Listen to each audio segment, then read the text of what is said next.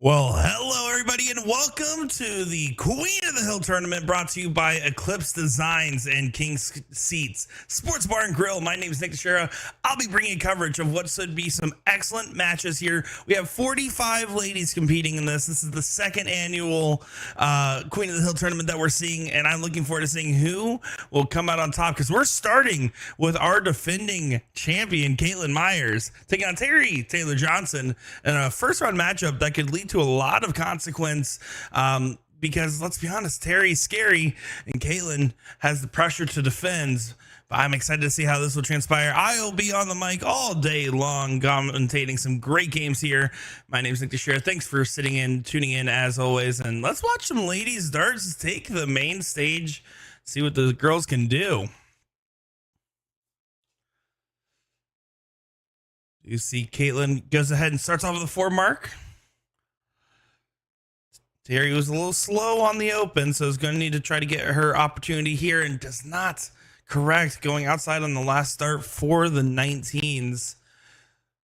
Caitlin early on with a decision. If you hit 3 19s, you're in a great spot, but if you leave a 2 mark, you're in jeopardy of losing your 20, so you have to be careful on this shot. Good marker dart. Should be able to work on that. Does do so. See, kisses off the flight into the trip. Beautiful shot, and then can continue to push the envelope. It is going to be a race to 2 format up until that finals double elimination that we're going to be looking at. And again, all ladies, we have 45 ladies hanging out with us here today, and I hope to sit back, relax, talk with you guys. So if you guys want to chit chat, I'm right here. As Terry Taylor Johnson 5 to 6 mark on the 17s. Reagan, how's it going? Thanks for tuning in. We got my dad tuning in as well. Look at that. This chat room's already lit.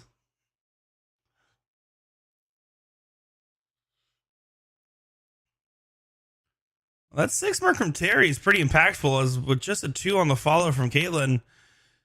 Big first start can lead to a lot of opportunities. You can see Terry with the eye roll there. She is not happy with the overcorrection on the second dart. Just a single on the last. Doesn't regain the point lead, so no harm, no foul to Caitlin here.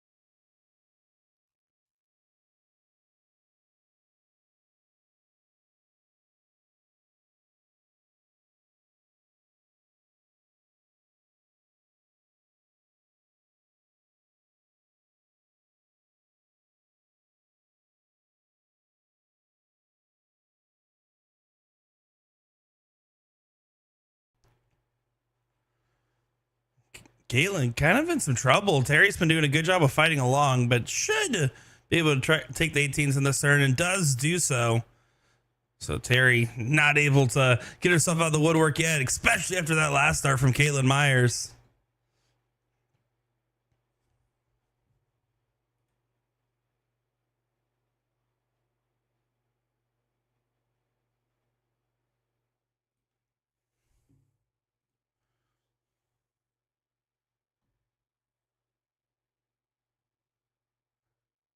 So Caitlin, just to continue to push along here for a 1-0 advantage, just needs to grab these corner pockets to get in pole position.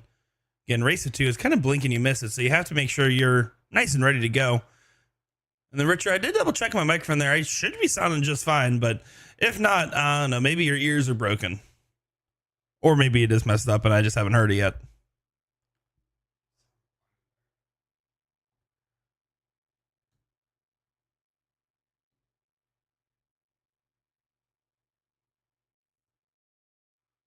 Just 3/16 here needed for Caitlin.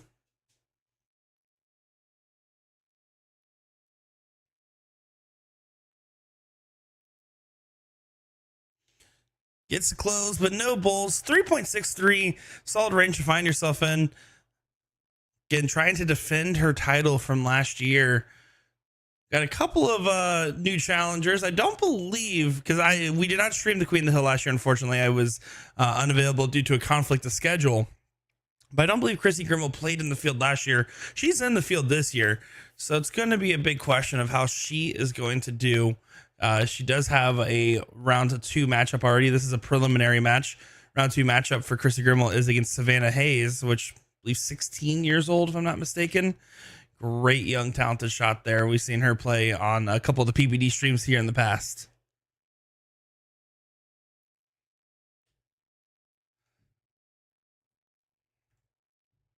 Bracket is linked in chat for you there. So it is all on Challenge to be able to follow along. Shane Watson saying, let's go, Nick, to show you got this. Well, I have the easier job. These girls actually have to throw darts. I don't. I'll take that deal any day.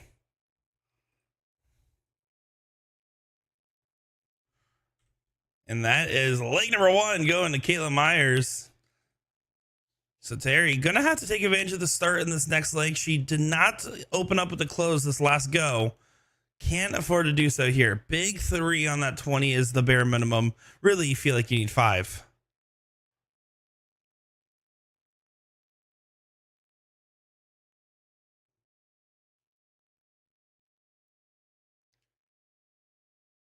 Oh, Richard corrected me. Savannah Hayes is actually 18 now. I think 16 when I first commentated her. So good correction there. A product of Julio's Youth League he runs every year. I love it. Support youth darts. That's how I got into the game, playing with my dad. Ryan, I'm happy to be here for back-to-back weeks on the call.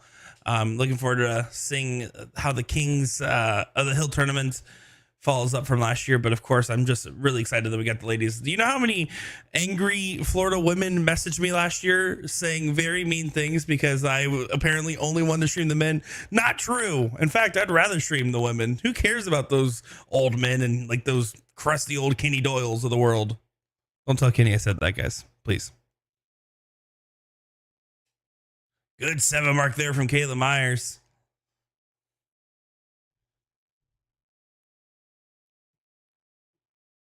Terry's still struggling. All over the ones. Just a single on the last. Hasn't been able to find an impactful big turn like she did in the previous go round, where she hit a big 6 mark on the 17s at the right time to really turn things around.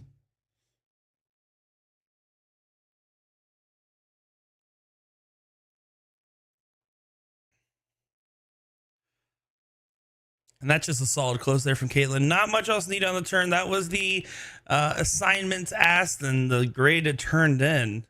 Single on the 18 should help Terry here, but man, that blocker, she wanted to move real quick from it. I would have probably preferred in that instance, just because you kind of really need to use your single 18, take advantage of the fact that you have that extra mark. But comfort number for her is the 17s, which is actually pretty wise of Caitlin here to tack those. Just a single on the last. This is the type of shot where Terry needs to collect. This is something where you can still turn the script around, but you're running into very dangerous waters very, very quickly. Good first start from Terry. Needs to find at least a single. Doesn't do so. So still down 19 points away from each other. Means that Caitlin can go right this close. She go for the 18 or add some points? She does go for the 18, contesting that single mark on it, and then finds a trip on the last. Question asked and answered by Caitlin Myers. Great stay. If you hit just a single there, again, it leaves Terry an opportunity. But if you hit that trip, it doesn't put a pin in the match, but it really makes it feel like you're starting to get into very deep waters very quickly.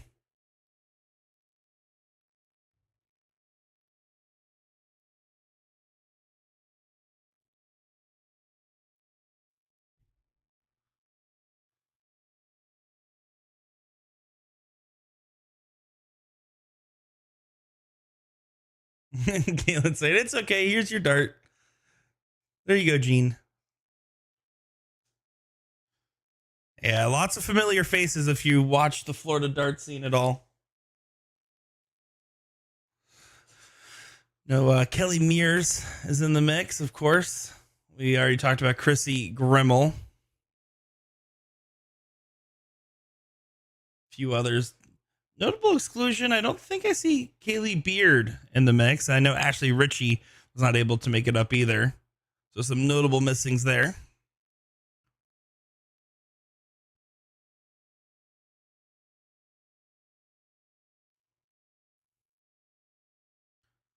Solid 3 on the turn. Again, just trying to push it along.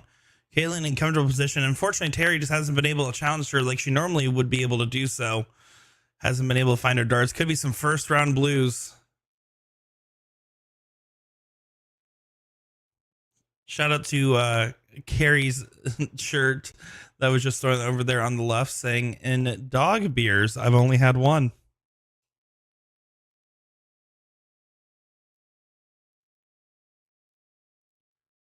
And went outside on the Maloney double.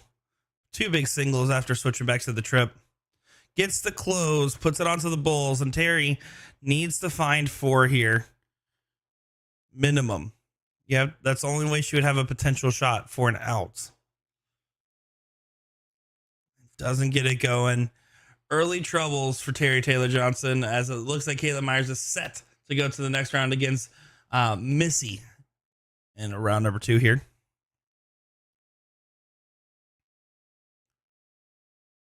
Oh, that's an awkward dart. Still finds the bull in the last. Very impressive dart from Caitlin. Again, we should be getting non-stop matches. I know Julio's probably listening. Julio, don't be slacking. These ladies get all the screen time today.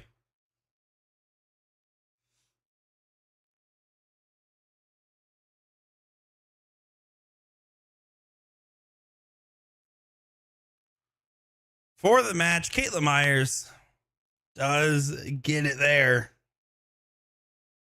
You can see giving some respect, giving a high five to each other, as they will be getting set up for that next round matchup here in just a moment. Taking a look at our bracket, a couple of the round 2 matchups that are already ready. Savannah Hayes, Chris Grimmel, Kristen Nicole, Jody Lynn, and then Jamie Lee and Nina Bond currently sitting in that round 2 matchups, getting ready to get played. You have a couple of round 1s about to get started as well. King Seat's pretty big bar, so it won't take too long. They'll get plenty of matches going nonstop. So it should be a lot of fun to see who comes up next, because there's not really a bad match to choose from here. I'm looking forward to seeing each and every one of these matches transpire on the board. Kayla Myers on a good start to her campaign to repeat her first place win from last year, followed up by Kaylee Helton, who got second, and Chris Jones, who got third, and Nicole Manning, who got fourth. So that's your current top 4. Looks like our next matchup here will be Kelly Mears versus Lindsay Bradwell, in what should be an enticing one.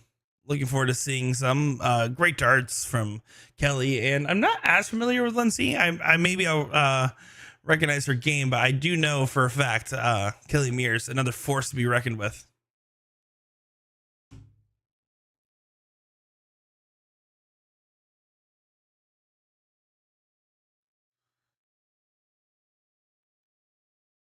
Meantime, I do appreciate each and every one of you guys for following along. Make sure to give us a follow here at Eagle Eye Sports, or go over to that King Seat Bar and Grill Facebook page.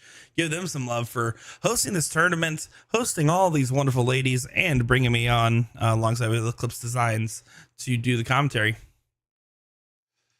Joey John Rowe, I forgot this is the type of stream where I can't read one of your comments, but it's still a pleasure to have you along. So we also got Vaughn, Ryan, Richard, William. Appreciate all you guys tuning in, including everyone else. Make sure to leave a comment saying, hey, what's up? Whatever you guys want to talk about. Unless it's any conversation topic that Joey picks, then not Joey. It's should be a lot of fun looking at all these great darts from all these different people. You can see how full that room is. We can actually try to take a look around. So let's see if we can take a peek here.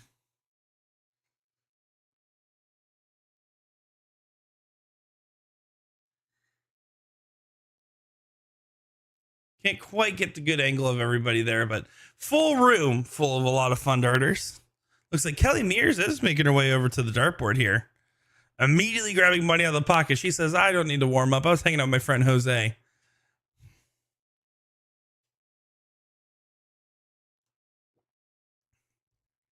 Of course, Kelly Mears, part of that Mears dynasty. Tyler Mears has not been out to play in a little while now. I know she doesn't really play as much anymore, but Tyler, Kelly, Mark, whenever you saw them walk into a room, it was always a question of, all right, well, hopefully I don't have to play them. And if I do, I'm in trouble.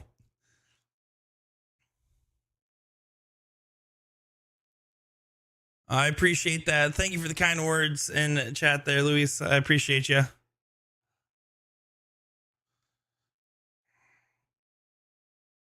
It looks like we should be getting into the action pretty quickly here. Kelly said, I don't need no stinking warm-up darts.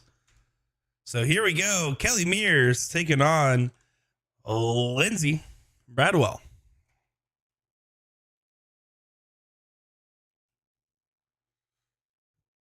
Now, Kelly admittedly does not play as much as she did back, especially before COVID.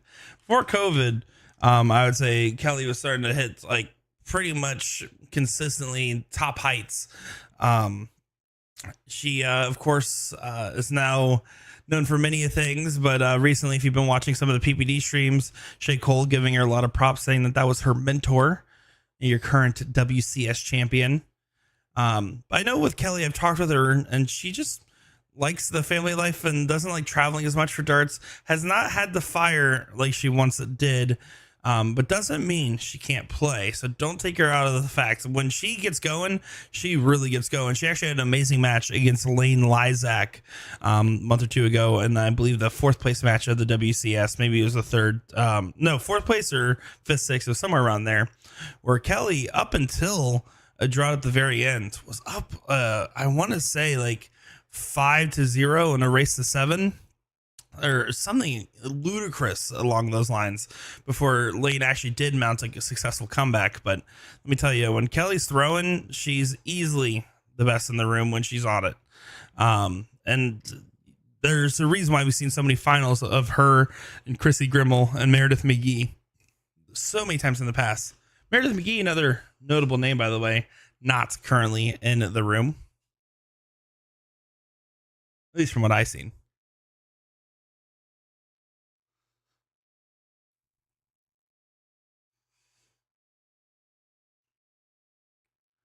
Oh, Kelly going right for that close. Attacks it aggressively. Hits a big 5 mark. Lindsay did a good job, though, of getting herself out in front. I wouldn't mind a 2 mark close at the 20. You're up 16 points. You take away the highest number on the board. You give a little bit of a reset to the game.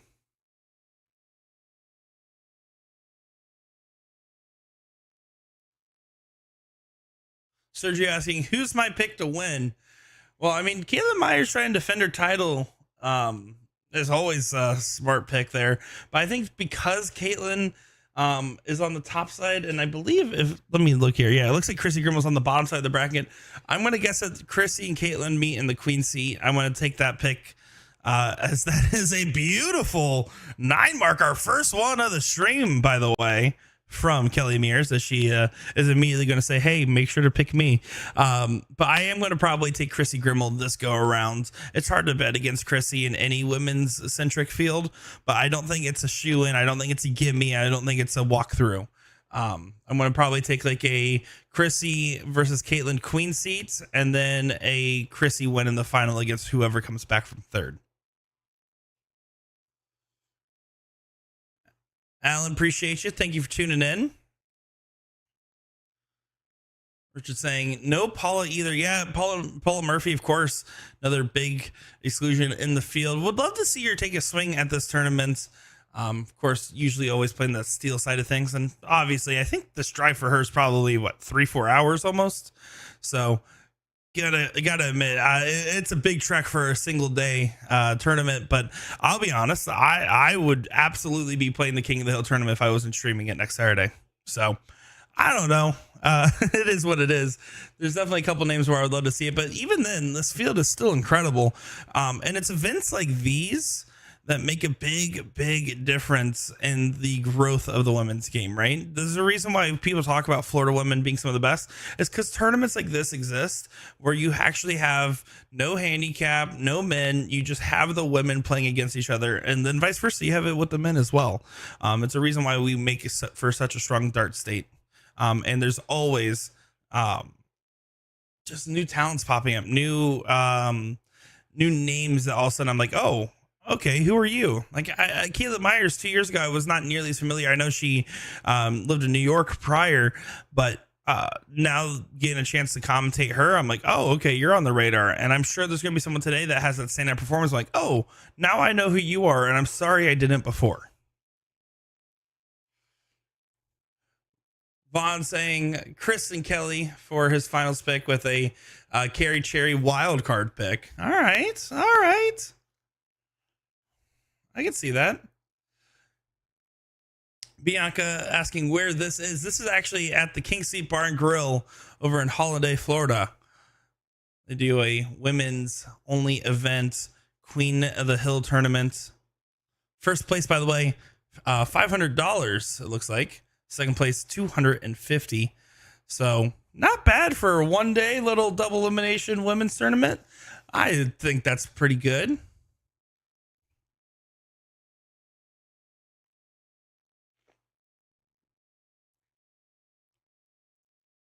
Megan Watson, another great Florida female, saying Chris for the win. If Kelly decides to kick it into her competitive gear, she'll end up near the finals, depending where she falls on the bracket with Chris. But I have Kelly over Caitlin. Wildcard Melissa Pryor if she's been playing at home. All right, another good pick there. Love all the different predictions. I'm looking forward to seeing how they play out as well.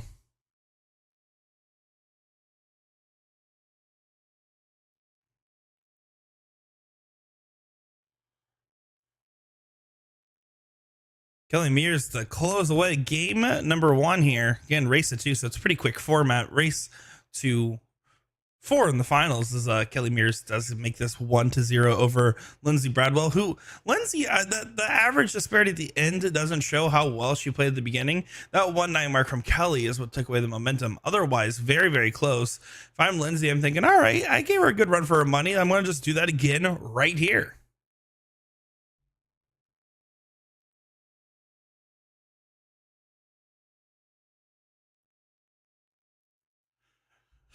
But no dice on the open. Something Kelly is usually keen to punish.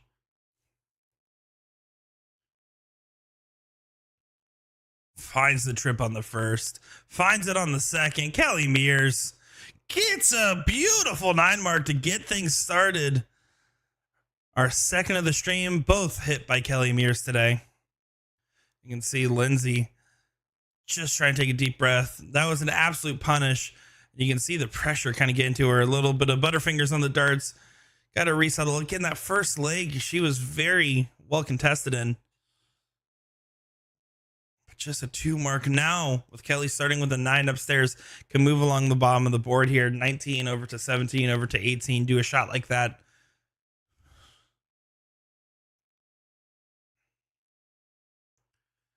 Kelly that's popping 9 marks, by the way, is a very dangerous Kelly Mears. Just a 2. So leaves Lindsay with another chance. A little bit of a redemption shot, but this is the round that you need to convert something on.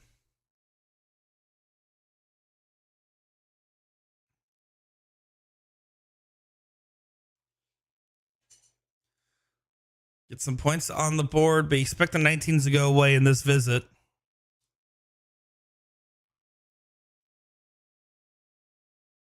And Kelly loves to do that 19 to 17 switch and does collect on the last.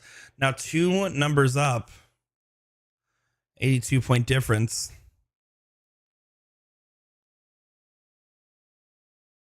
Good marker there on the first. All over the trip. All over. How did not that last dart should have gone in? Very frustrating turn for Lindsay as that was a good look at it.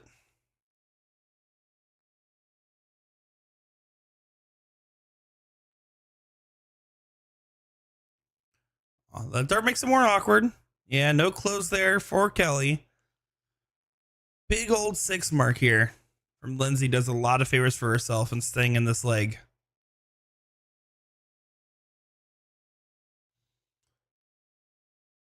I don't like that first start. I don't know if it got away from her a little bit, or if she was just trying to play an aggressive swing on the first.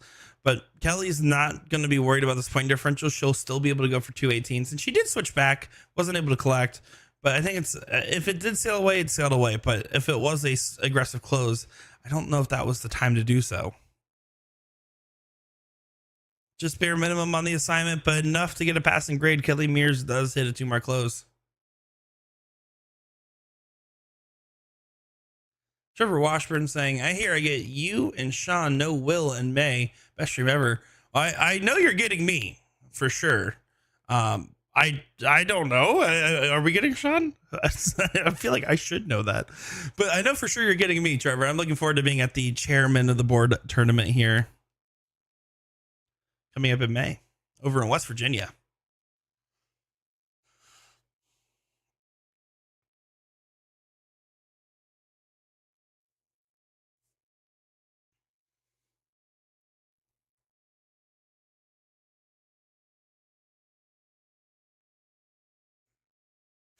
All right, well, apparently Sean's coming to the chairman of the board. Excited to have him there. And no, I have no problems with commentating events with Sean Green, so I'll take that any day. Bianca talking about the kick, the Kelly kick. It's padded. We've always talked about for years, Kelly kicks should be a line of dart shoes because I absolutely would buy some. What's so impressive about Kelly's throw and why she's one of the few people that makes a kick like that work is if you notice, the more she leans into that kick, she equally raises up her arm. So that arm position, it doesn't drop low or change. Instead, it actually just adjusts to stay level, which is why she's able to still be able to follow through it. It's definitely a release point thing. But her arm position counter adjust, so that's what makes it for a good balance and one of the only kicks that works the way it does, as she does, by the way, get a 201. Very convincing second leg, and first leg was very well contested and a good fought win. So good stuff there from Kelly Mears, starting off her campaign with some success. She does move on to play Jessica Ball in that next round. Trevor, I don't know if that part's public information yet, by the way. I just want to say that I don't know if that's been announced to the world. I think that's an internal thing.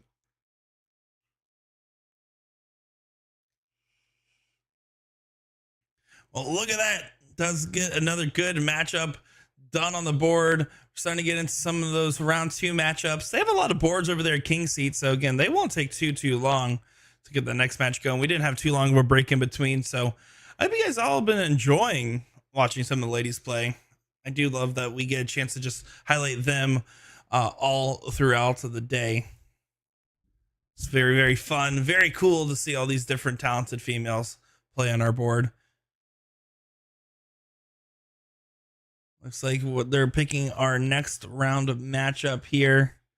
Just waiting for confirmation from Sir Julio. Looks like the next one will be Savannah Hayes and Chrissy Gremmel.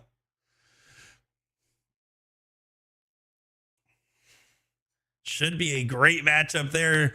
Savannah Hayes, 18 years old, youth player, taking on Chrissy Gremmel, certified veteran of the sport and a top inspirational female talent. Trevor, it's okay. I'm glad that you deleted it though. I didn't want to, because like I don't have the right controls pulled up, so my only option was ban, and I was like, well, I don't want to ban. That's not the option I want. So I'm glad you took care of that one. Waiting. I'm still waiting for him to say it out loud. At this point, it should happen soon. There's a reason why I'm doing all the tournaments in May. All right, it looks like we're just gonna be waiting for them. Looks like that's Savannah walking up to the board right there. Chrissy Gremmel shouldn't be too far away.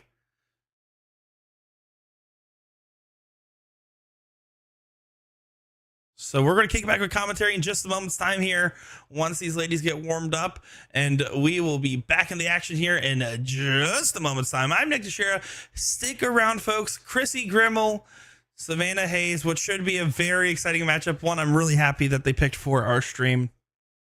We'll be ready in just a moment's time, so really don't go anywhere. Can you just go ahead right now? If you're one of the 36 people watching across our 3 platforms, just hit the share button. We're actually not going anywhere. Chrissy Grimmel just walked up, by the way. I changed my mind. But just hit the share button right now. We have youth talent taking on Chrissy Grimmel, which should be a really fun ladies matchup. Let's support these girls. Just do it. Hit share. Hit share right now. If I say hit share one more time, will you guys do it? I want to do it one more time. Hit share.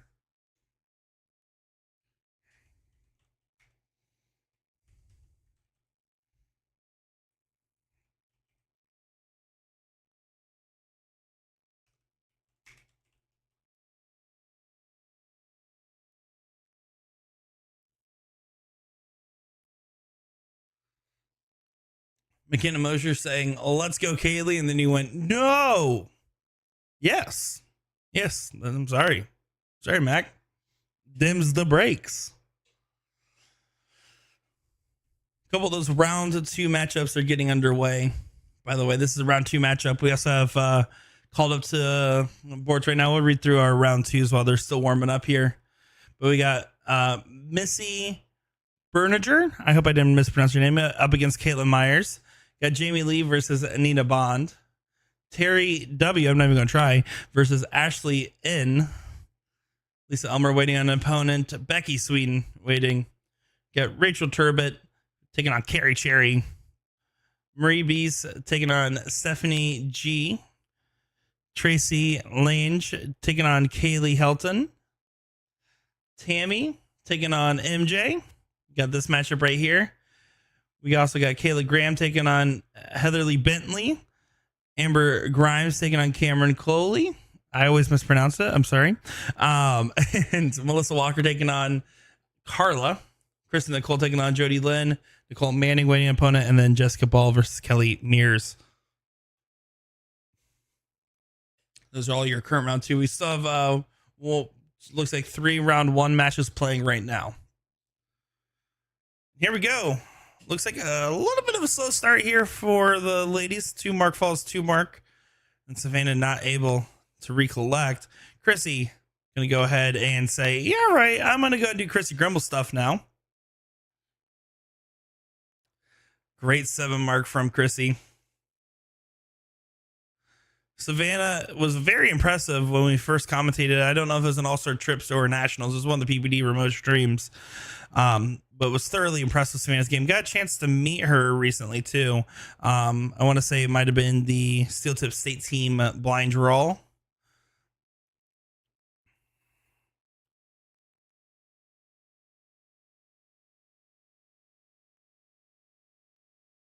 Another opening there from Chrissy with just 1 mark on the turn. Find a trip makes a big difference. Sail's the first one, but if you're going to miss by 2. Definitely looking a little tight right now. But I mean, I know for a fact that if I was playing Chrissy Grimmel, I would be playing a little tight right now.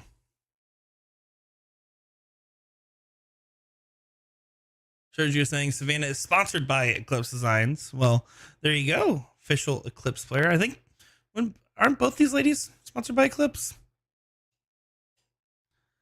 Someone give me the updated list. Where's Stacy Braswell? Isn't she supposed to be in chat, like giving me all this info? What do we even pay her for?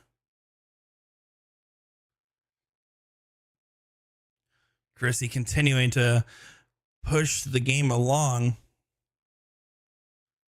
I think right now with Savannah, both of these ladies did not have a first round matchup, so this is kind of some first round blues. I think if this was a difference of she played a first round match into this, she would be a lot more loosened up. I definitely feel like this is some first round blues that's showing in her game, because Bianca called it, talking about her great mechanics. She definitely has very solid mechanics, and one of those throws that okay, this is a youth player that has a lot of room to grow, because there's already great fundamentals to work with.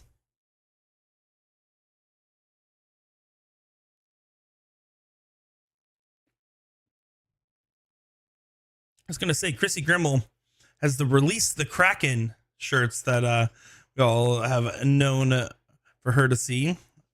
Always love it when she gets into her super hyper competitive spirit of her own. Just continuing to push the leg along. No real questions about it. Goes high in the last one, the 15. If I'm Savannah, I'm thinking just figure out what's going on here. Get settled because the next leg is right around the corner. This leg, I'm indifferent on. It's said and done. It's in a position now where it's very unlikely to get out of. But I know for a fact that I can control my destiny in the next.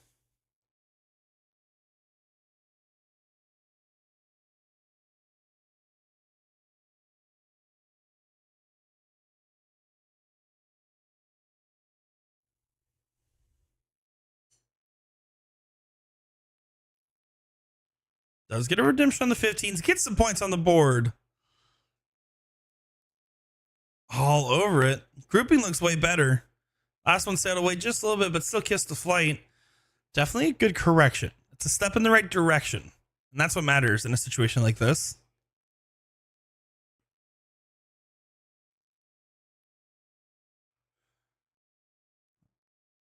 A pretty good shot there from Chrissy. I like the shot selection. Pops the 15 on the last, puts the bulls on for pressure. Even if you flub the 15 on the last start, it completely changes the situation of the game state by grabbing those two bulls. Good 3-bull grab from Savannah. I think that's a good confidence shot for going into the next leg. It's even Chrissy giving her a little bit of respect, saying, "Hey, good shot." As Chrissy is going to go ahead and take this leg number one, in the next turn.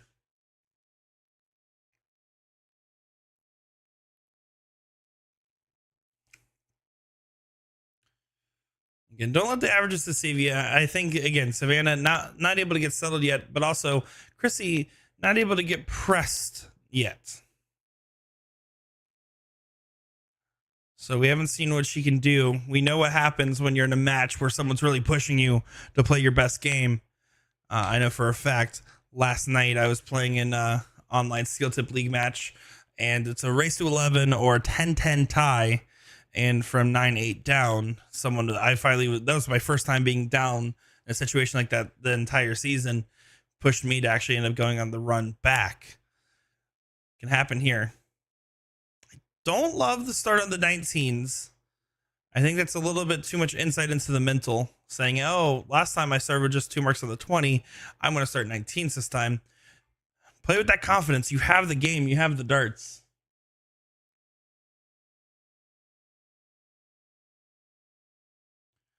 Chrissy getting tricky with it. Playing a little bit of reverse. Interesting. Grabs 2 bulls and a single 20.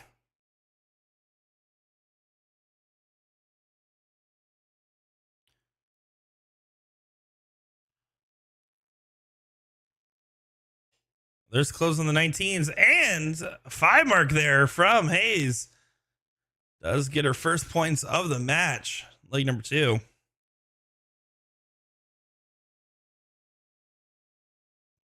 Chrissy grabs the bull, grabs the 19s up to the 20s. No, back to the bulls. Chrissy Grimmel. What is going on with that shot? What a crazy shot.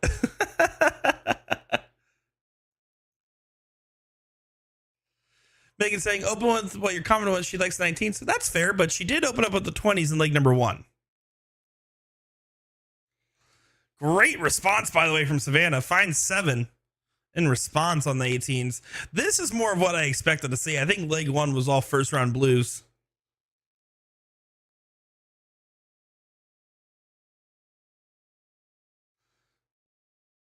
Chrissy again on the bulls. Finds 4.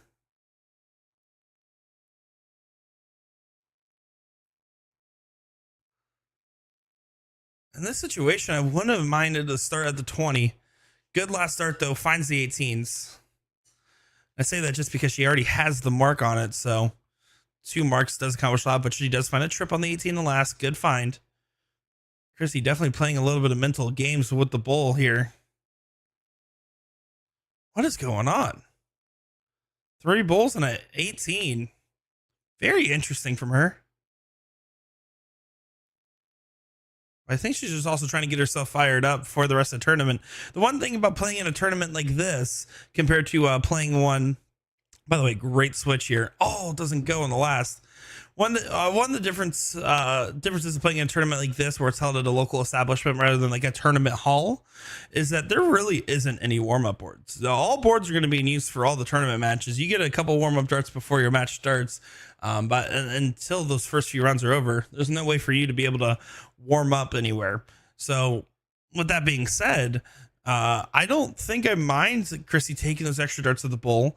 I think that's what she's saying is, okay, I think I'm in a position where I can gamble a little bit here, help me get a couple extra darts in this, help me get my arm loosened up, help me get ready for that next match or even the next leg, depending on how it goes. I don't think there's any disrespect intended.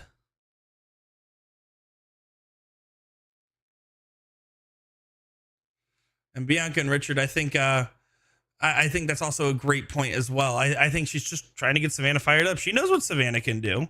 And you know what? Savannah's average is tripled, by the way, since her Leg 1 performance, and convincingly tripled at that. Good 3 mark.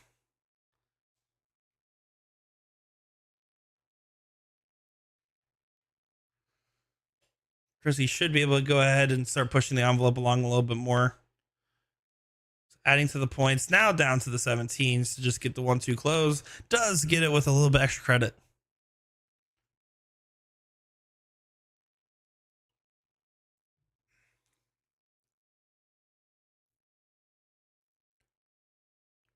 Oh, look at that. Savannah does find that first one. It was a beautiful trip.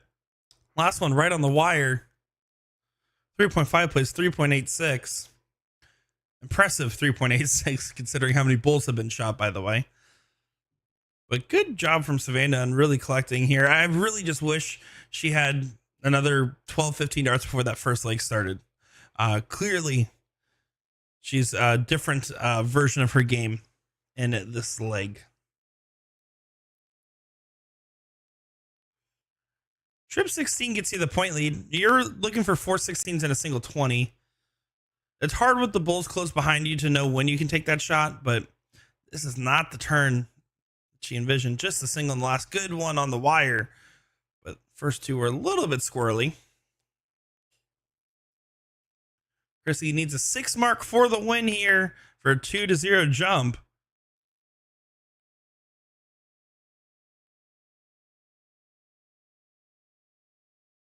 Still extending that game out. Looks like Nina Bond did best Jamie Lee to get to round 3. And Chris and Nicole over Jody Lynn to get to round 3, by the way. So our first two into that third round. Winner of this match gets either Tammy C or MJ.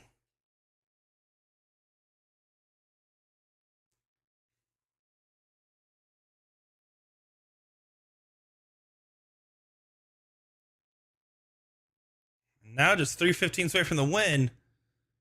Savannah gonna have to make a final stand on these 15s. Find a big one.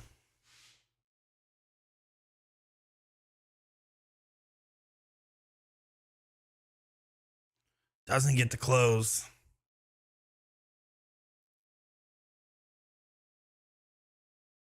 Chris Grimmel, 3 big singles. Is she going to push it off a little bit more or stab right at it? Dropped one of her darts.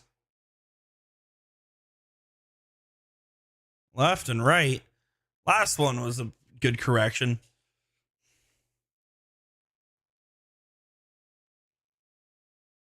Savannah with a big deep breath.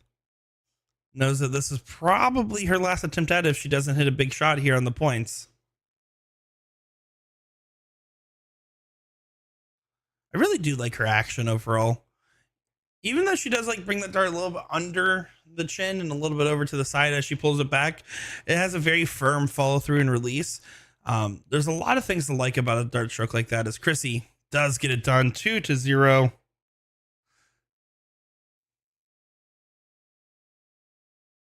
Oh, looks like Chrissy dropped something, so I was just pointing it out. You can see Chrissy just giving her a little bit of a pep talk, letting her know, hey, It's all love. It's all respect. You're a great shot, and you have a great potential going forward. Absolutely love seeing it. And again, a great product of the Julio's Youth League. As always love seeing these young dart players find success on the dartboard. So Chrissy Grimmel, now the third lady to get to that round 3 winners side. Top 16. Looks like they are lucky in that next match on the board. Looks like it's going to be Jessica Ball and Kelly Meir. So I'm going to go ahead and rehydrate the vocal cords as we've been going live here for just under an hour, just over 45 minutes, however you want to round it. Looking forward to bringing you continued coverage. Kelly Meir is back up on the stream here against Jessica Ball in just a moment. Make sure to hit that share button. Make sure to give them some love here at the King Seats Bar and Grills page, or if you're on Eagle Eye Sports, give us some love over there as well. Be back in just a moment's time with some more action.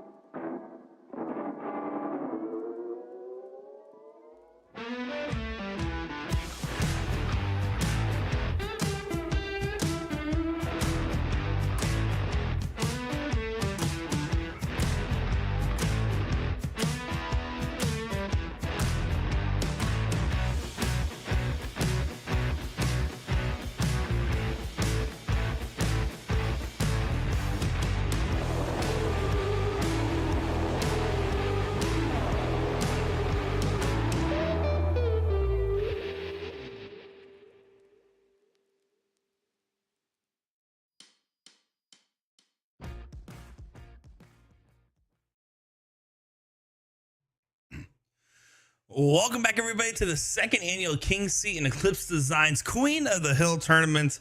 We got another top 32 matchup here. Round two on that winner's side. Gene Scudder taking on Lisa Eimer. And this matchup looks like they did do a little bit of a reshuffle on the boards there. I think they just auto assigned to the Kelly Mears match. And like, yeah, we already had Kelly. Let's go ahead, mix it up a little bit, see some new faces. And I love every bit of that. So Lisa Eimer taking on Gene Scudder, which should be an interesting matchup here. Looking forward to seeing these ladies on the mainstream. Of course, I'm Nick DiChiria, your host for today in our ladies coverage.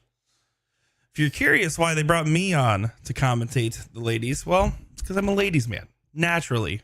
Or the correct term that the kids like nowadays, I'm a girl's girl. Looking forward to seeing these girls play on the stream. Gene needs to find a single in this last. Floats it outside. Gives an opportunity to Lisa now to get these 20s in her direction. Race to 2 on the format. Blink and you miss it.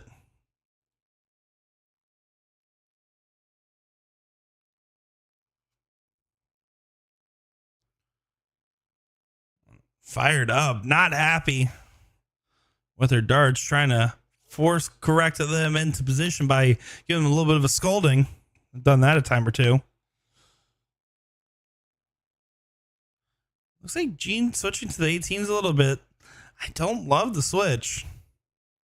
Some early struggles in this leg.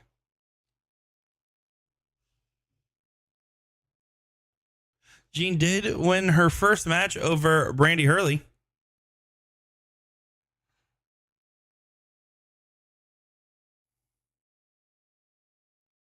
Lisa, I believe this is her first round matchup, as she had a bye from that preliminary round one.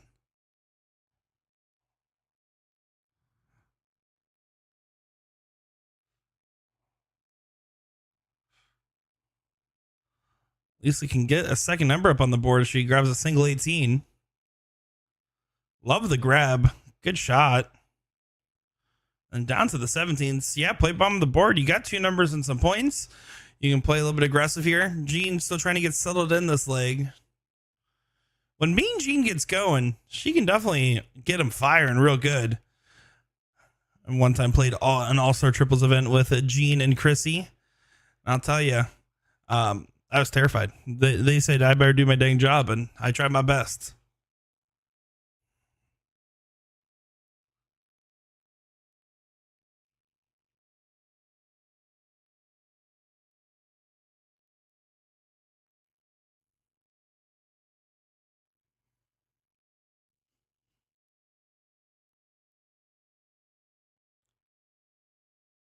Gene can get some points on the board here.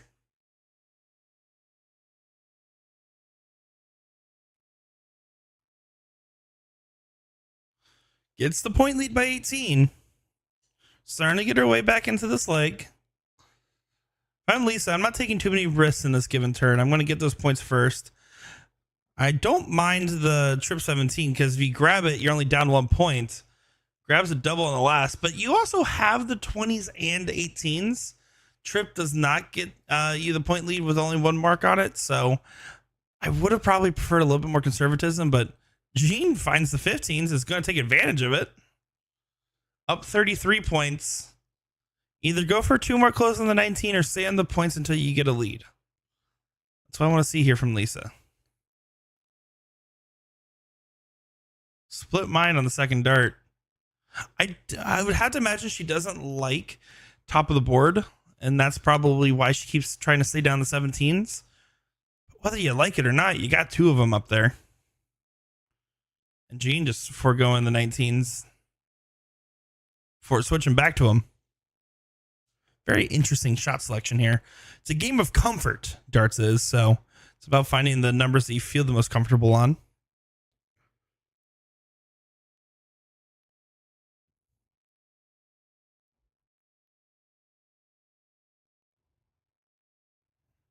Last one definitely felt like it slipped out of her hand a little bit, though. You can see the frustration. She knew it when she threw it. She felt it.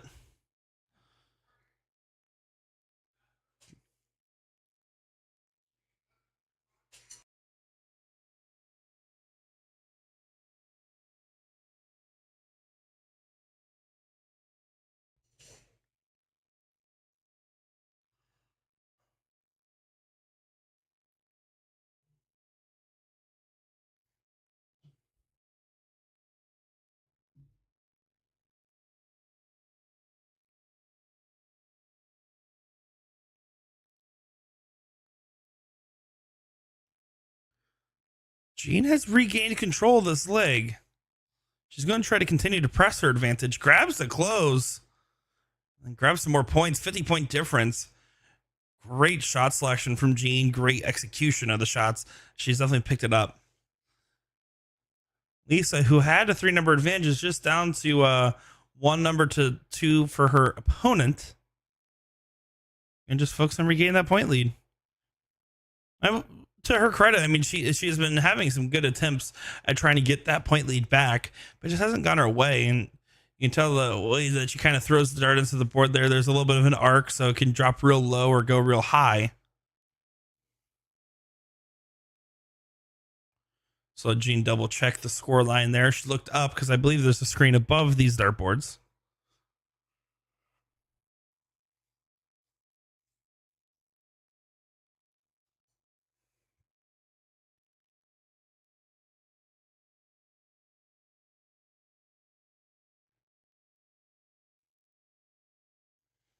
And you can see with Lisa's throw, the way she pulls it back, she has a very high release point in her throw. She releases a little bit early, and it gives that a very lofty feel to it. That's why you kind of see them drop into place or sometimes drop shy of the place. And that's why you're seeing so many darts potentially go low and out. Good close there from Mean Jean.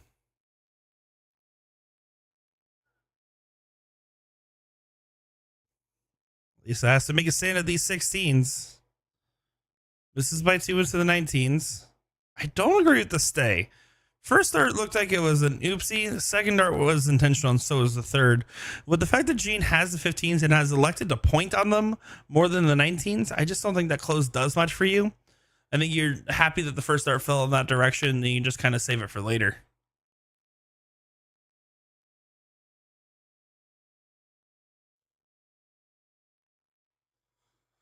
Good last dart there from Jean.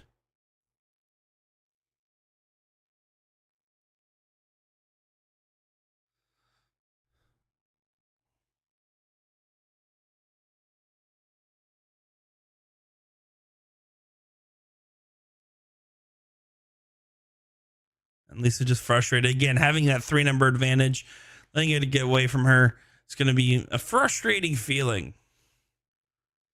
Bianca saying, wondering how many grams darts Jean throws. Assuming that she throws similar darts to Chrissy, I would imagine it's right around that 18-gram range, maybe 16 grams.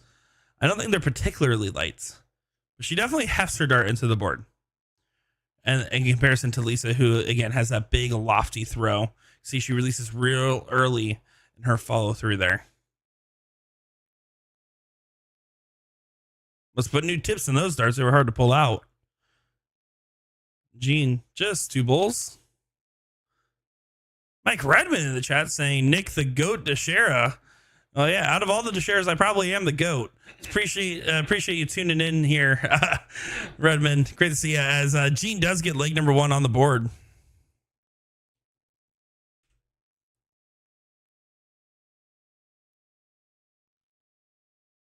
Lisa to get certain leg number 2 again early on, had a lot of stuff in her direction. Might be some of that first round blues again. Same thing. She had that buy from the preliminary round. We're going to probably see a better leg 2 performance, just like we did with Savannah Hayes. Mike, this tournament is in Florida. This is at the King Seat Bar and Grill. This is the Queen of the Hill tournament. So we have 45 ladies all competing for a first place prize of $500. And to say that they are the Queen of the Hill. This is in Holiday, Florida at the King Seat Bar and Grill. As that is a good 7 mark there for Mean Jean to get things going.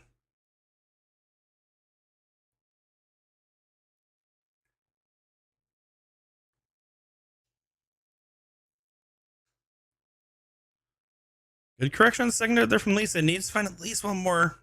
It goes right back to the Clevey territory. Over to the 12. Jean, who's starting off red hot. I wouldn't be surprised if she just continued closing on the bottom of the board as well, just knowing how she hit those 15s earlier.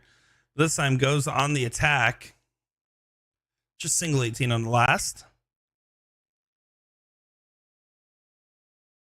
Gives Lisa another opportunity, but with a 1-point advantage, she needs to get herself a little bit more settled. She either needs to find a second number.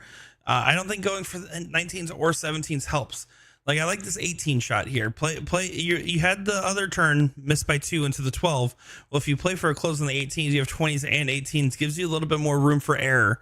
19s and 17s there already both being closed don't help out much.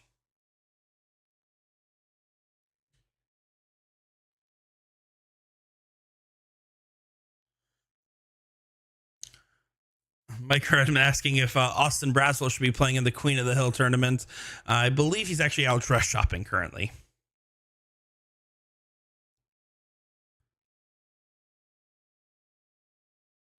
We'll say you did a great job with your coverage of the Arizona Open. Had a fun time. I didn't get to tune in as much as I would like, but I did get a chance to watch all those interviews. I know my interview game is now getting hotly contested over there. Great stuff as always with what you guys do over there, Purple Punch.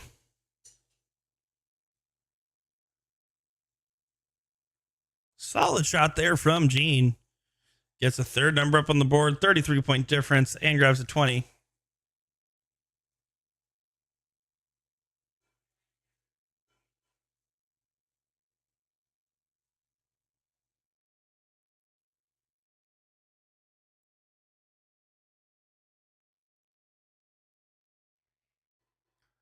Build to the 15s. At some point, you do have to kind of play with the recipe a little bit. Lisa not able to collect on those 20s, so I don't mind the switch as much as I typically would. Just because at some point you're saying, "Hey, I'm down and I'm in a lot of trouble this leg. I have to experiment a little bit." Link to the bracket is posted in chat there for everybody to follow along with over on Challenge. You guys will be able to follow along and see every single matchup. Big asking, is there a limit on how many grams you can throw on electronic darts? There is technically a limit, but this rule is kind of outdated. The original rule was a 20-gram barrel weight used to be the max you could throw on Arachnid G3 boards. I do believe with the fire boards and modern revisions, I think that number is actually higher now. They still recommend 20, and realistically, you don't want to be throwing much more than, I would say, 22, even 24 grams is probably the heaviest I've seen in soft tip. But technically the board can handle more than the 20. And people will tell you that 20-gram rule. It's not really enforced unless it's something incredibly over. Like if you're throwing 30-gram darts, you're probably going to hurt the machine or the segments.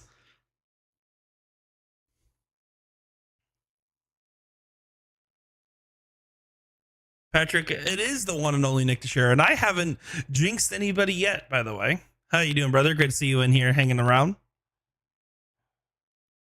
Jean continues to press her advantage. 49-point lead. Great last start trip. Up 3 numbers. Lisa definitely looks more comfortable on the bottom of the board. She's playing better on the 15s. I know those darts didn't go her way, but just in previous turns, compared to her attempts at the 20, you can definitely tell it's not like that top side of the board, especially being stuck there when she was down a couple numbers. Jean grabs the bull. And a single 16. Patrick, that is absolutely correct. Next Saturday, I'm going to be Jinx City for sure. Yeah, anybody tuning in, by the way, we got the King of the Hill tournament next weekend, Saturday, same time, if I'm not mistaken. Should probably double check that. I should probably know that, huh? But we will be streaming that. It'll be my second year streaming the King of the Hill. It's my first year streaming the Queen of the Hill, as I was unable to do it from scheduling conflicts last year. It's not because I don't like the ladies. We got to stop that rumor.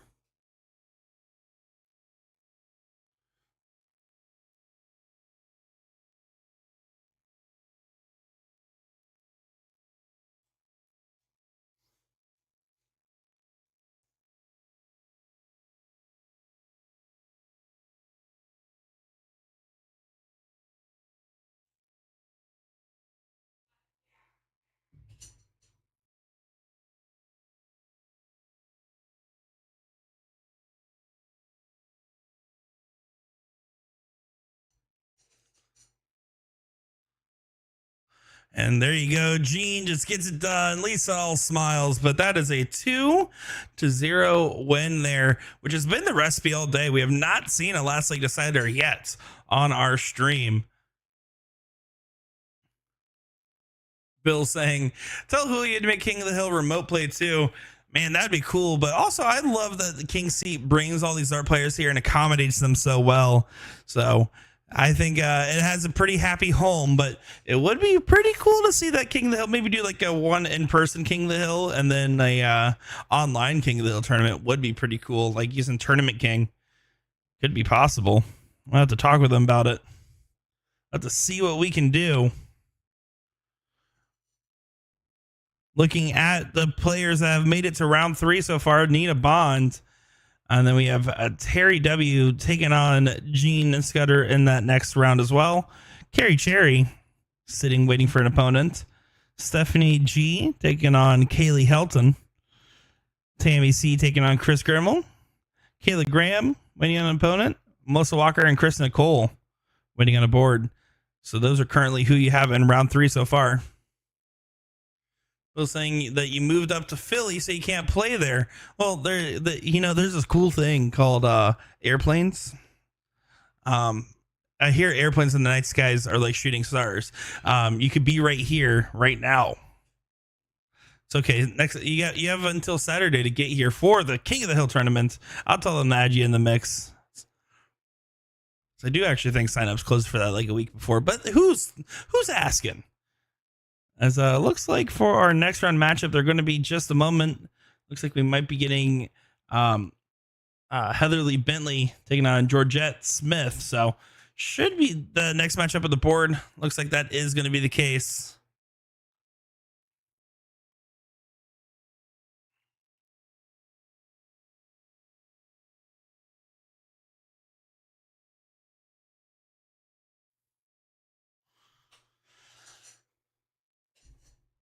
Oh, looks like signups do close tonight, Richard says. So I was going to say, I knew that they closed the round a week before. So last night to get in for signups for King of the Hill. So if you're watching this saying, I could probably do this, but I'm a guy. Well, guess what? You can do that on Saturday. That's possible. See, that's Georgette at the line right now, warming up. Heatherly, the one that says Heatherly on her shirt, is usually the giveaway.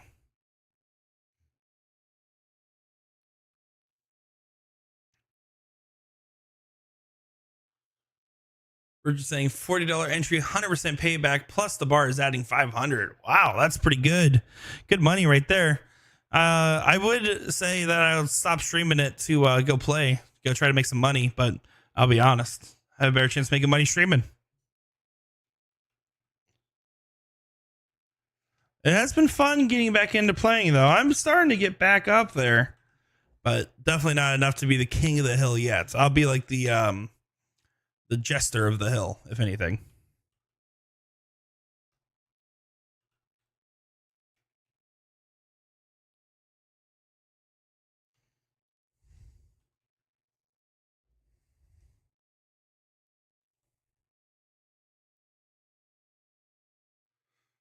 Put a headset on, stream and play.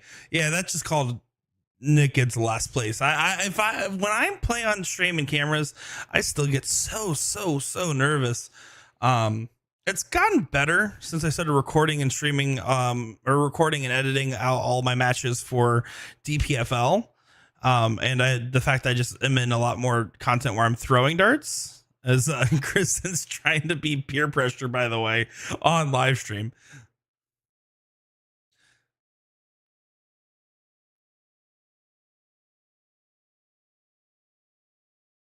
Yeah, I don't think I would be putting a dent in that tournament. I don't think I'd go 2 and out unless I got a bad draw. But I don't think I would be doing any significant damage either. Sergio saying, when are you coming up to the King Seat for a Friday blind draw? Needs to be soon, right? I guess technically I could go next Friday, like before I stream the next day. But that's a long night.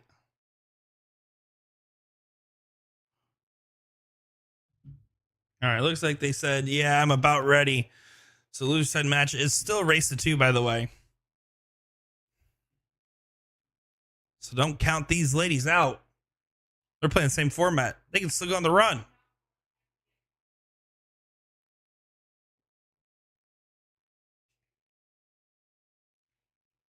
Here we go. Looks like Heatherly will get the start.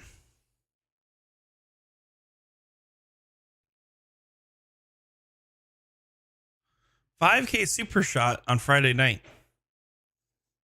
Not bad. But am I like an out of towner that's only eligible for half the pot? How does that work? You guys do like any of those rules? Not to say that that would still stop me. I mean, like being eligible for half the pot is still a lot of money. But I do always like to check because I didn't realize how common rules like that were for not. I don't know about King C in particular, but when I travel to other states, I usually play in tournaments. You buy them, you shoot them. Only rules. So no splitting tickets. Actually, I mean that's a fair rule. I might have to make the run. Oh yeah, pro board makes sense. You guys have too big of a crowd. If it was 5K and it was on the pro board, I'd be ashamed of the King C crowd. Makes sense. Maybe I'll check it out. I could technically go next Friday, so we'll see. Maybe I'll make a road trip. I need to convince someone to go out there and play with me. That's the trick because let's see how far I am from King C. We're gonna do a little experiment chat.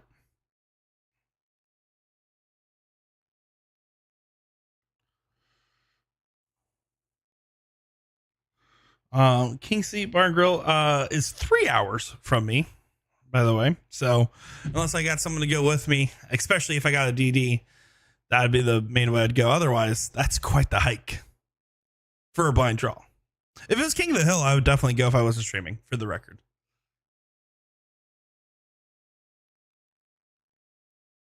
Oh, that's what the deal or no deal means on the flyer. So you can before you shoot, they'll offer you 10% not to shoot it. So you get $500 to just not even shoot it. Oh man. I think I'd forever get roasted if I would get so roasted if I didn't take it. Or if I did take it. I don't know if I could do that to myself. That'd be like permanent bullying. We're just saying stay at McDowell's. Yeah, but I still have to drive back the next day and stream. So that means that I would have to leave and I have to be set up the stream at least an hour and a half before it starts. So the tournament starts at 3. I need to be back by 1:30, which means I need to leave by like 11:30. And I'm a guy that already sleeps till like 11:30 every day. That's going to be a no from me, dog, this go around. But next time I have a free weekend, I will go up. I probably am not doing this next Saturday. I thought I was a little bit closer. I was closer when I lived in Davenport, but don't live there anymore.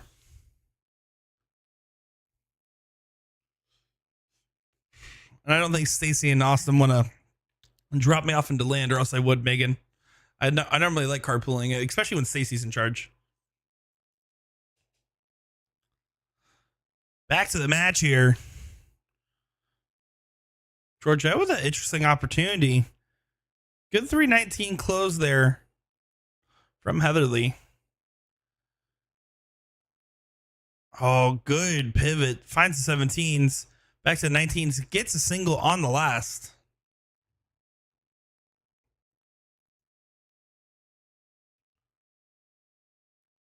That 17 makes it so much more tricky because otherwise it's so tempting to just try to grab that single 18, grab that close, but it was now forced. Good shot from Georgette. Now needs to focus on getting that 2-mark close. Big drills on the big singles. One more of those. Does do so. Over to 16s. No dice, but job accomplished. Well, what's up, Tyler? How we doing? Great to see you tuning in here as always.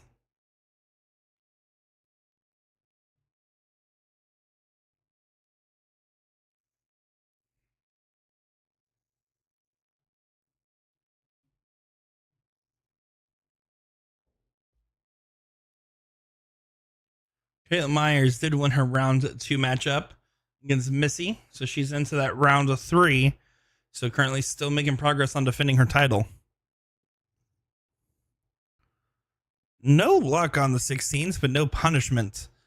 Unless Heatherly sees it in this turn.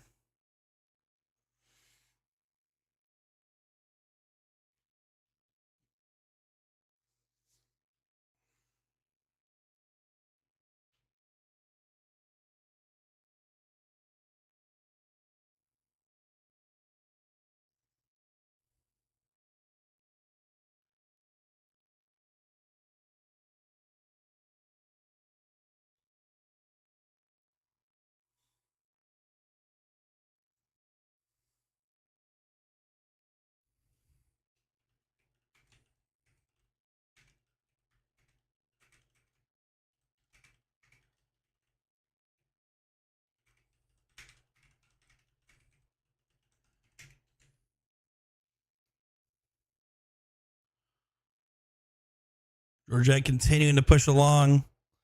Big old 16. Does find it. Deflects off that dart.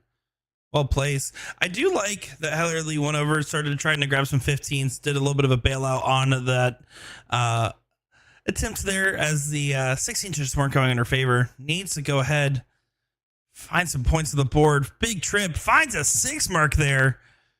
Bentley drives down the road and finds 6. Gets the point lead back. Keeps it interesting. It's only a 3-number advantage. I say only because if Georgette struggles to get the point lead back, all of a sudden you get a swing.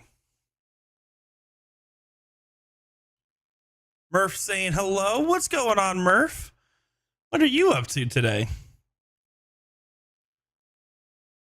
You're not playing. Why aren't you commentating this with me?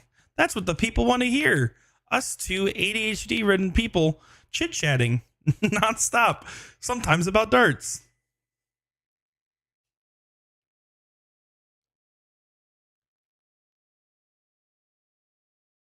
You can see Kristen back there. She's dancing. She's having fun. She's fired up. Or saying, doing my stupid taxes. See, that's why I just evade those. It's actually one of my favorite white-collar crimes. Chris Schreipel saying, what's up, ESPN2? I mean, I haven't commentated on ESPN2. I just sat under the armpit of Leonard Gates the whole time, so I don't know if that makes me Mr. ESPN2, but what's going on, buddy? Great to see you. I saw you online throwing the other day. I tried to challenge you to some games. I think you were playing doubles. But you just didn't want to play me. You were scared.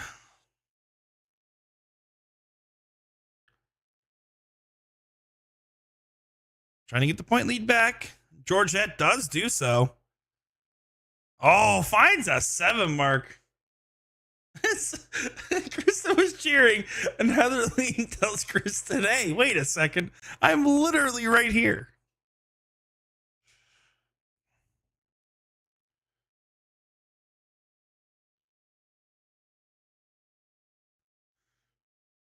Murph saying, gotta make sure the expenses cover your dart winnings from last year. Pretty easy this time. Same here, actually. As I don't think I had any expenses for playing in tournaments, unless you count those blind draws I occasionally try to go to when I travel some of these bullshit events, some of those Thursday night draws.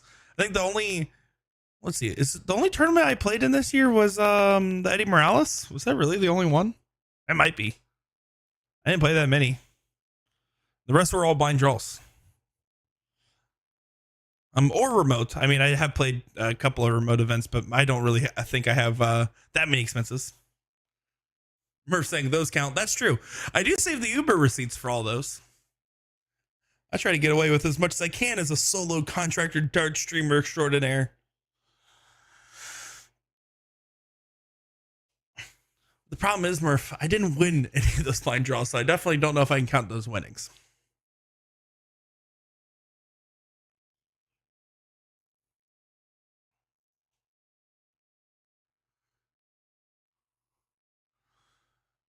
How are they doing a good job of still keeping herself in every bit of this leg? It's been quite the heavy fought battle. You expect Georgette to close the door in the 15s, but expectations can lead to disappointment. I wouldn't mind a switch to the bull in this last start. The reason I say that, yeah, 3 numbers you can fall out into. Pointing here, I mean, right now, not able to be in too much of a damaging position. As you can see, Ellerly just having a laugh. They're having a good time.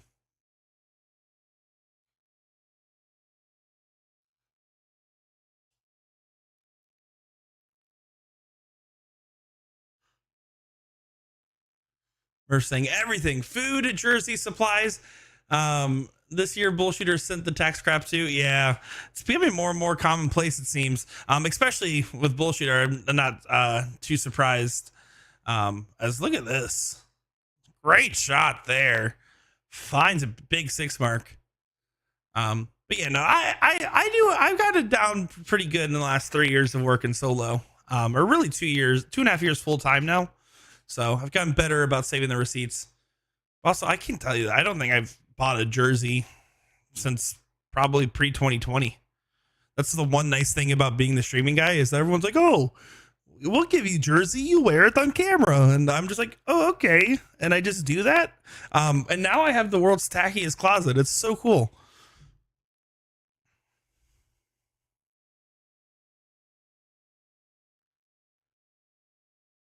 Georgette on her return will need 3 bulls for the win.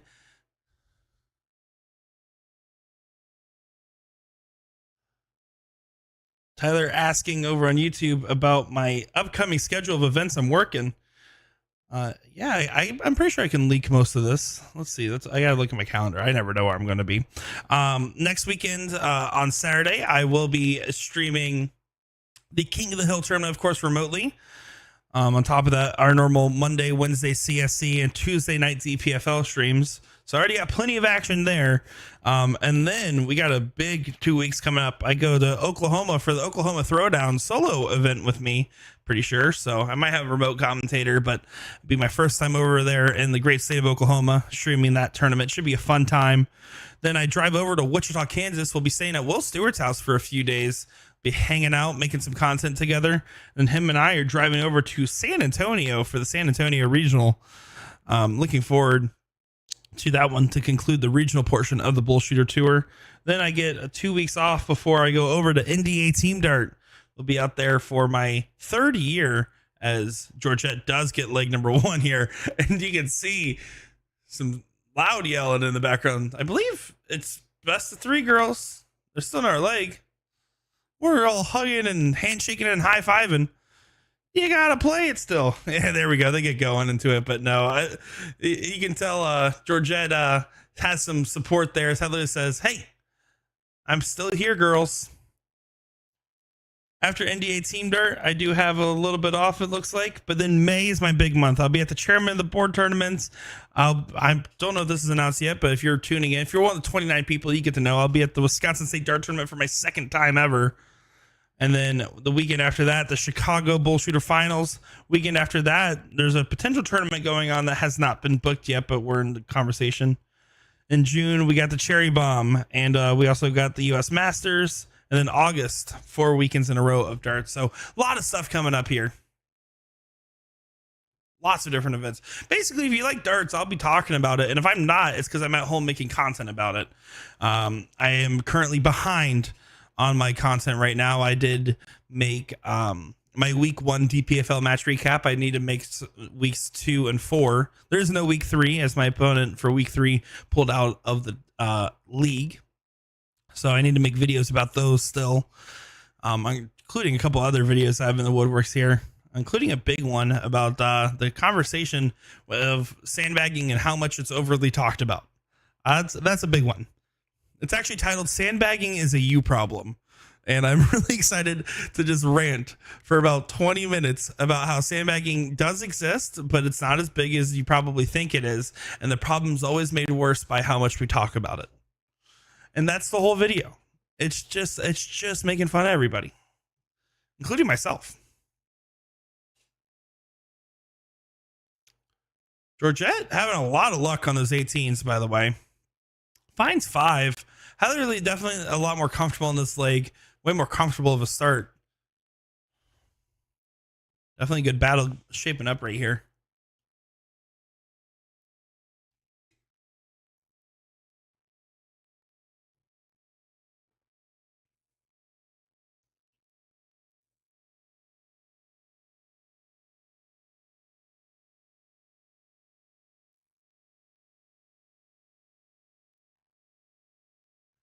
Another 3 18s, 47-point difference.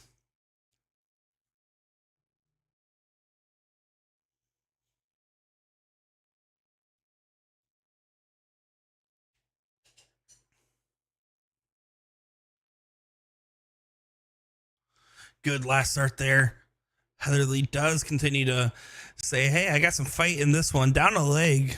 Doing a good job with 2 numbers. She has an X to be able to close those 18s on the next visit. 41-point difference. I would start with a 41-point difference. Big single on that 18. If your opponent, if you don't hit a trip on your last start, that's fine. Now you can consider bailing. But the reason is, if you close at 18, Your opponent has to hit and you miss your next 2 darts. They have to hit a 6 mark to close both your numbers. In a match where both these players are averaging around a 3, statistically unlikely to expect that. And you still have 2 darts to be able to get that point lead in the same turn, which is what the shot selection looked like for Heatherly. It just didn't quite convert. There, that last start looked like it was a potential double 20. Don't love the look, given that, again, now it's only a 19-point difference. I want nothing more than a single 18, single 20 on this turn. Split mind. Finds the 18. There's the 20. Turn accomplished.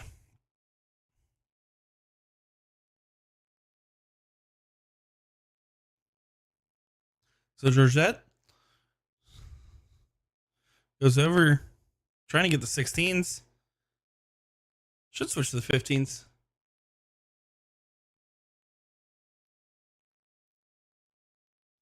It's a double 16 on the last.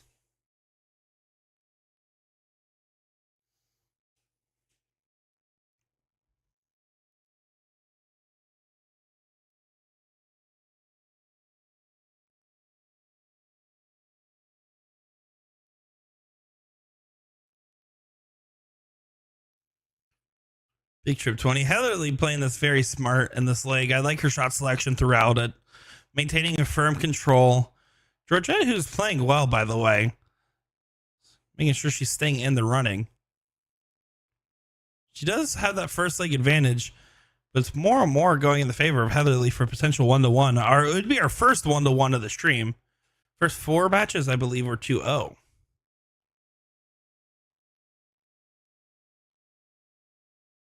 And a good close there from Bentley. Drives it on through.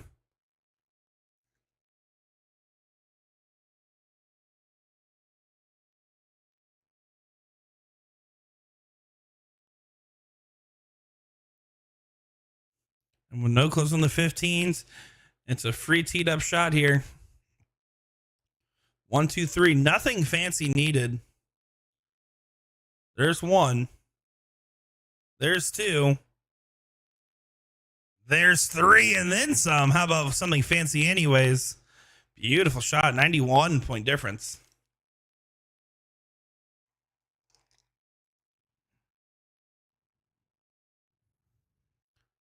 To any of my nerds in chat, by the way, not that any of you asked, but for anybody that's nerdy and likes building computers, I will be starting my computer rebuild tomorrow. Looking forward to that, as it's about time. I've had this computer running since 2020 to give it a good refresh here for live streaming, video editing, video gaming. So looking forward to that. Probably post a little bit about it on Facebook.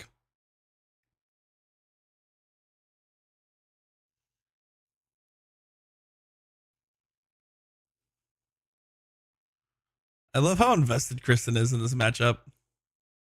She's just back there. She is fully locked in.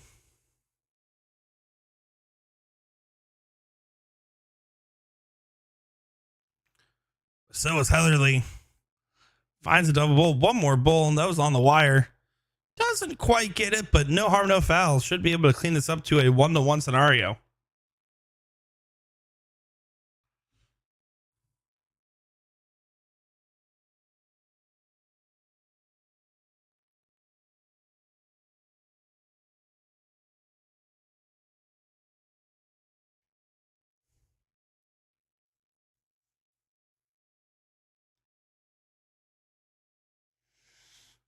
Georgette feeling the frustrations. But again, shouldn't be too mad about her position. 1-1's perfectly fine. This is a pretty well contested leg. For the most part, Heatherly was in control. But there was definitely moments where Georgette just came out firing. It's all about getting that good start.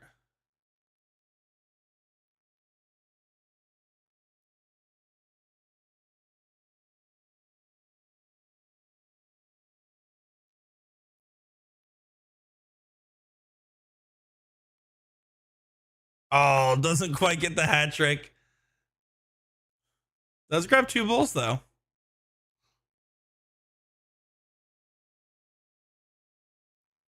Still try to cross that finish line. Doesn't happen yet. Still needs 4 bowls. 3 bowls leaves it down 10. You can't be thinking about it any other way than just keep hitting the bowls until the opportunity comes or it doesn't.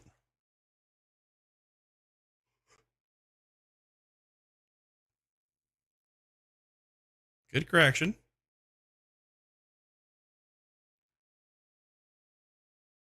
They're all singing in there. I wonder what's playing right now at the jukebox. Is there someone that's in the building that can give updates on what they're all listening to? That's really what I need out of chat today. As it is 1-1, by the way. Georgia and Heatherly will go on to a last leg decider here.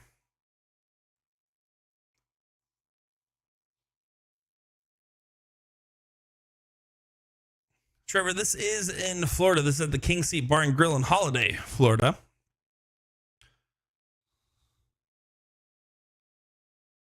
Bill Baker says Pictures is playing. Thank you, Bill.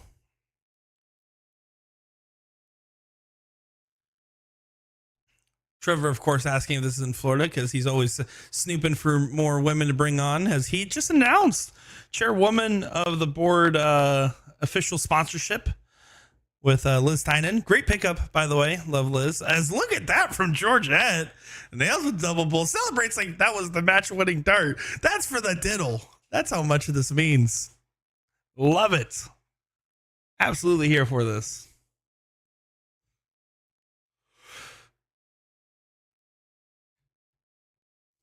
Looks like we are completely in to round number 3 now, barring one match still finishing up.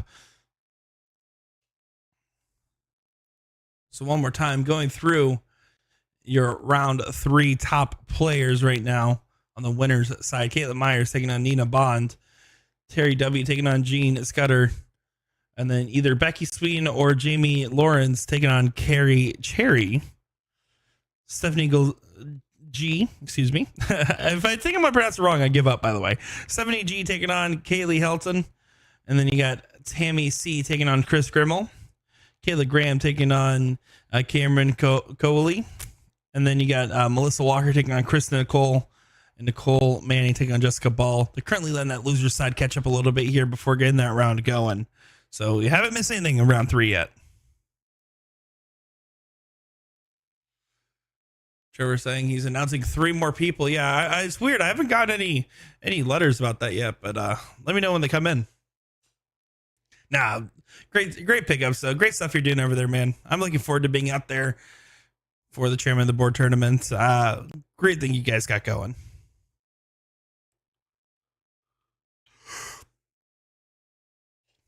Georgette started off with a 5. She's definitely fired up. It's Heatherly, by the way, giving some stuff to the spectators.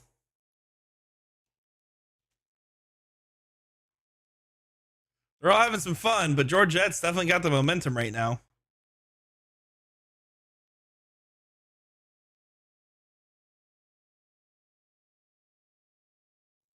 This is where calculated closes and big turns really matter. Because, not big turns, but very just big collects. Big 2 single closes here is what helps push this match in your favor. Getting the miss, and you can see the head shake after the first and second dart. You're breaking your own concentration when you do that. Try to minimize a habit like that, because if she just hits a big 2 there, all of a sudden the Heatherly either takes advantage of her single 16 mark or has to go open up a new number altogether, and the work becomes so much harder. In this case, no punishment really. Grabs the trip 16 on the last. Same thing here. Calculated 2 mark close on the 19s, or you stay on that 20 until you trip. Those are your 2 ways that you go about this. I don't know their specific league averages, but I'm going to guess right around that 2.225 range is where they typically strive to be. So you're thinking, where can I best use 2 marks? And if I get an extra dart, I get an extra dart. That's how I would be approaching these situations. So that 2 mark close on the 19, very solid. You can see that 16 that dropped at the 19 didn't count for anything. So that close is definitely worthwhile. Now, Georgette, if I'm her, I'm thinking, okay, I'm staying on this 20 unless I get a trip in the first 2 darts. If you get a trip in the first 2 darts, I'll take that swing. But you see, when you take that swing on your second dart, it doesn't collect, but statistically speaking, on average, it would probably be a 1 mark or a miss. one mark doesn't help you there. Miss doesn't help you. Last start in the double 20 helped a lot. Good outcome. I would choose a different selection.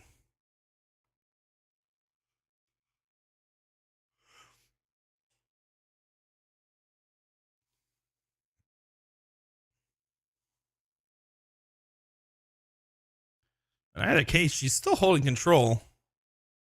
She's looking down again. Also, when you have the 20 versus the 16, I really wouldn't mind her grabbing 18s or 17s. This is the moment where, you have your friends in the back corner and you can see them giving some coaching to Georgette right now. I think I would, unless my opponent's hitting the 16 so good, I should be dang near terrified of it. I'm going up. I'm hitting 18s. I'm hitting 17s. I'm letting them have that. And I'm making sure that I have just enough points that they can never get a good look at my 20.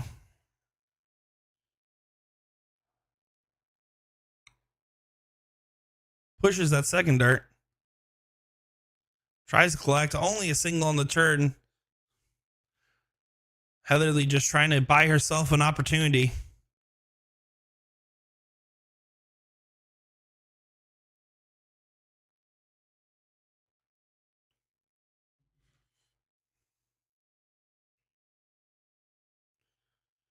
Another frustration turn as it's only a 16.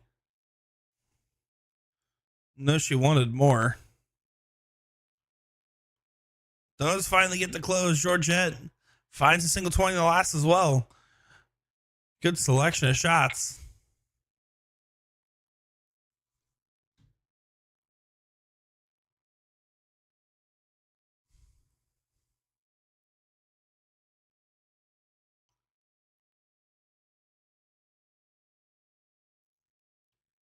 That was a 9 mark, but not the one you would want.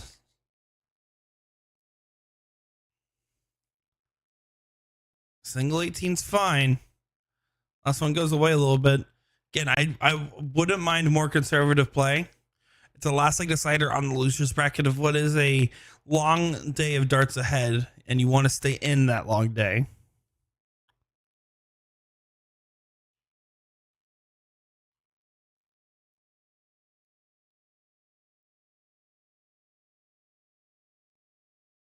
Here's another opportunity. This is where Georgette gets his close, and it's huge. She does get the close. 2 numbers up now.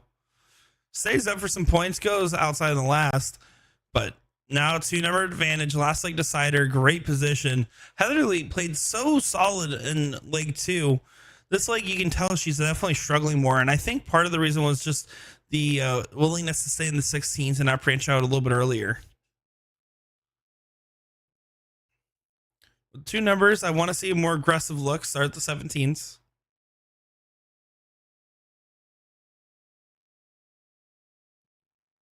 Now you definitely bail out. You don't stay for this last. She does bail in the last. I'm only saying it like this, by the way, if you're curious why I'm overly calling the shots and directions, is because you can see right back there that she's getting coached a little bit. So hopefully she'll get a chance to listen back and hear about some of the different shot selection choices, and be able to have some takeaways if she does watch it back. And if she doesn't, I don't blame her. Would you listen to me again? Probably not. Big 5 mark for Heatherly. That's huge because now all of a sudden the pressure's on Georgette.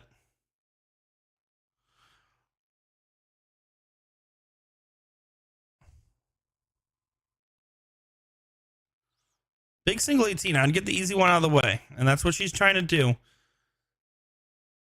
Now, this last start, I would like to see back at 17. She does go back down. I think Heatherly has probably, other than the fact that I think she stayed on 16, when she probably could have left it for later, earlier on. Overall, I love her shot selection throughout this.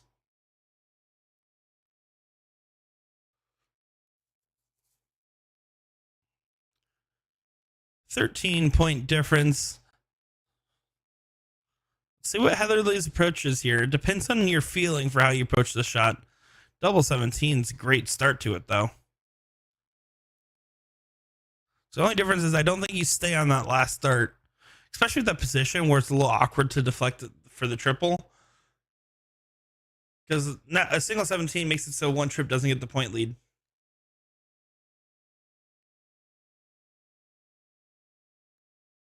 Point lead not regained. So now two big single 20s. Heatherly to turn this on its head.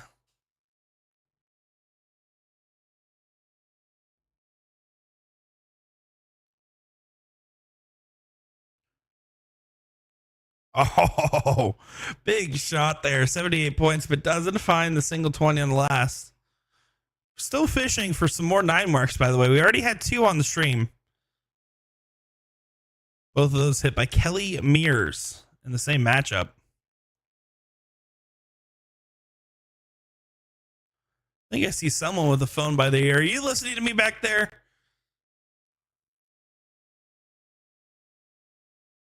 You're just out of frame where I can't quite tell who's listening. Yep, there's a wave.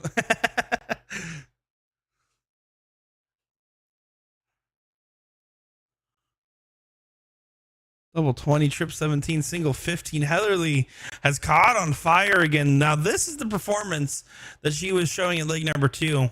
Absolutely bringing it out here. And a leg where Georgette was well ahead is now in very much deep waters.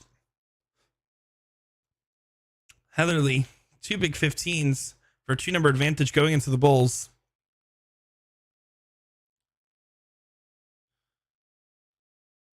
You can see that Heatherly, she kind of flicks her dart at the very end of her throw. I think if she's a little bit more assertive with that follow through and you don't change pretty much anything else about it, would probably lead to some pretty big results. As by the way, big 5. Georgette needed that shot.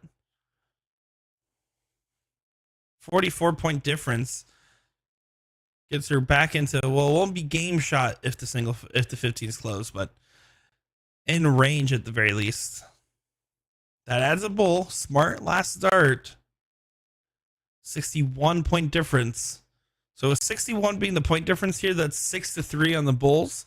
I would be staying on bulls till I hit at least 2. There's the 2. There's 3. There's 5 bulls from Georgette. 11-point difference. You can see everyone erupting. Heatherly's all smiles, but in the inside of her head, she is flipping the bird.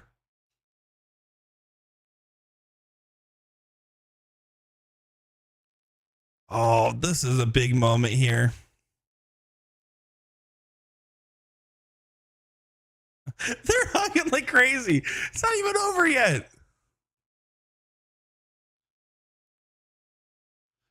Still needs 2 more, and that's an awkward first start.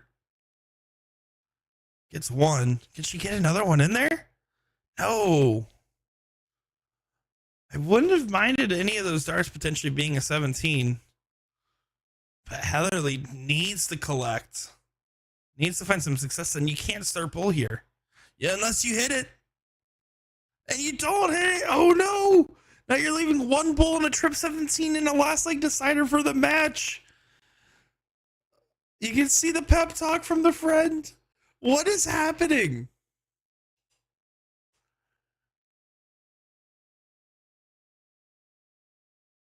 Needs to settle in. You can see she's feeling it. You can see the big step off the line, the big smile. Yeah, that's a little bit of adrenaline dump there. You can see those darts were not as collected as those last 6 were at the bull. Heatherly, 1 bull to cross that finish line.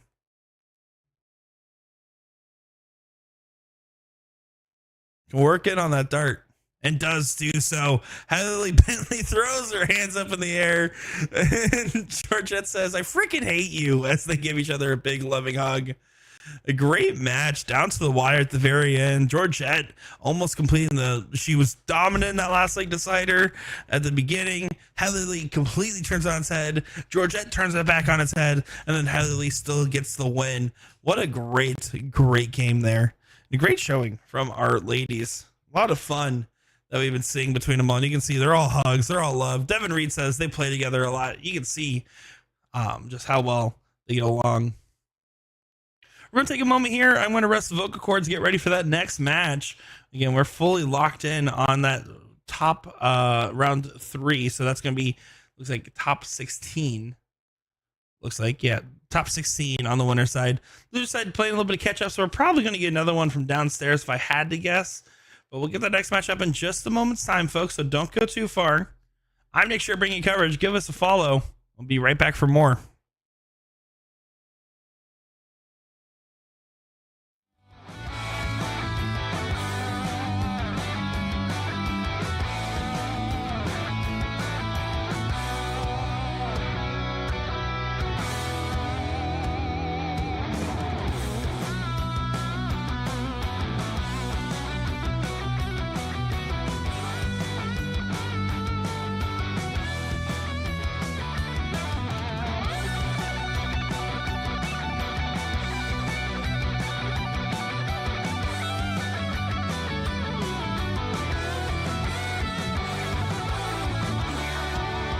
Who invited that guy? Get him out of here. Get him out of there.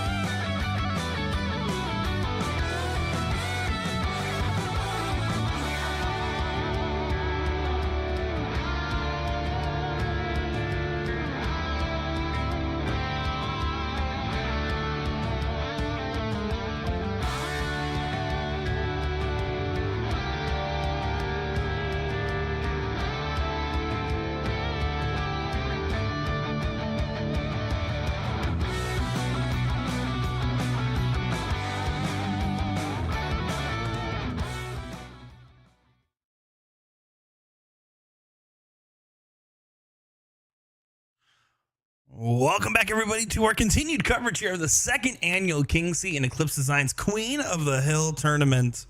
My name is DiChiria, bringing you a great top 16 matchup. I almost forgot where we were in the bracket for a second. Round 3, that is, which should be a very interesting one, as you saw those two girls cheering quite a lot in the last round for that Heather Lee Georgette match. Well, now it's Chris and Nicole, Melissa Walker taking each other on the dartboard here. What should be a very fun one, as I thought they were ready to go. Oh, there you go. They're waiting for the cheering section. We got Georgette already cheering up a storm.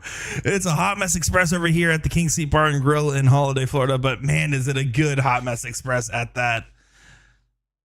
Need the rest of the vocal cords up during that break, so took Patrick's advice and made fun of Brandon Gaines in the background. Zoomed in on his face. Try to get a little creative with our cameras here, as they are not the most flexible or easy to control remotely, but we try our best anyways. Don't worry, ladies, it's only all of the internet watching you.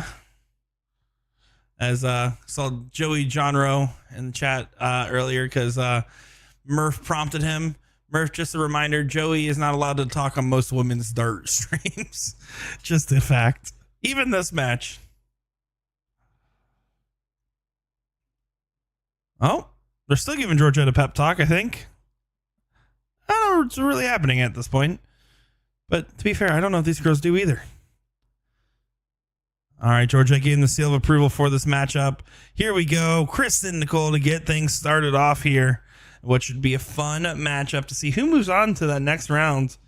Winner of this match will go on to play either Nicole Manning or Jessica Ball. By the way, Kelly Mears did get knocked down by Jessica Ball in that round 2 matchup. Kelly hit our only 2 9 marks on stream today so far. Yeah, they're playing the bottom half of the bracket right now for the winners side. They'll play that top half here shortly. Still predicting that Chrissy Grimmel meeting Caitlin Myers in that Queen Seat matchup is going to be my guess. But there's still a reason we play all these different matches. You never know till you know. 2 mark follows 2 mark.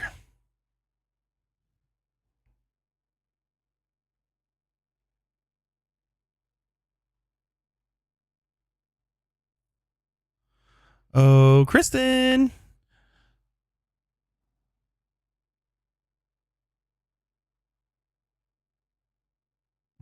Melissa there just kind of waiting around. She said, hey, we might got something going on over here, by the way, girlfriend. There we go. Of course, just kind words. A lot of camaraderie between all the different ladies here. They're all big friends, fans, supporters of each other. That's what makes the women's dart scene so wonderful, honestly. And a lot of time I can say that these men need to take a lesson or two from the ladies when it comes to that. Joey's saying, hi, Nick. Hi, Joey. How you doing, man? Great to see you as always.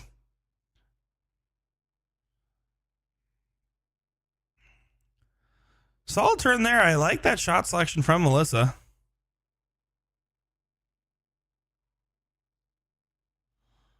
Gets rid of the high ground there. Has the 19s. Kristen going to go ahead and chase right away. Gets a 1-2-3 on the close. Solid turn and answer. Kristen's high energy today. She is having fun. That is for dang sure.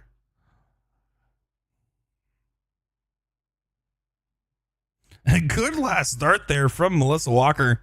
Walks it in.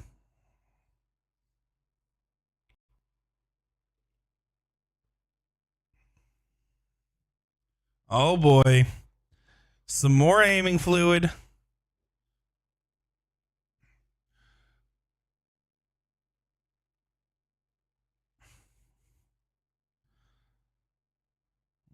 Courtesy of Georgette that time.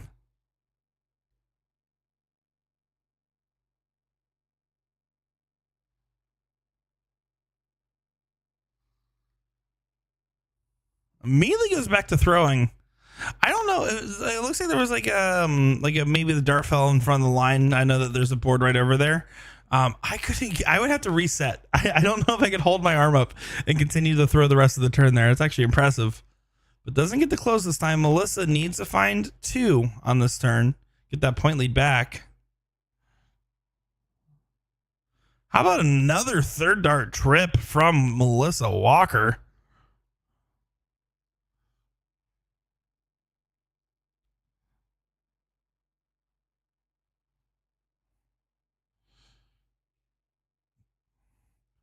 Yeah, I don't mind the close on that last start there. The ideal turn was getting at least 417s for that single 18, but I don't mind the switch on the last. Puts the pressure back, although Melissa's been very, very consistent on this last start.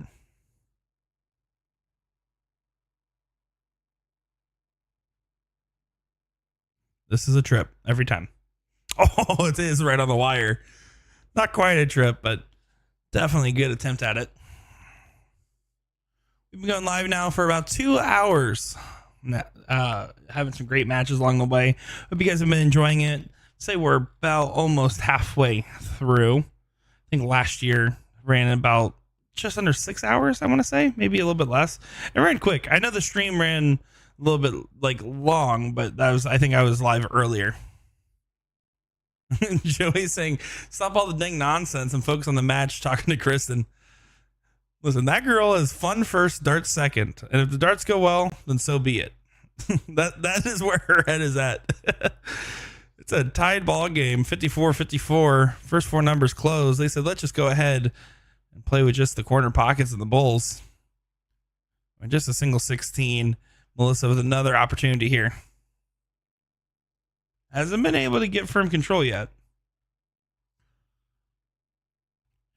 Shocking development, though. Terry Johnson is out of the tournament. She is 2 and out. But her 2 opponents were Caitlin Myers and Kelly Mears, by the way. So, respectable 2 and out at that. But unfortunate run for Taylor Johnson.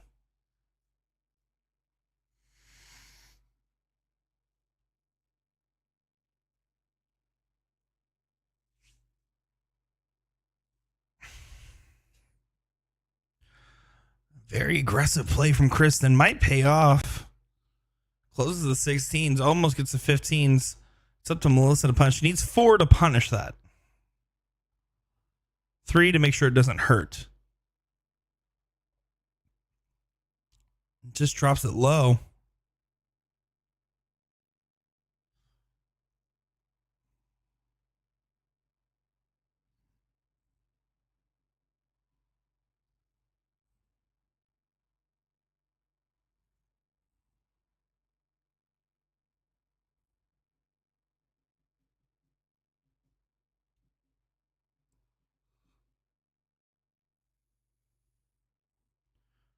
Even scoreline, you close the 15s.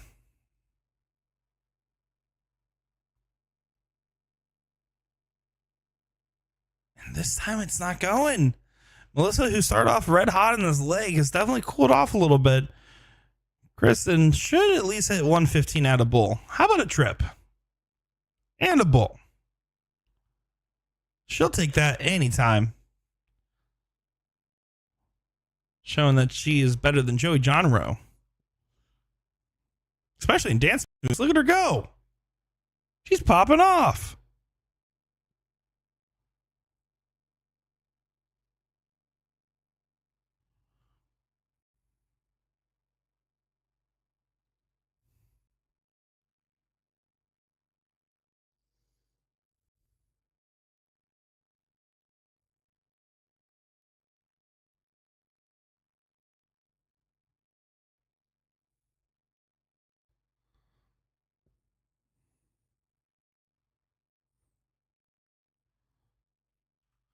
Kristen does get leg number 1. Despite the dancing and antics, she is ready and raring to go.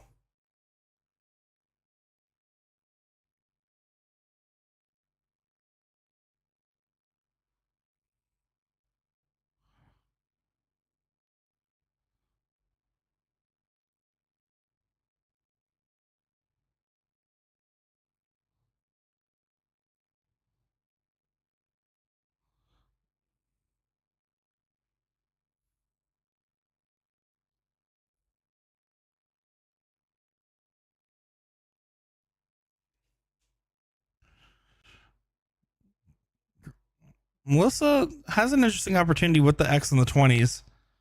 I don't think I would have hated a close, although I will say she does go further than the last start. I think you start it there, and I don't know if it's the best move in this given situation. Reason being, Kristen seems to like a pretty close knit, slightly aggressive game. You can see even right now, not the time to go for the 19s. X on the 20s there. Yeah, if you hit 319s, you're the hero. But after the miss on the first, you have to bail out. But she does like playing aggressive. So to Melissa's benefit, maybe pushing this out just a little bit here, getting a longer game going.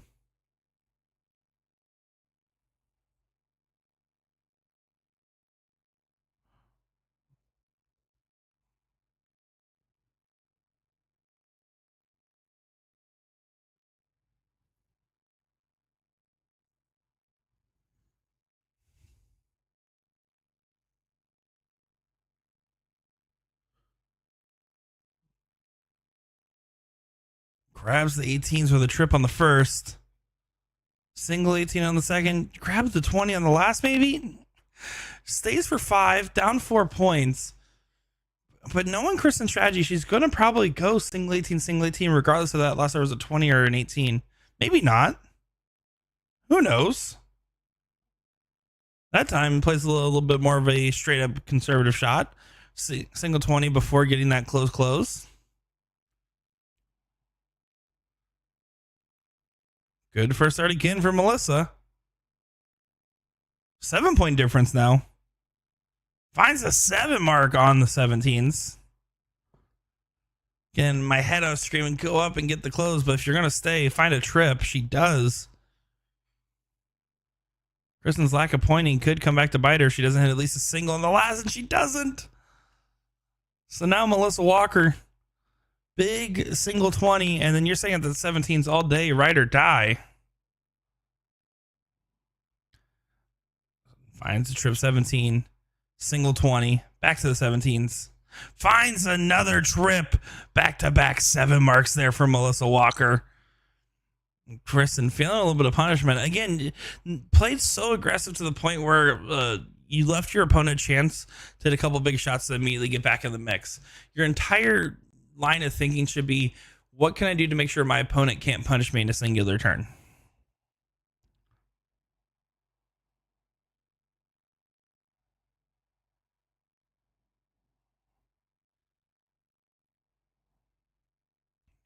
But this is the exact same we saw from Melissa Walker last time. She had a couple of really good game darts in a row where she was hitting a couple of really good shots. Excuse me, kind of struggled to get through that sentence. But then she started falling short and hitting a lot of 1s and 2s. This is the moment where Kristen needs to kind of dig herself back into this one if she wants to get that 2-0. With just a close and a 106-point difference, 16 should go away this turn. They do.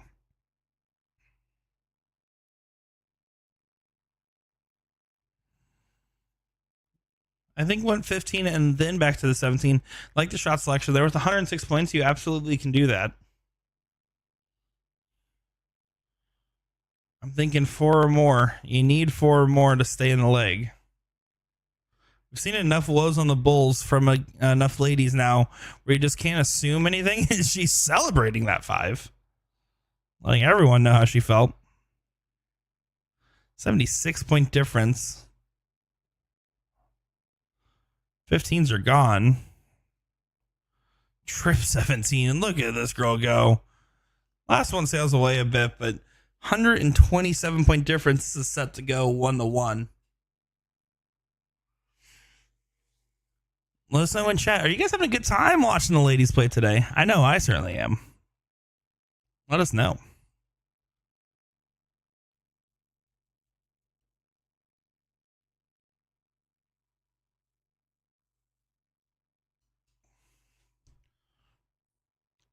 Melissa Walker, 3 bulls.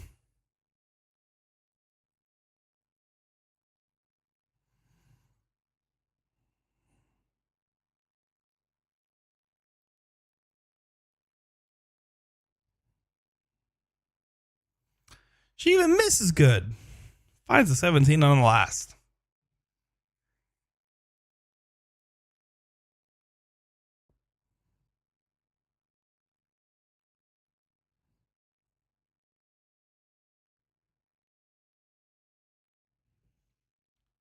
Good 3 bulls there from Kristen, but still 4 bulls and a trip 17 away.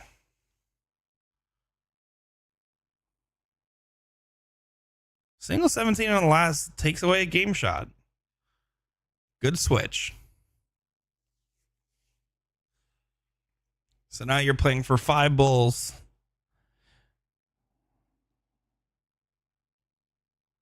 Any amount helps. You need at least 1. Doesn't find at least 1. Murph in the chat saying Melissa may be rusty, but she's got the ability and the experience. Yeah, absolutely could see that. Just first time I've ever watched her throw. She's actually the one that was warming up on the stream board the most before the stream started too. So I was watching her then. When she's firing, she's really firing.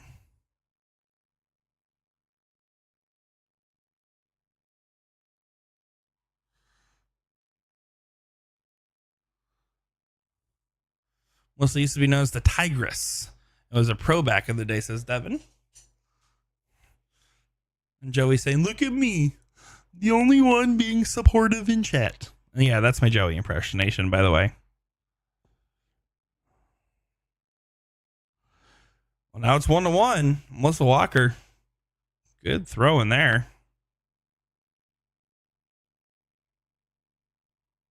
On to a last leg decider. You got turn on's head from those back-to-back 7 marks from Melissa. The big thing is Kristen just needed to not play it so close. If she teed up earlier when Melissa was struggling, I don't think that 7 mark would have hurt nearly as much.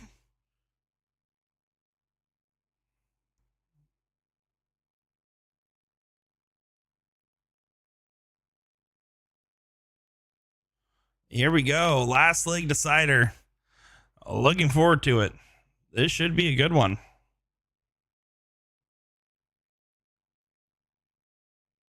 As Kristen disappears in the middle of a match. She'll be back in just a moment, though. What I do like, though, about Melissa's action is that it's very unique, because you can see her arm actually will start, and you'll take a look at this when she comes back up to the line. Her arm is like beveled out, right? And then right as she's pulling back that dart, she brings in her arm and then launches that dart. What makes her throw successful is that A, she straightens out that elbow right at the very end of her throw, so it's basically in line with the board. But B, when she does that move, you can tell that dart has some snap to it. So those darts, they're not lofting into place. And one of the biggest things you can do to start working on your game is if you have a very lofty dart, like we saw with Lisa Eimer earlier. She has a lot of loft in her dart. What you can do is start having a little bit more snap. You don't want to try to force the dart or push into place, but the more you can minimize the arc of your dart, the more generous your release window is when you can let go of that dart and it hits in the area of what you're aiming at.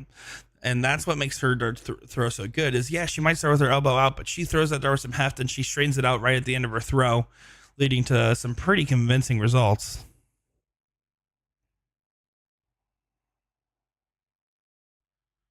Melissa Walker will get the darts in the last leg decider. Here we go.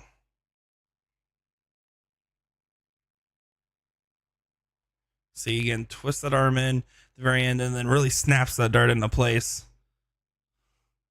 That's where the inconsistency can be if you are turning your arm in and you don't turn to the same spot every time. But it's also one of those variables that's a little bit easier to control than most when you look at things that you can and can't control in your dart throw.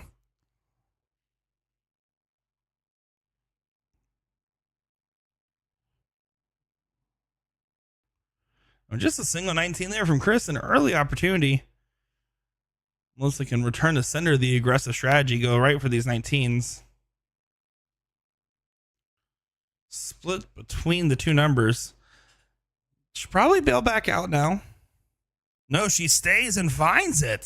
If you're going to stay, you have to hit a trip on that last dart, and that's exactly what she does there. Great shot from Melissa. Chrissy Grimmel, first one to move into the top 8, being at Tammy C. Waiting on the winner of Kayla Graham and Cameron Coley.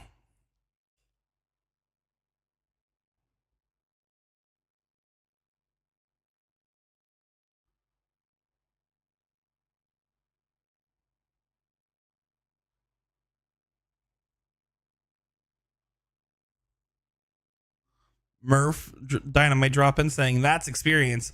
Walked it in.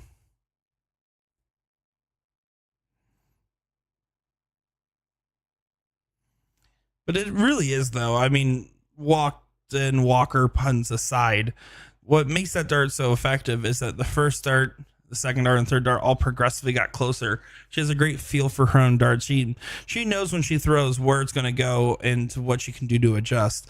And that's something that's really hard with a lot of different people's games. And one of the things that if you can learn that ability, that's what makes you a better dart player. Like, yeah, naturally talented dart players that can just throw like that are great. Dart players that can also analyze their throw and be able to make those adjustments as needed, especially per dart. It's an incredible skill, but also incredible burden.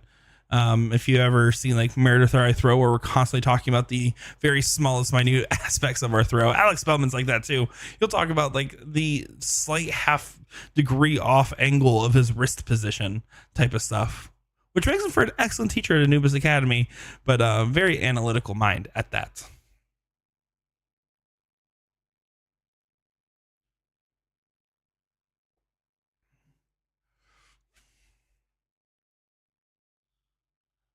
Yeah, full control from Melissa Walker this leg. Kristen had a great leg one, and then leg two had opportunities, but Melissa just got heated up, and it's now looking like too little too late. Kristen Nicole going to be sent down to the loser side of the bracket. Melissa will move on to play again either Nicole Manning or Jessica Ball in that next round.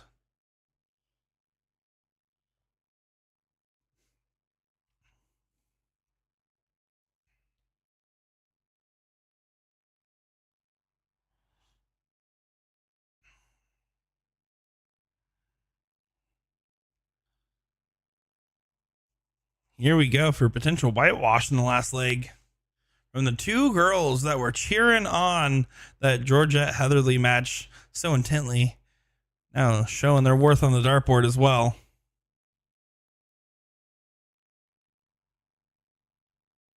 Looking for the bull. Just one. So maybe, just maybe, Krista could say no whitewash here. Three bulls would at least make a little bit of a statement. Although, again, she really did. Leg one was perfectly convincing, and leg two, I think different shot selection would have absolutely been completely different. Plain Dean saying, don't sleep on Jessica Ball. Have witnessed and played against her. I don't sleep on anybody that beat Kelly Mears, as that's what she did in round two.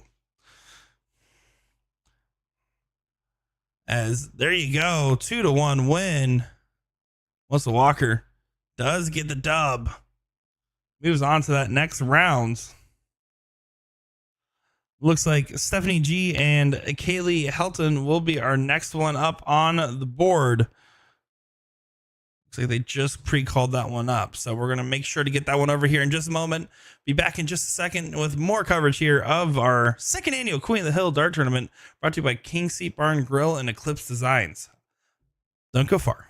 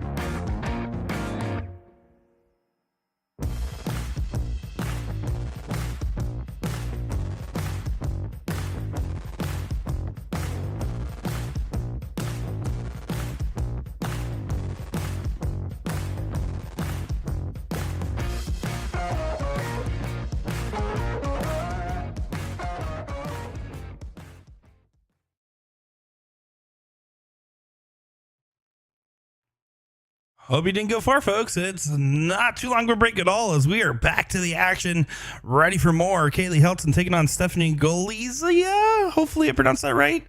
If we have any Stephanie fans in chat, please tell me how to properly pronounce her name. Golizia. Glizia.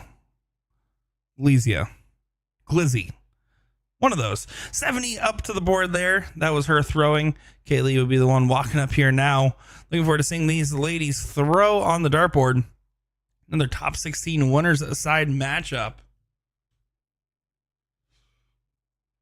Winner of this match gets either Becky Sweden or Carrie Cherry. Carrie Cherry was Vaughn's wildcard pick today.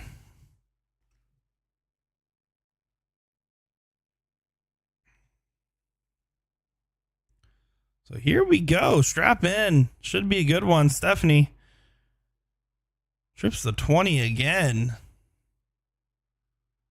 Last one got away from her. You could tell she released it a little bit early by how she pantomimed after.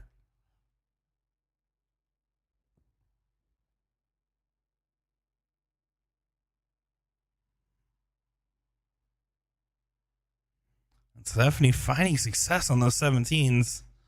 Takes 4 all day.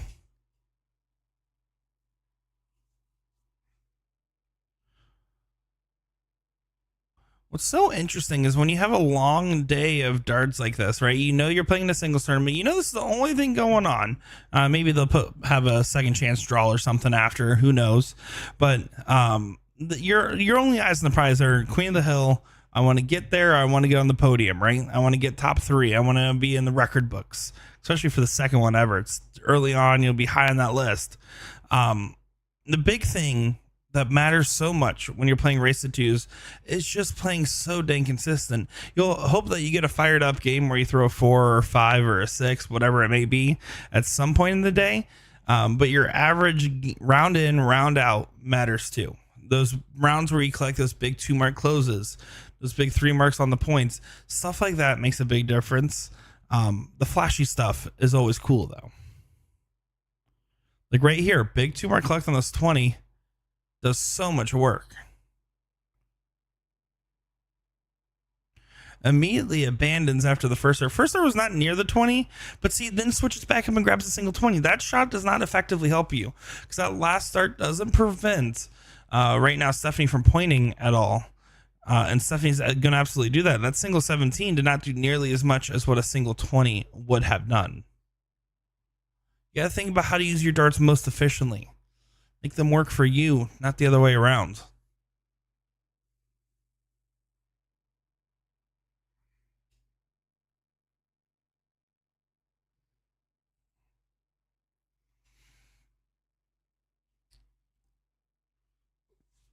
Oh, and misses the big number on the last. Just by how that dart was thrown, I almost think she was aiming at the trip just because of how good her trip 17s are looking. Again, hard to remind yourself, hey, sometimes you got to hit the big middle section.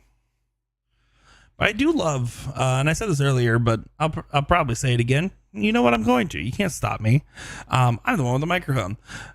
I love tournaments like this. I love the fact that it's women going against women in a tournament where it's do or die to try to help sharpen the iron. Really say, hey, I want to become one of those top Florida shots. Because being a top Florida shot means you're a top female shot. We live in one of the toughest dart states when it comes to women's darts in particular. And I would say, probably a top 5 debatably state in the men's side. But not many people will debate that we're not number 1 on the soft tip side for sure, and debatably steel tip as well.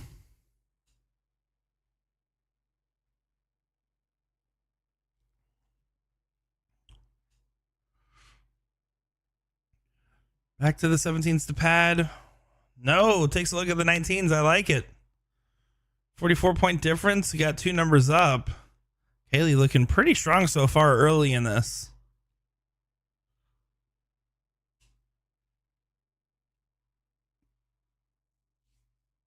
Unlucky deflection on the second. Finds the trip 18 on the third. Good management of the dart positioning there. See, Stephanie's throwing, looks like those Condor tri-flights. Very interesting, definitely trendy again. They used to be real popular, and I want to say like the 80s or 90s. Kind of fell off the radar for a long time, and now tri-flights are getting popular again. It's supposed to be less of a 25% reduction in deflections is like the big selling point. I think that's who nanny. Same thing with spinners. I think that doesn't make the biggest difference in the world for deflections, but I don't think it hurts the flight path that much. So if you like how they feel, you like how they feel. As that was a big 6-mark collect, but then right back to the 19s, and then chasing the 16s here. I wouldn't mind getting a little fresh with that, taking the fact that you have a single mark on the 15s, but I also don't mind the straightforward, get the point lead, go for the close.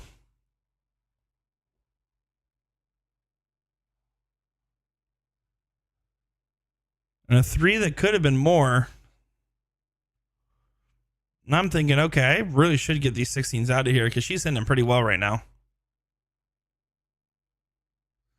Austin Braswell saying, hello, Nick DiChiria. How's it going? Haven't really seen you jinx anyone today. Does it only work for the guys? Only works for guys to think about it. So that's just you and Patrick McLeavy. What do you want? I don't know. I don't make the rules. I'm not a Nick Stradamus dart prophet. I just calls it as I sees it. And then sometimes I get disappointed. Like when you were up 8-6 over Gary Rakowski. What was it? I don't even remember. I remember it broke my heart. That's all it did, Austin. You broke my heart. Austin, I heard you and Stacey were going to come up to DeLand, pick me up, and take me to the blind draw at King Seat on Friday.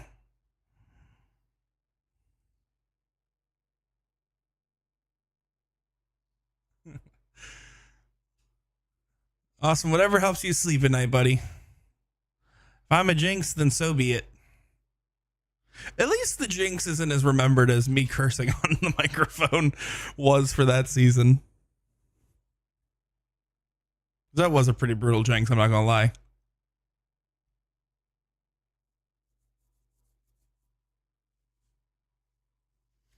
You felt like Bret Hart and I was Vince McMahon.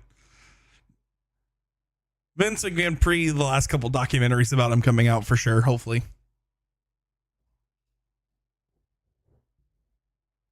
Still fighting. Stephanie's been keeping herself in this leg. One trip helps so much, but just a single on the last. 29-point difference. Kaylee should be able to just go ahead and grab that single 15 and move on to the Bulls.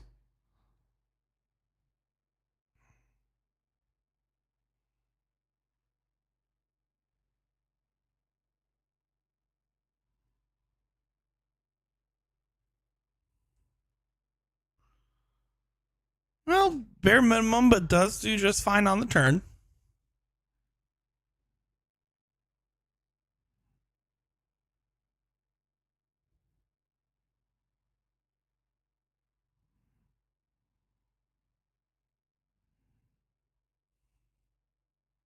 A great hat trick there from Stephanie.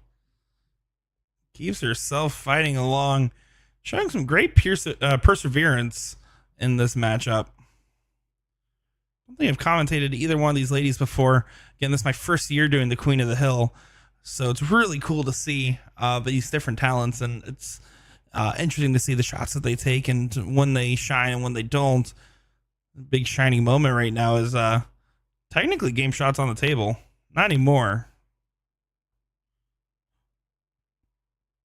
Big find on the last. Any bull helps apply the pressure. Transfer from Stephanie to Kaylee.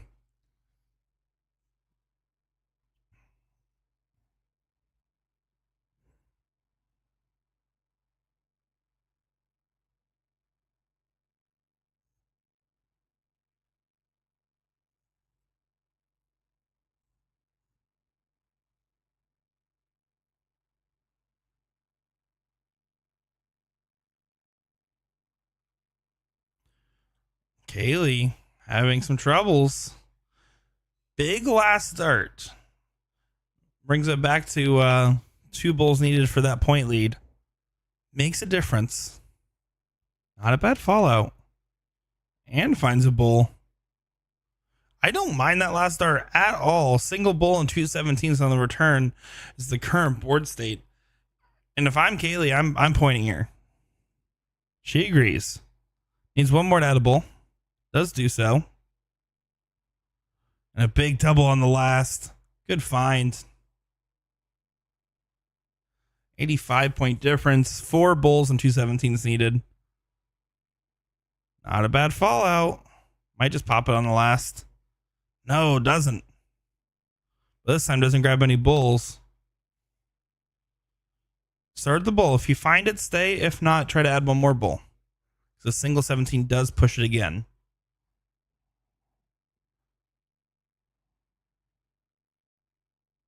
Good last start. Takes it out of game darts for Stephanie.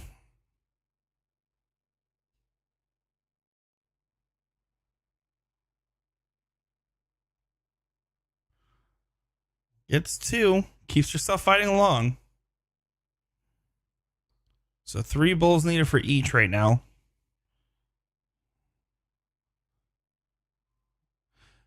Right there. The one thing from Kaylee is just don't worry about shaking your head. You're still in a great position overall. Overthinking it just a little bit. And when you shake your own head at the line, not saying it, sometimes it's subconscious. You don't even realize you're doing it, but it just keys in A, your opponent to how you're feeling, and B, can break your focus or eye line at your target. Stephanie opts for 4-3 on the bulls. Kaylee will get that first shot. Just get at least one bull on this turn. If she hits 4, she hits 4. Get at least one. Help yourself out here. Doesn't do so, and she's having a laugh about it. But she is anything but happy. As now Stephanie has an opportunity. There's 1. There's 2. There's 4. Good shot there from Stephanie. Big finds. Gets leg number 1 on the board. Kaylee's going to be fired up going into this leg. Going to feel very frustrated as she knows that she basically had that one in the palm of her hand before Spider-Man took the sun away.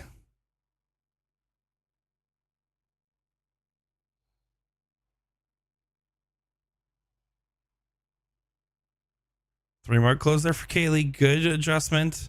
You can see just by the facial expression that she's, again, really wanting this one. She's really frustrated about that last one. Stephanie. 6 mark on the open after her 4 mark bull for the win. This girl can throw.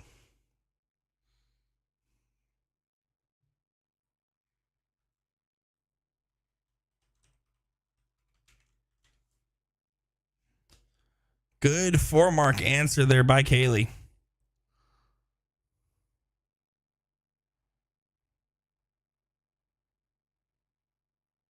Stephanie's not going to start off with a 6 this time. Still finds the trip and then takes a look. Stephanie's definitely firing up right now. And again, Kaylee played really solid. It was just her bulls at the end of that leg that completely evaded her.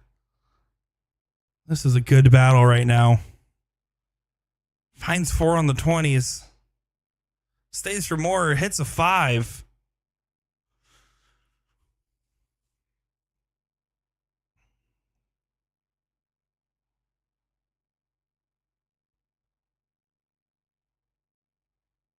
Will she get a trip on the last? She does not.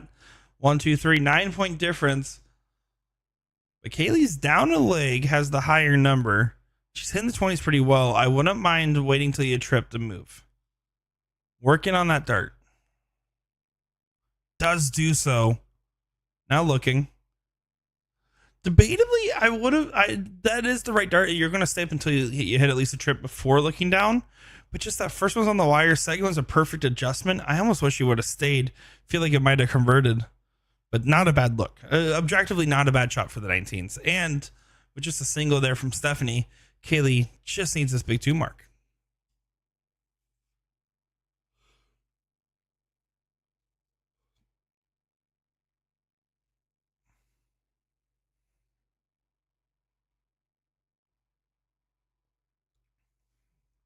She might be frustrated about it, but that's what you needed to get done. 2 more close, 50-point lead, and 20's in your control. Stephanie taking a little bit of a breath there. You can see the shoulders. Loosen them up a little bit. Going for the 17s. It's like the 19s, but to the right. You can see that last start did not release the same as the first two. Moments here for Kaylee. Finds a trip 20 on the first. Finds a trip 17. Doesn't get the 18 on the last, but she's looking prime in this leg. And she, again, was looking prime in the last leg, but this is even better performance.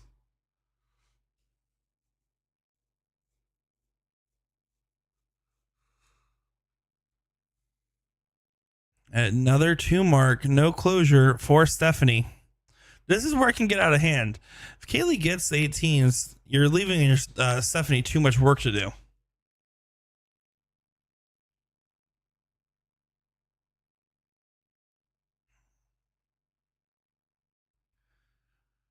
But only grabs 2. So 7 mark is going to be the requisite shot.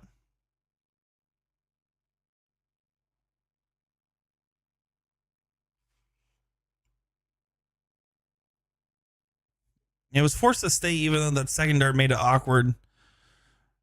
You have to extract any points because you know the 18s are going to get close. You can't really hit a cover on the last because the 18 should be gone on 1 or 2 darts.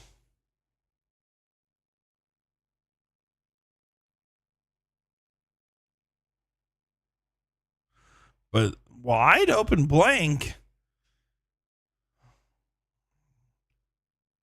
Still needs 6 for considering other options. Oh, frustrating turn there for Stephanie.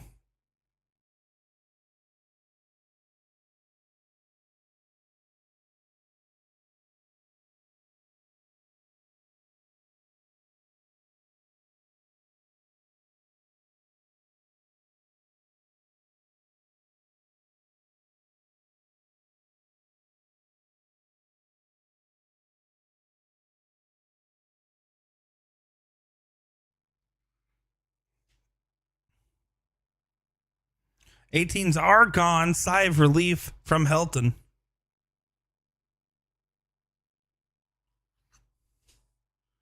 Caitlin Myers continuing her defense of her Queen of the Hill title. Does win against Nina Bond. Currently weighing the winner of Terry W. or Jean Scudder in that round 3 matchup. Currently sitting in your top 8 on the winner's side. Caitlin Myers, Chrissy Grimmel, Kayla Graham, Melissa Walker, Jessica Ball. Pretty good company. And relatively shaping up how you would expect. Chris Jones in a little bit of trouble as she last year got 3rd place. Currently sitting on the loser side of the bracket. She's 1-2 on that side of the bracket though.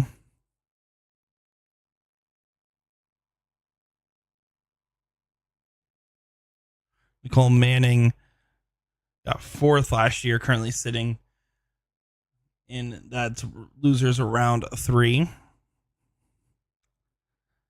Kaylee Helton, by the way, got 2nd place last year.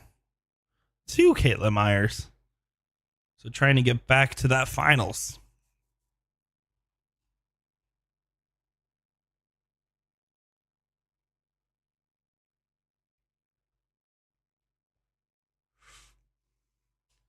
This one's primed and ready to go for a 1-1. Again, Kaylee going to be frustrated at herself that it's not 2-0, but Stephanie earned that win in leg number 1. And this is going to be a good, clean reset. And it's going to come down to the diddle and who gets the better start.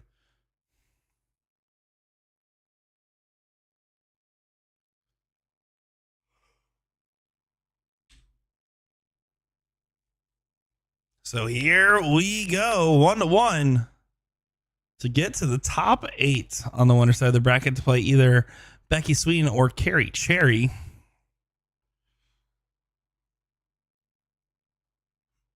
Stephanie to show first. Well outside, drops it. Compared to how well she was hitting that bull, that is a shocking miss.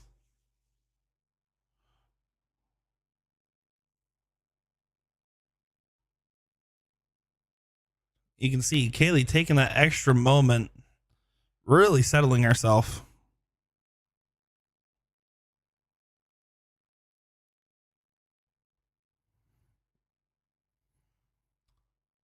It is going to be enough to get the start, and that's what matters there. Didn't need to hit the bull, hit right on the wire, got a good placement. Kaylee Helton, to try to get the win here, needs to start off strong.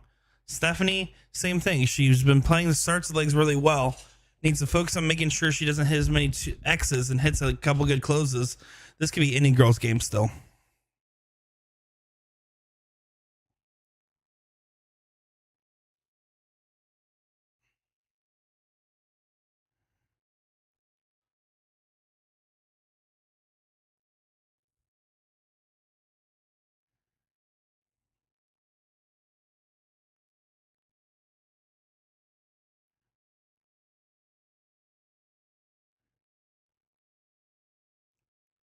Oh, and wide open. Kaylee doesn't collect. Stephanie takes a deep breath now, knowing how big of an opportunity this is. If she gets a close, that's already punishment. Good marker on the wire. Finds the trip on the last. Takes advantage of the marker. Good punishment. Wasn't max punishment. Wasn't a 9. But it was enough where Kaylee's thinking, dang, I should have had these 20s closed. You can't think about it too long. It's a game of short memories. Awkward first start, though. It does get underneath it. And stays underneath it. I don't know if it was intentional or not, but I really don't mind it because that first start was a deflection magnet. And so she instead just stays down and low.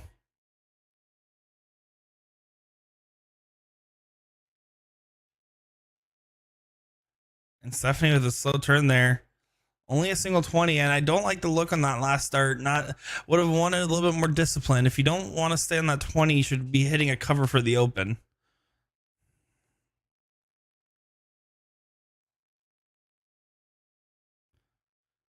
Missed by 2 in a good way. 17-point difference. Does regain the point lead. Grabs a little bit of damage on that 6. It's really a question of who's going to hit the first big round between these two.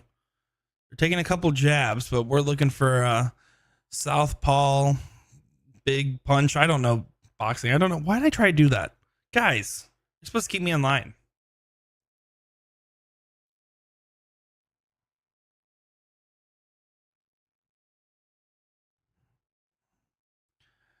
Finds the trip on the 19. Stays for a single. Taking a look. Big 5.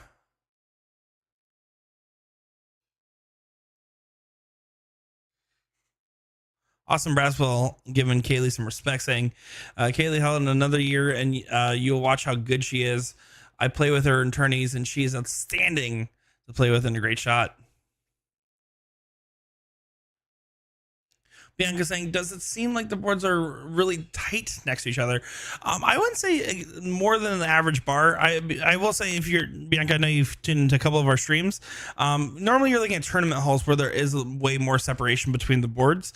This is actually held inside a bar, so that's probably why it feels like that. They just have to be a little bit closer together.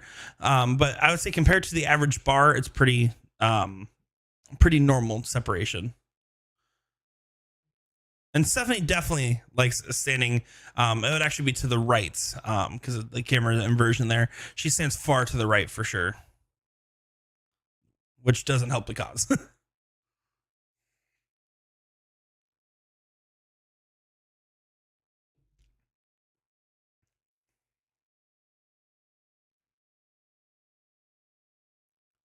Looks like Kaylee was bothered by something on her foot there. Not exactly sure. Something on the floor, maybe? Oh, there was a spill. There we go. That's what that was. Missed that in the background. Reading chat. Yeah, it looks like a spill. She was wiping off her shoe. Don't let that break your focus. She did not. Finds 4.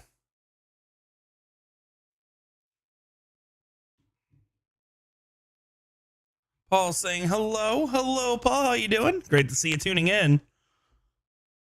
Great to see all of you tuning in, giving us a lot of support here for the ladies' first time streaming the Queen of the Hill event. And shout out to the PPD for giving us permission to use the cameras today to highlight the ladies. Wouldn't be possible without their support here. Of course, Eclipse Designs and King Seat Bar and Grill. Eclipse for sponsoring and running, and King Seat for hosting. Two big single 20s. Doesn't go. Has to go back down. Finds a big trip on the last. Great recovery.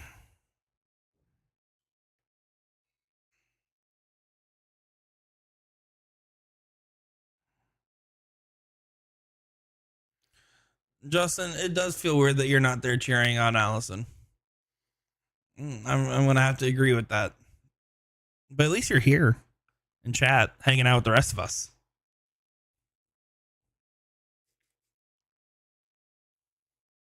All right, it's going to start the 20. This time should get the close done in this turn.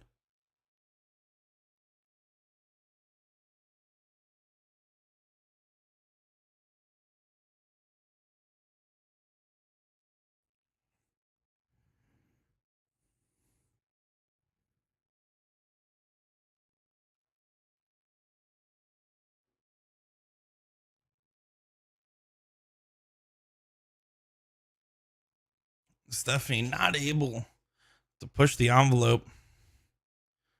You can tell Kaylee's shoes might still be wet there.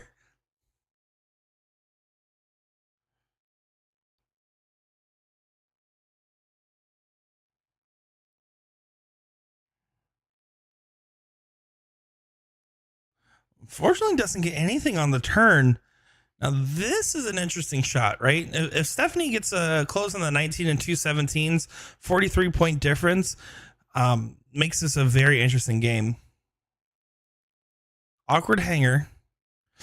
And then just kind of underthrows that second dart. That third dart looked like it was going for end the trip for sure.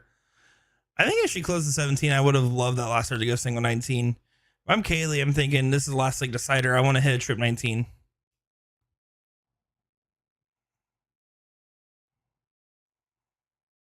Finds the trip 19. Single 19 in the last would have pushed it out of 9 mark range, but I don't mind the look. Or 7 mark range, really, because it would be 2 trip 17s for the point lead and a single 19. Bianca saying that they would hate you. They would hate me there, standing super left. I think if you're an avid dart player, especially if you play at like local bars and venues, especially like a bar like King Seat, which is known for hosting dart tournaments, and they have, I believe, 10 boards. They're known for having big crowds there. So if someone stands to far left or far right, they're going to be used to it.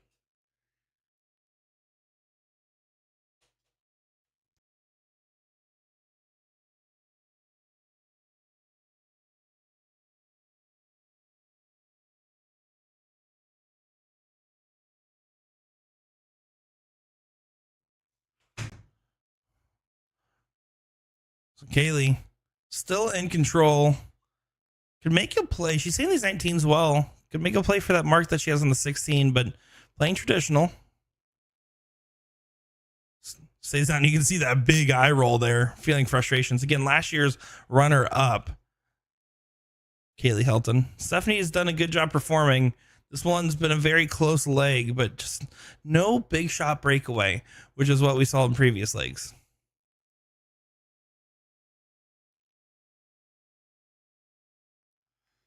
Bianca saying one of the reasons why I don't do tournaments anymore, I'm blind in one eye, so I have to be on the left side of the board, but it causes problems for the players on the next to the board.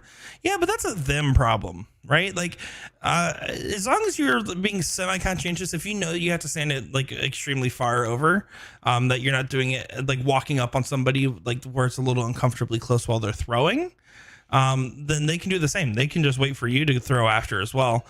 And if people have a problem with that, tell them that they were going to lose in the game anyways, because that's all they're thinking about. You can quote me on that, Bianca. And then when they say, why are you quoting some random dart nerd from Florida? they might not have a point. I don't know. Good fight on the 16s. Kaylee does get it closed. Stays down. 100-point separation. Still a battle down to the wire in this last leg decider. Kaylee almost won leg number 1 before Stephanie hit big 4 bulls for the win. After Kaylee missed the hat trick. Leg number 2, Kaylee had pretty firm control. This leg's definitely dang near even.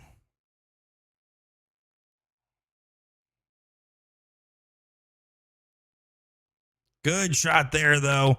Kaylee Helen does some cleanup duty. 130-point lead now. Firmly saying, hey, that's the big shot we've been waiting for. That's the big shot that hasn't happened yet. And the big collects that might just make the big difference into this matchup. Big find on the last start there for Stephanie, but is it too little too late? That's going to be the question.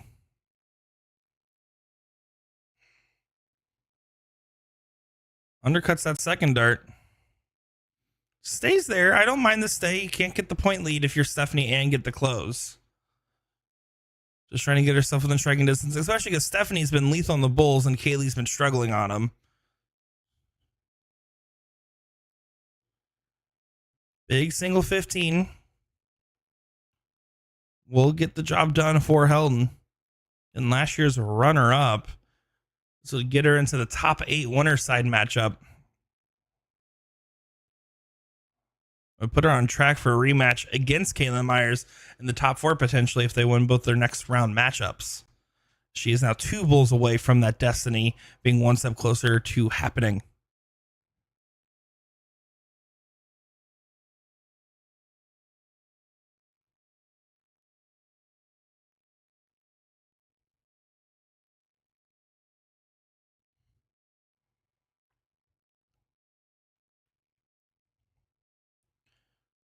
For the match, and a very wiry last leg decider, Kaylee Helden doesn't get it done. Her bull struggles have been paramount to what has brought this match to this point.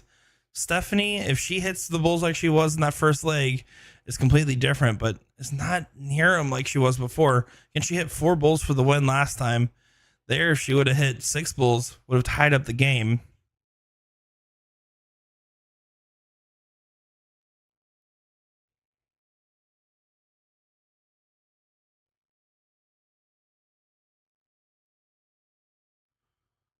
Still struggling. You can see how much she's cursing at her darts in her head, saying, I know what to do. Why aren't you listening?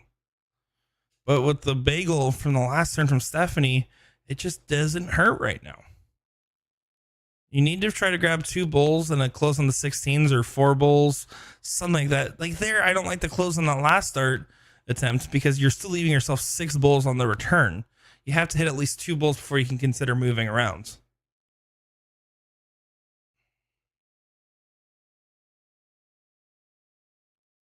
Kaylee needs to cross this finish line.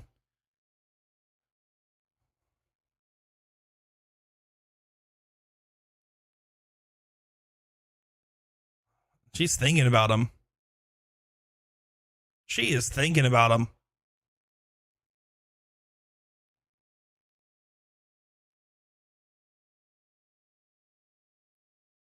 Frustrating thing. You can even see her talking, looks like to Brennan Gaines back there, just saying like, what is going on?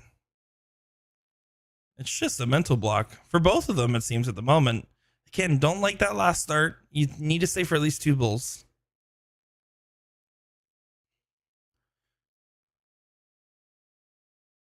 Been in chat saying, what's up? Hey, buddy, long time no see. Hope you've been well, my friend.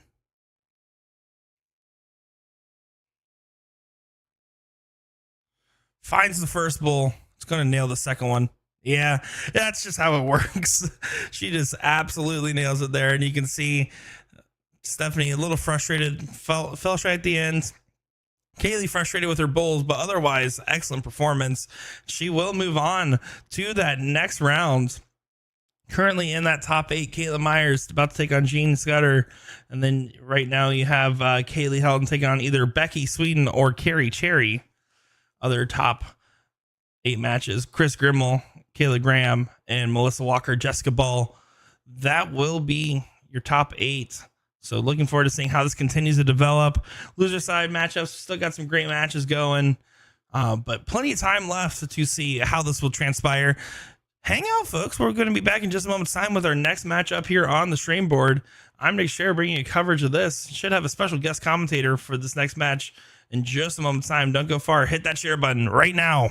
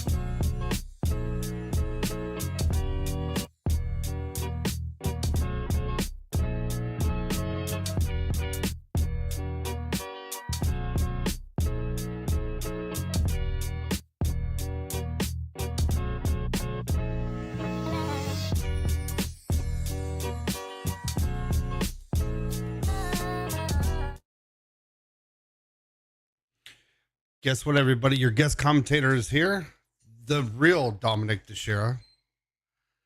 Happy to check in on his King Seat match. Chrissy's never lost a flip.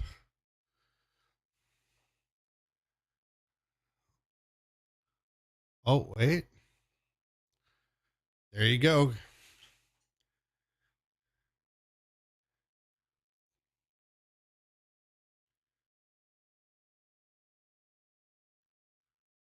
Paul, the match is being held at the King Seat Bar and Grill in Holiday, Florida, just north of Tarpon Springs.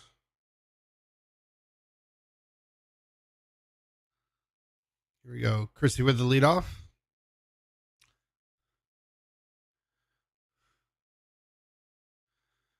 Just 420s. Solid, good start.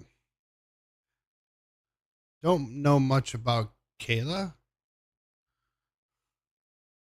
Pretty good looking dart, though.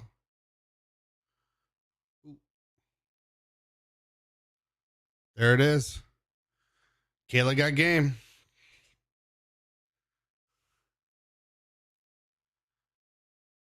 It is kind of fun to watch all the people in the background, too. People I haven't seen in a while. Oh, Chrissy. Got to take Chrissy's number away as soon as you can because she will live there forever. Here we go. And the look. Oh, just a little low. Drug it low.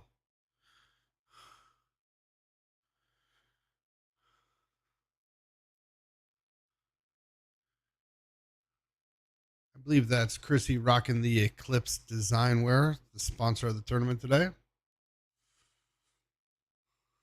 The Kraken.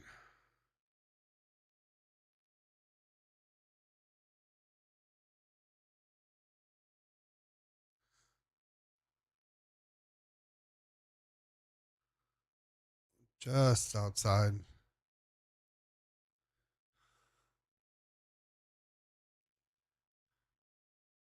See where she goes. Oh,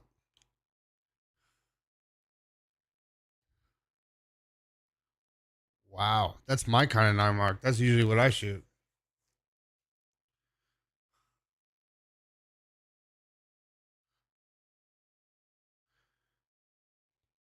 There it is. Oh, couldn't ride it back in there.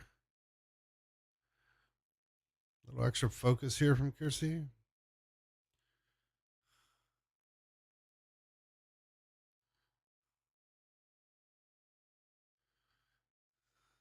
Game face is on.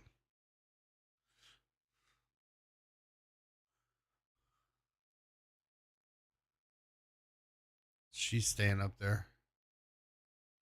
She's trying to get herself going hard. Also knows though it's just a triple single and take away her number. There's the trip. Oh, right there. Good shot. She's hanging.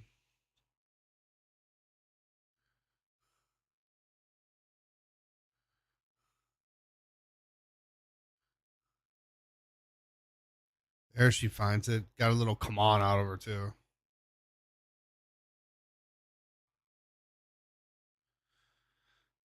Looks like Kelly warming up next to her, getting ready to play a match maybe.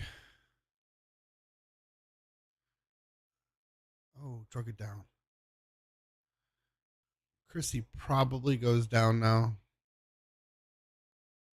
on that 19.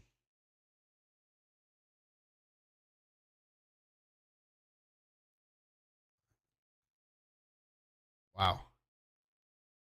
She knew she had it. That'll pump her up and she rips him out of the board. Gotta fight back. Find something different. You're not out of the match. Only leg one. There we go.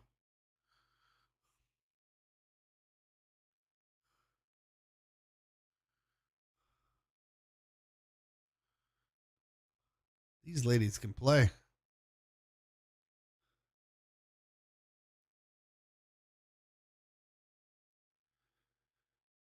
Wonder if Chrissy will listen to this later. Maybe I should tell some stories. Oh, never mind. She's decided I'm going to get in this game now. That's a very confident shot. I don't think it's cocky either. I think she's trying to find her game.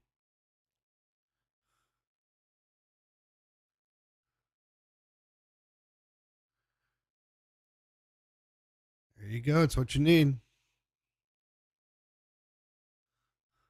Keep it close. You never know.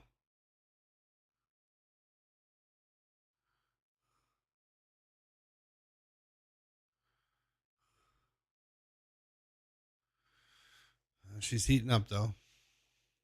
Got to find something against her. Not many weaknesses.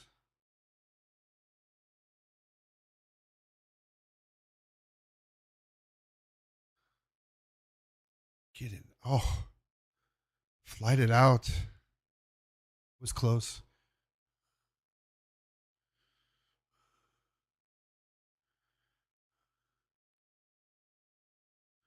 18? No. There it is. You know it was coming.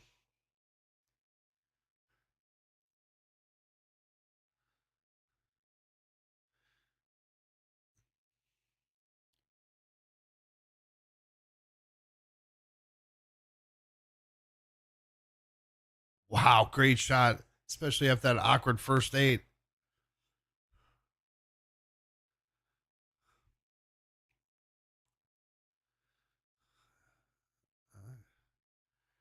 I think Christy scores still. Nope. She says, finish him. Yep. Great shot, Chrissy. She is like a shark. She smells the blood and she goes for it.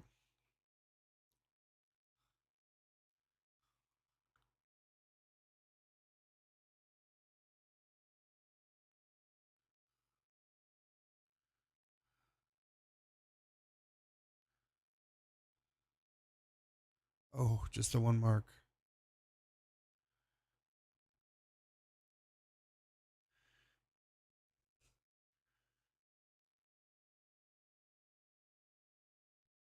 Where's everybody from that's watching? If you've never been to the King Seat, it's a must if you're on the west coast of Florida. For every soft tip dart player, for sure. They have a lot going on there all the time. Friday and Saturday, they have really good tournaments. And correct me if I'm wrong, they made on Sunday as well. Thanks, Terry Parker. That was correct. Except, well,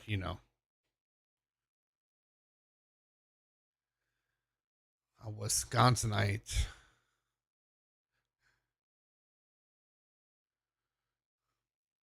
All right. Well, that was a great shot by Kayla. Uh-oh, might have woke the Kraken.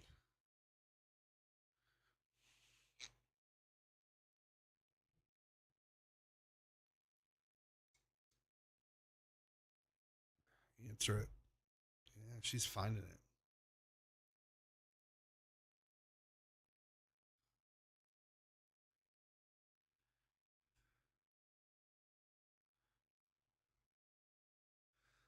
Tough spot to be. You know she's going to score.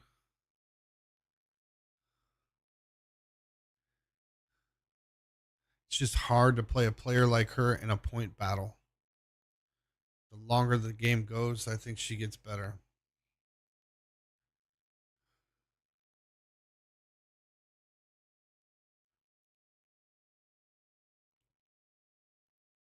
I will say this, Shayla is playing well. Get in there. Wow, tight group.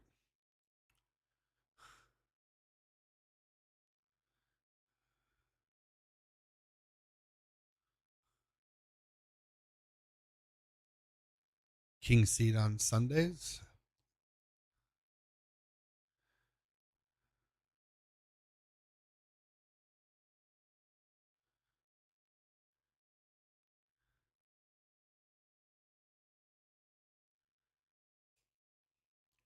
If you're in town traveling, you stop at the King seat. Make sure to try and play Richard Otts in a game. He's quite the shark. Surprised you're not playing today, Richard. Oh, I'm sorry. Are you playing next weekend?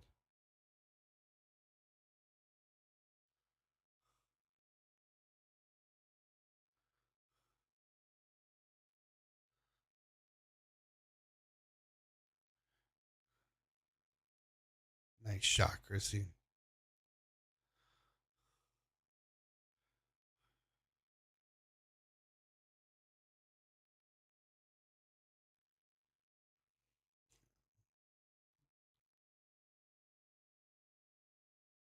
Sorry, Ben. Fridays and Sunday blind draws.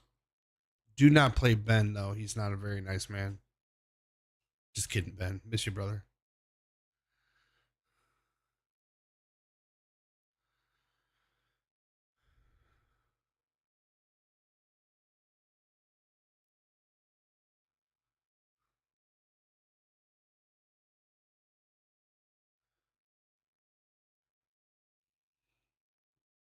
It is fun seeing Kelly and Chris in the same room. As many of us know, they've played together for a great long time. Great friends, great dart players, great people.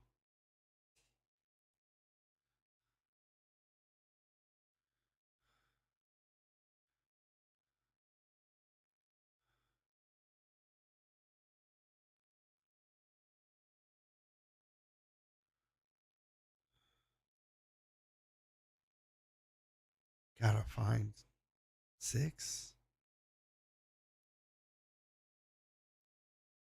Get in there. Come on. Oh, right there. Slows her down for a little bit.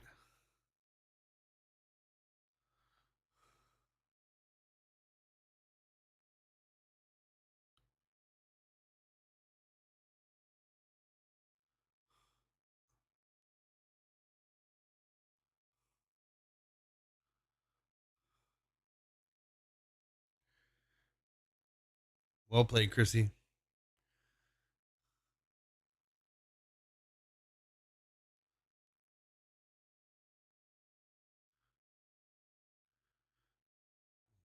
Great shooting, ladies.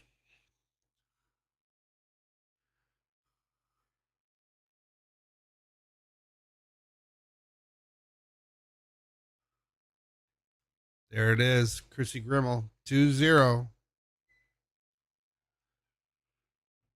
That was a fun match. Shayla, you shot great. That's a tough draw. Tough draw. Not sure who we got coming up next here. Trying to take a peek now.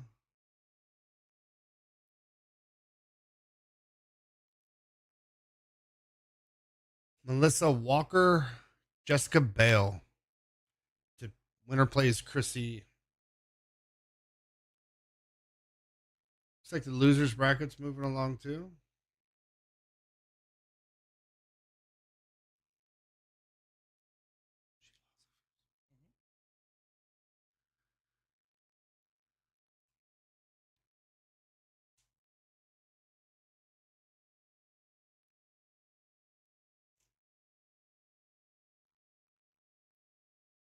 Lots of fun at King Seat. Great food too.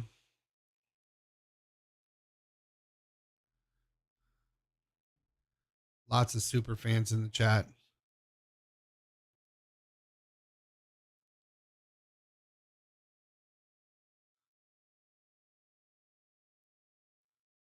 Yeah, it's a good look there. You can see above the TVs. Nice little dart setup he's got there. Oh, they can't.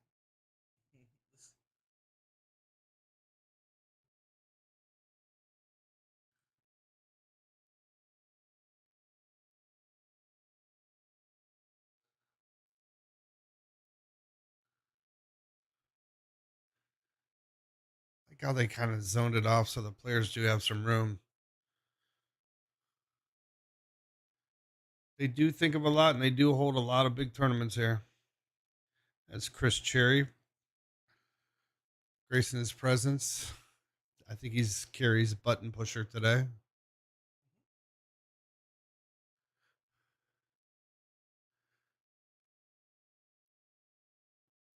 Is that? I think that did they put some boards on the other side. Oh, they have the one that's underneath the fan there on the right.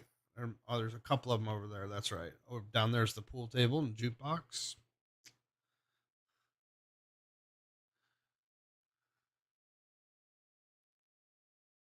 Is that Patrick there too?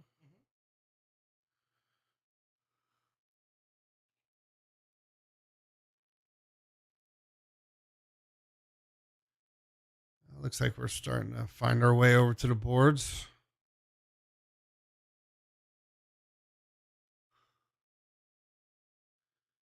A lot of dart shirts there today. Players must be good. And then there's Carrie, who does not wear a dart shirt, but she's really good. I don't think I picked a winner for this.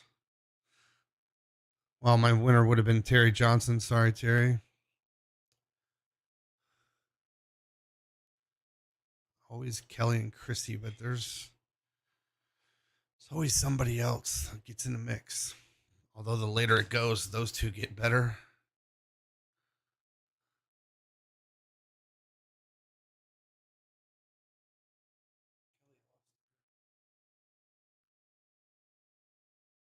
Kelly lost. Oh, now they're playing side by side. I think there's some angst.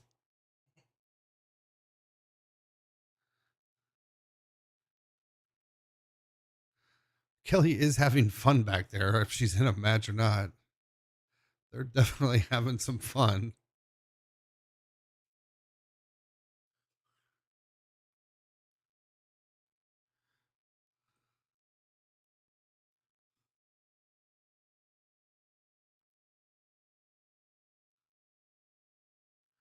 Rocking this super dart blackout jersey.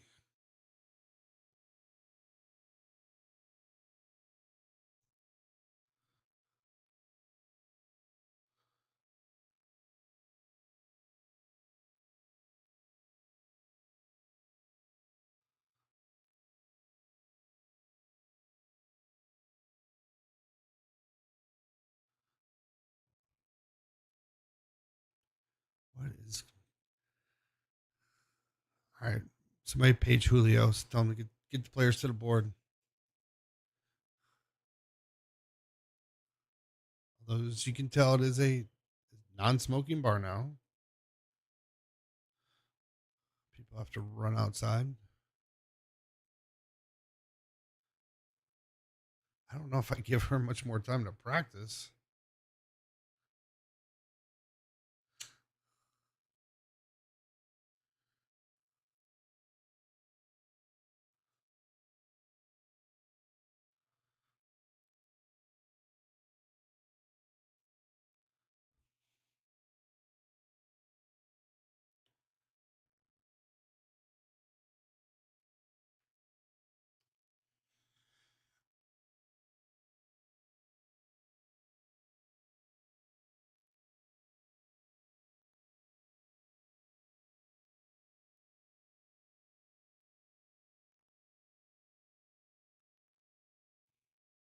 Kelly's still having fun back there.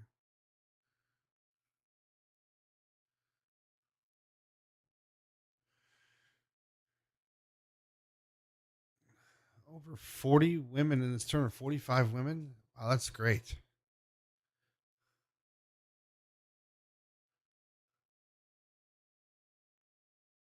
People still came knowing Chrissy, Kelly, Caitlin, that they're all going to be there.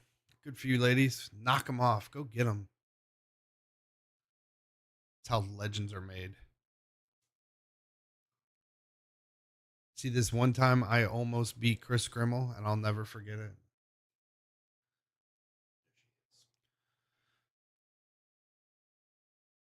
Oh, there we go.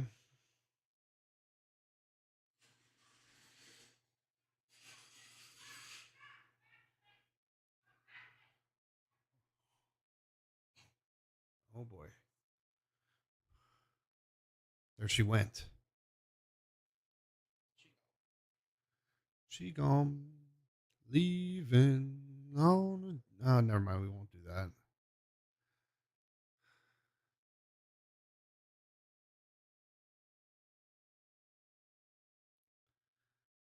The formal introduction.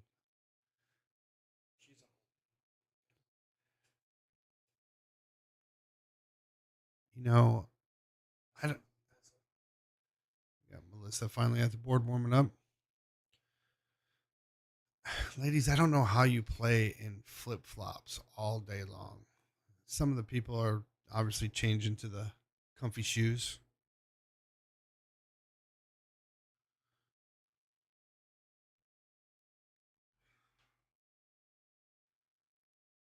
Putting old money in the board.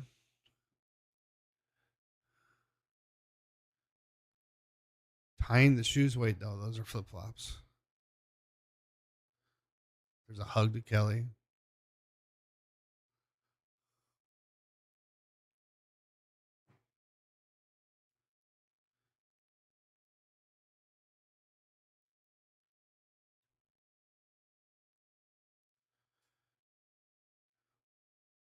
She don't warm up too much, girl.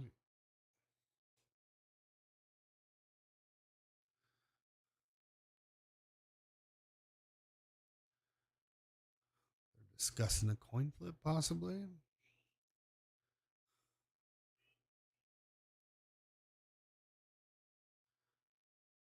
It's always tails.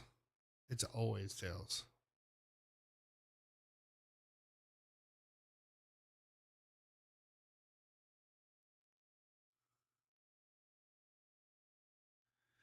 The flip and go.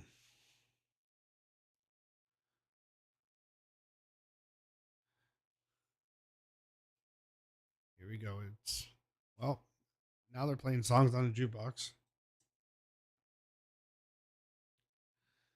Okay, here we go. Looks like it's game time.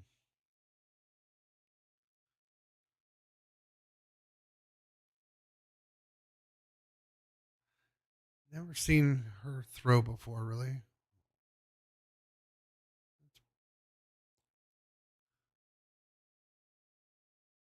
Big follow through. Right at it, too. Nice start. 4 marks to go.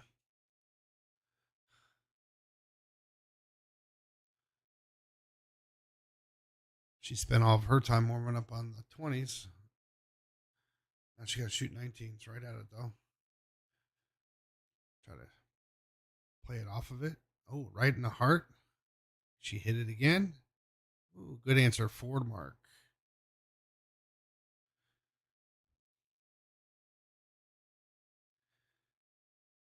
Game cooking. Good start, ladies. Come on.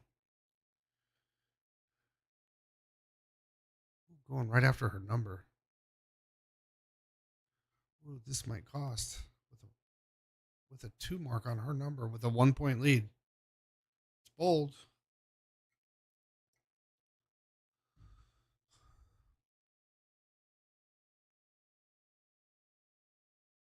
Right at the triple. Oh boy. Here we go. Could it be? Nice 7 mark. Made her pay for trying to close that.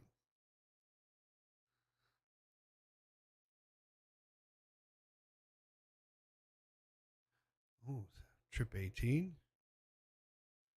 Struck a little low. And another. It was a bold move, but she's got game. 21-point lead. Yeah, not anymore. That's 58. Now I can think about going up. Oh, she might want 17 there. She did go up there for a single. 78-point lead. That's a 5. Or 2 trips and then 1 for the 19. Let's see. There's a single. There's 4. 6 points down. Stayed up for another triple. Nice. 48-point lead.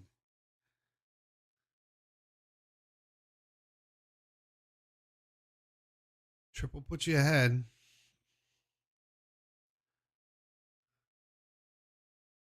Great first start, just missed. There's the triple. I think she's going to stay. Oh, she went for the close.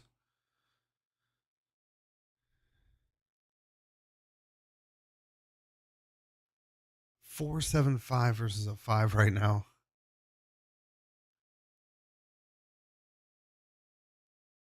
Gotta be the score. 9-point lead. 27-point lead. Gotta be the close now, right?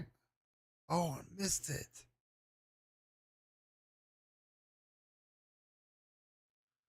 Wow, that was tough. Here we go again. Got another shot at this.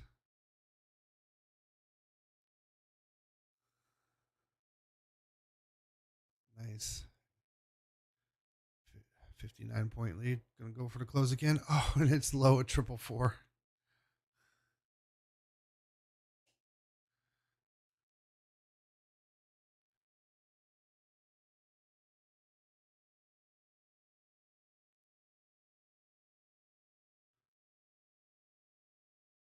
Oh.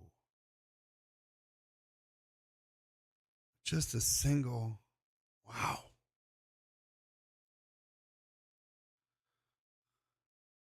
Here she comes. I'm thinking you gotta go close, right? Just hit 2 singles. Not a trip 20. Oh, going 19s now. Oh no. Average is identical at 3.67s. Pressure's building. Got to get an extra drink of hydration.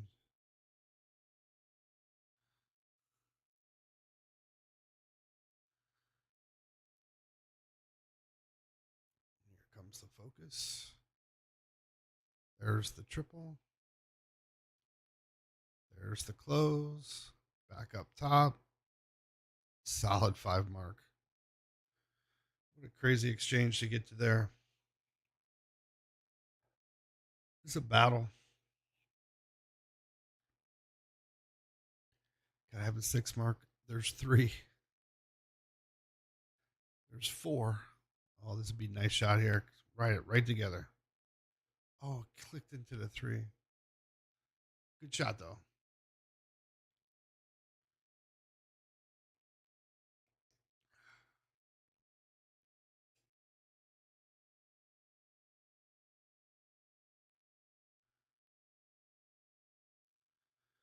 There's some more points. Single. I think she stays. Yep.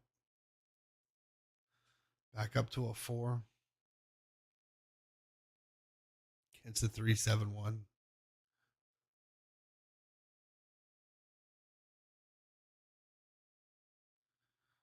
There's a good one. Get it again. Get it again. Yeah. 404 to 380, 24-point lead. There's fight in this match for sure. Both up the 4s again.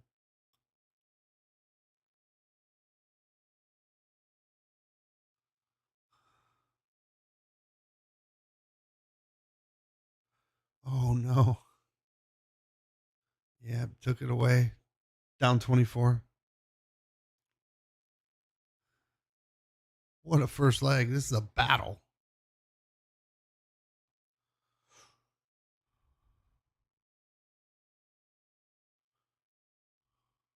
She says enough of that.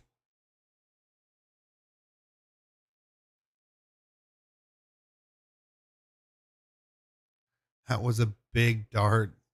Tripping that 18 on the first dart, take it away with a 24-point lead. Now you're thinking all I need is a 5. A 7 is awesome. Just need one triple and stay solid. Solid. Oh, struck it a little bit low. Just a 2 mark.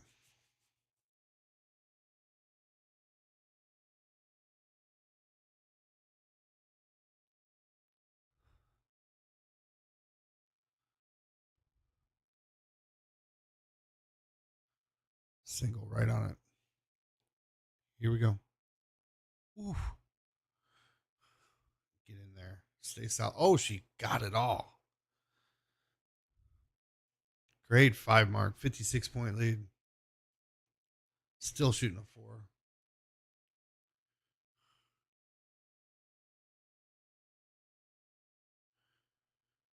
Gotta have it. She got it. Gotta have it again. Oh, she got it. Single.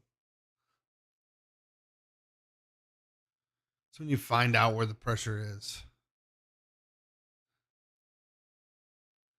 She just needs 2 fat 15s. There's 1. There's 2. Great shot.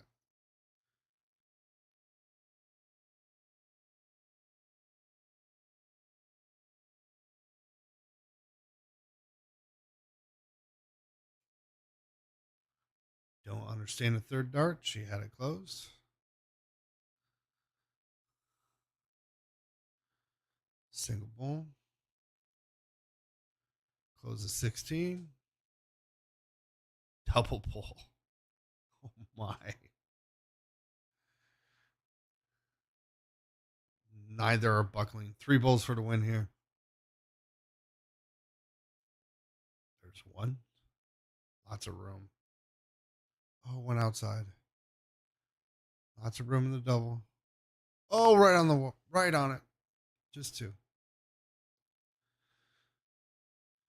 2 to win here.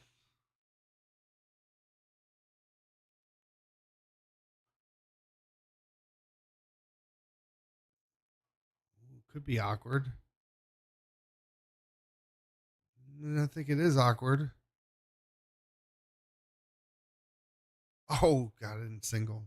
Next bullseye wins. Leg 1.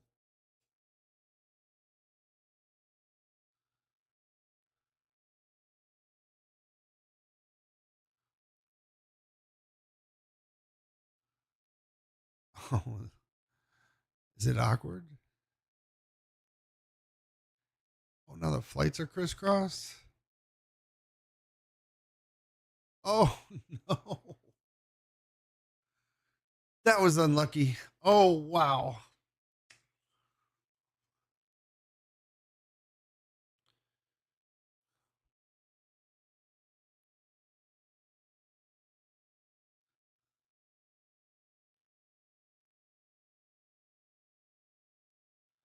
Pressure's on. Oh, next bullseye wins. Here we go. Come on, ladies. Played so good to hear. Can they hear me? Probably not.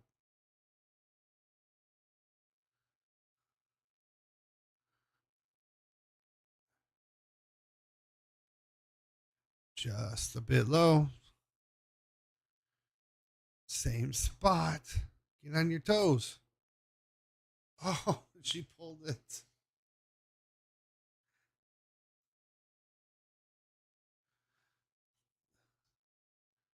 I wonder what they're saying to each other. It's like, oh my, what is wrong with us? Don't worry, we're not talking about it.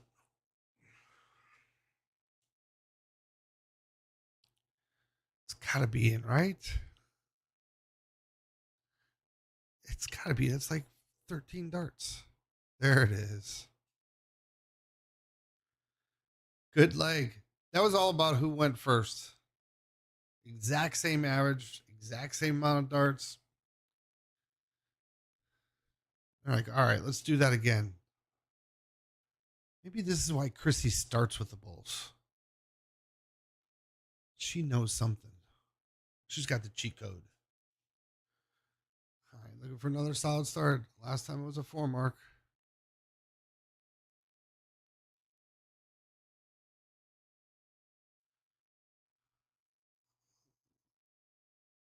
No, just 2 this time.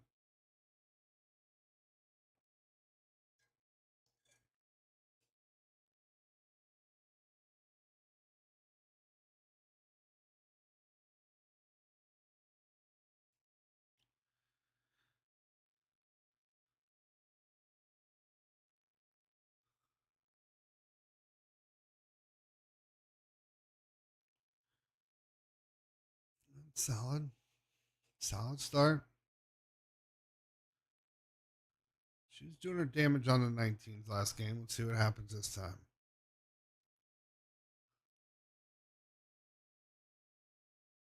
She said no more than 20. And I'll let you go first.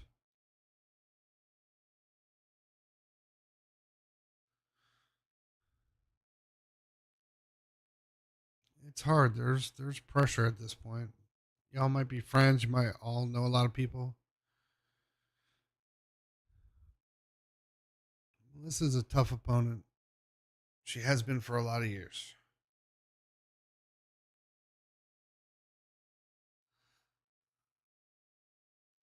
I think it just takes one good shot and the other one kicks in too right now.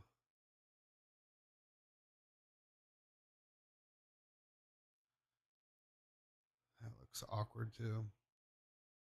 Oh, she got right in there. It's hard to tell with the angle sometimes. That flight looks like it's just laying down. Must have been. That's why she went to 17s, but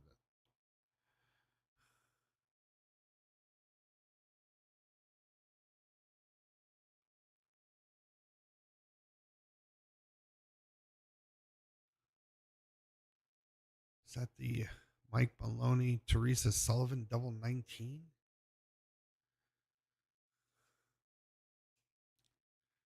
All right, here we are again now. All square. You actually up a 17 with the throw.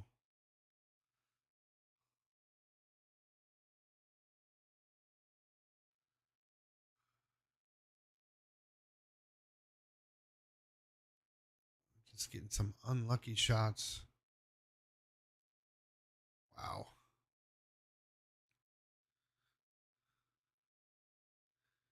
I think this is go time for Melissa. She's just been laying there. Yeah, that looks good. Just get 3 fat ones. Fine. Oh, she says, no, I'm better than that. Fired it right in there for a 5 mark. First scoring of the game.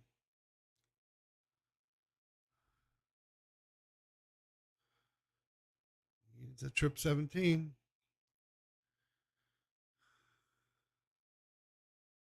Got one. Gonna stay down. Yeah.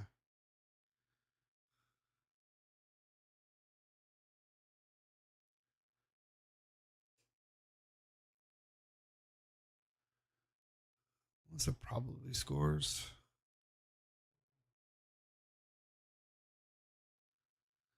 Yeah. She may stay there. Nope, she went down. Fat 17.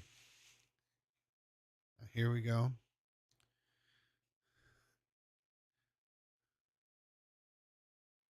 One good dart.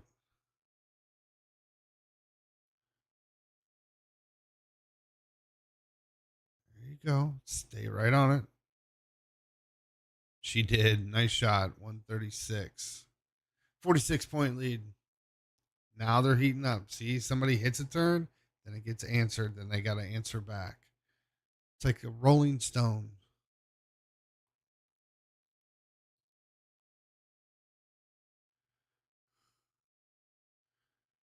She needs a triple to take a look. Just a single. She'll stay there. She tried to fire in that triple again. Not successful this time. You got a 10-point lead. Take at least one dart up there. She nailed it. Now you can do whatever you want. Oh, come on, get that 17. She did. It just goes back and forth. It simmers for a while and starts to heat up a little bit. I think we're coming close to a boil.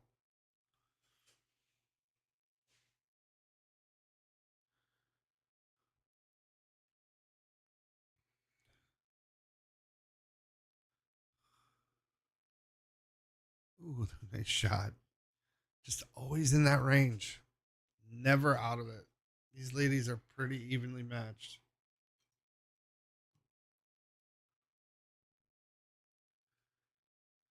Here we go. Oh, I thought she was going to go for the Cobra combo. Good shot, though. Took another number, got some points. Now a 7 mark still leaves Melissa behind. Good shot.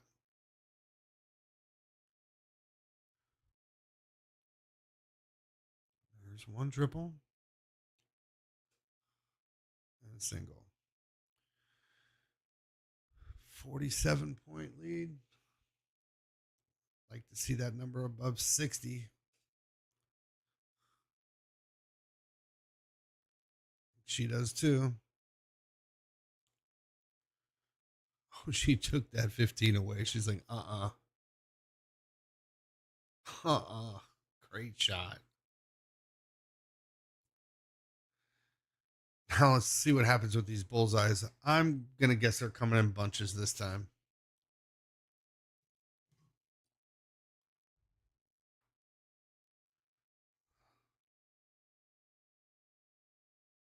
Is she taking that number? Yep. All right. She says 5-3. I can do this.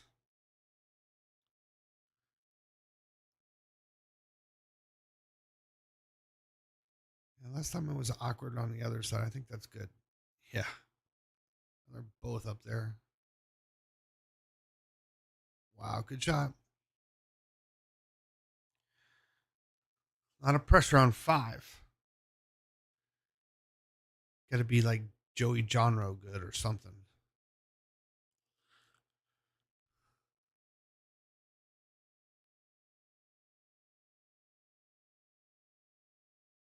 Just getting her close it.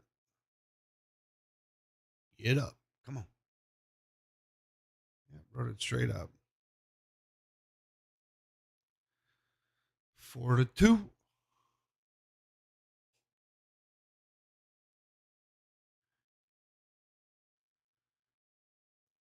Concentration, focus, nice timing. It's right there. I think it just followed through. Big follow through. Yeah. Good shot.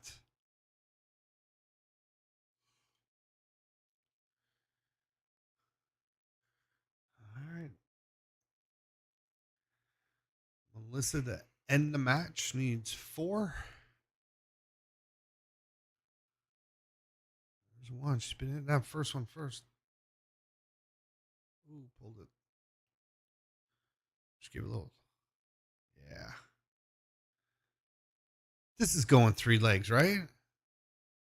Has to be.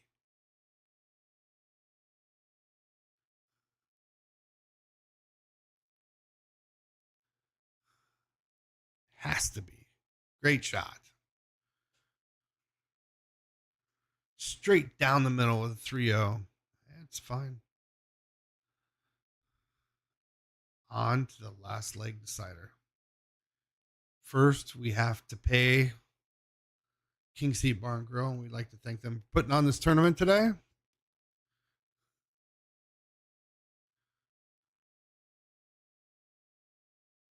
Hopefully, they didn't run out of raspberry and Red Bull.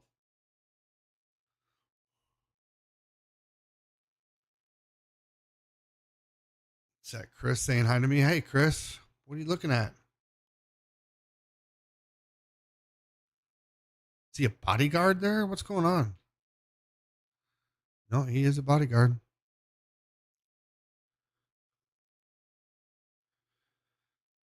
All right, looks like we're going to diddle. Earbuds go in.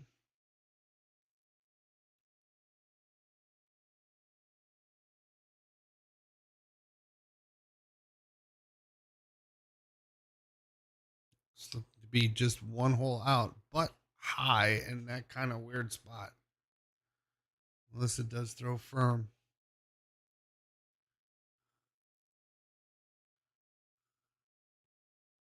Here we go. I think Jessica got it. Oh, couple more credits, ladies. Chris, go put some money in the machine for those ladies.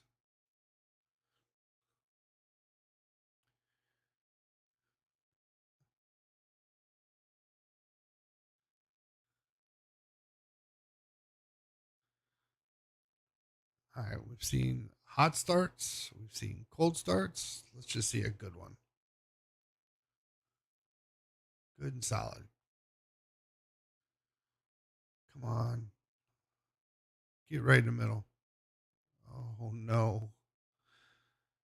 Just act like you lost the diddle. It's fine.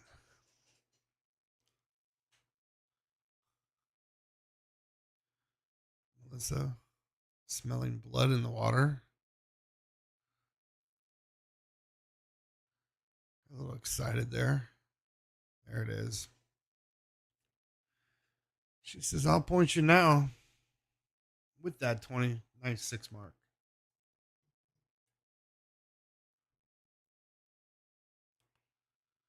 Here we go. Come on with an answer. There's a couple.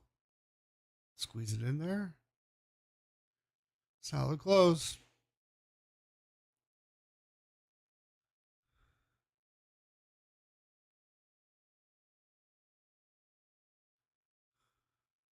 Yep.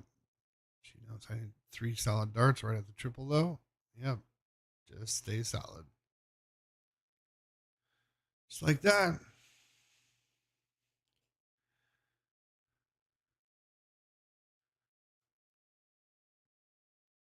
Melissa's picked up the pace. Come on, Jessica. She said, I want my 17.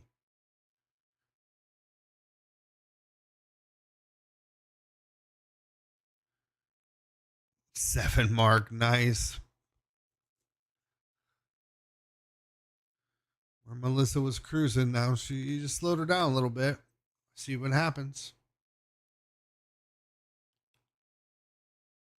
Yeah.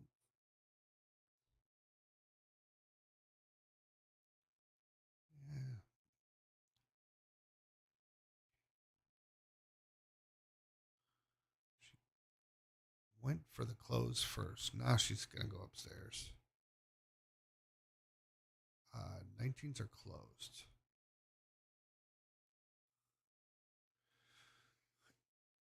Here we are, all square again. Exact same averages. Got to get that bigger number off that board.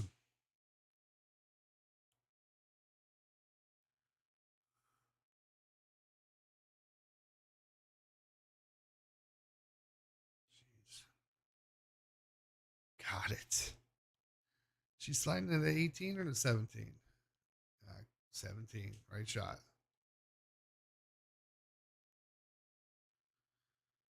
All right, Melissa. See you hit those 18s.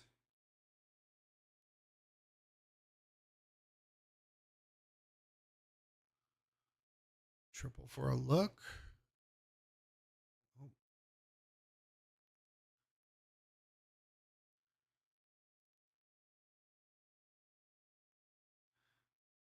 Okay, Jessica, here you go. Wide open opportunity, but following a 1 mark. Close the 18.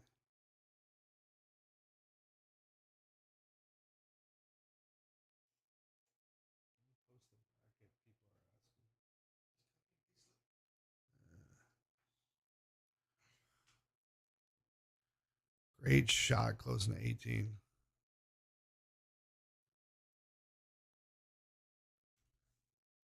Sorry. Getting down to the corners.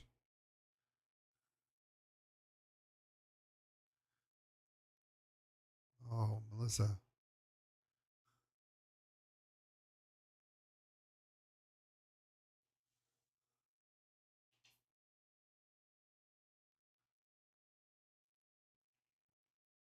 Same shot. Close the 16s. Like that. Go close the 15s while you're at it. You're good. You could stay there. She said, no, I want to point Melissa. Up 3 numbers, but you didn't have a clean shot to 15, so it's probably the right shot.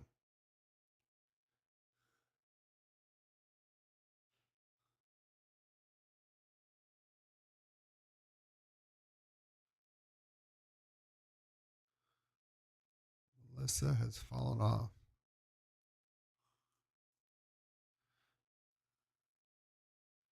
It's tough. A lot of darts. She's one playing in those flip-flops too. Nice. 15's close. 4 numbers, 25-point lead. Take your time. That's good.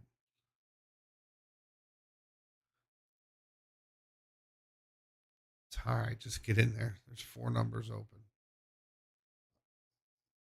Just high. Now, Melissa, you're only down 25. She didn't point you.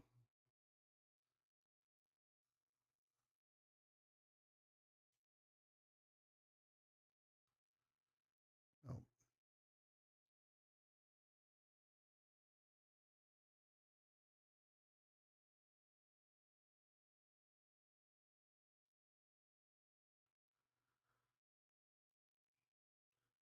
All right. No pressure shot, Jessica. Double pull. Great dart. Big follow through again.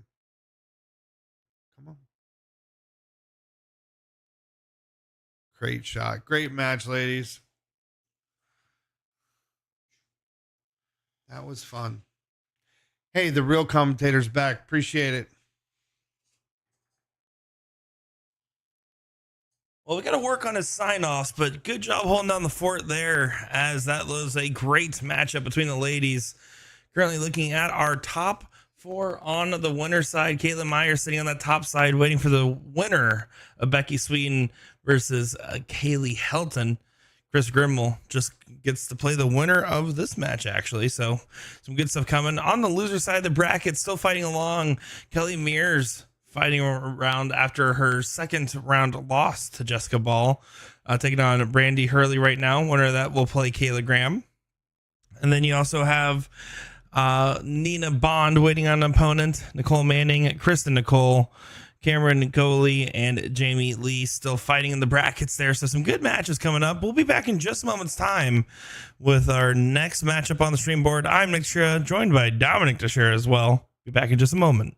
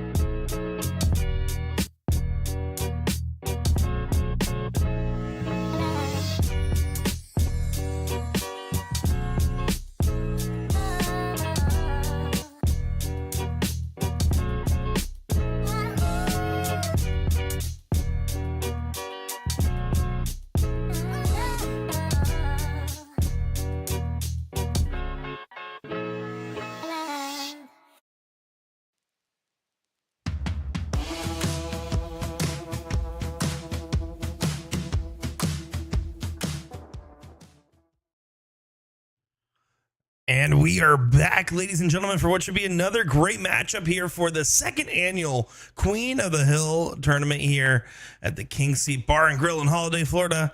Brought to you by Eclipse Designs. My name is Nick DiChiria, bringing you coverage of this one. Had to relieve the better Dominic from the mic as he was making me look too bad, but being too good himself. Kaylee Helton and Caitlin Myers is your matchup for this one.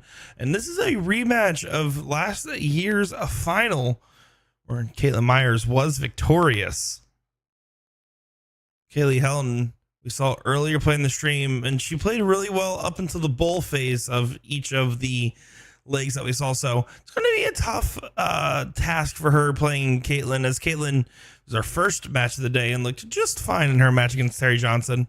So we're going to see how that one plays out, but let us know who you're cheering for as the bracket's starting to wind down. We're in that latter half for sure at this point. Been live now for 4 hours bringing coverage of this one. We will, after this, probably get the Queen Seat matchup. You would think for the Queen of the Hill, we would have to get the Hill match.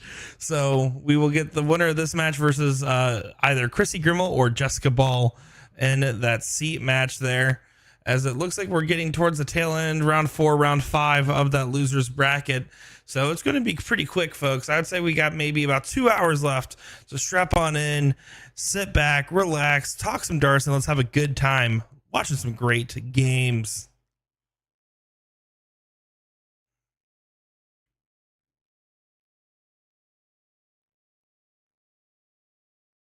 See, Kaylee showing some frustrations. Last time we saw her was her match against Stephanie. She then went on to beat Becky Sweden. Don't know how she performed specifically in that matchup there. But against Stephanie, it was definitely grueling at times towards the bullseyes. But in the early stages of the league, she was looking sharp. She was looking good. Very talented player that I am definitely now becoming more and more familiar with as the day progresses. But Caitlin Myers, a lady I am very familiar with.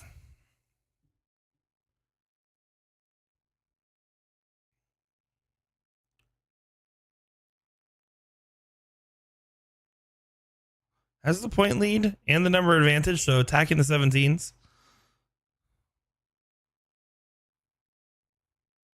Last one sails away.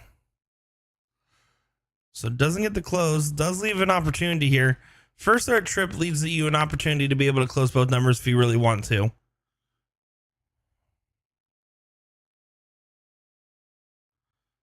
Oh, second dart got away from her because that first one's a perfect marker. Yeah, that's frustrating. I don't know if the second one was just gripped a little funny or released a little funny. In either case, she's not finding it very funny. Caitlin should just be able to close and move along. Wasn't really pressured to do much more than that. That's exactly what's happening here. Rocking her signature super dart barrels.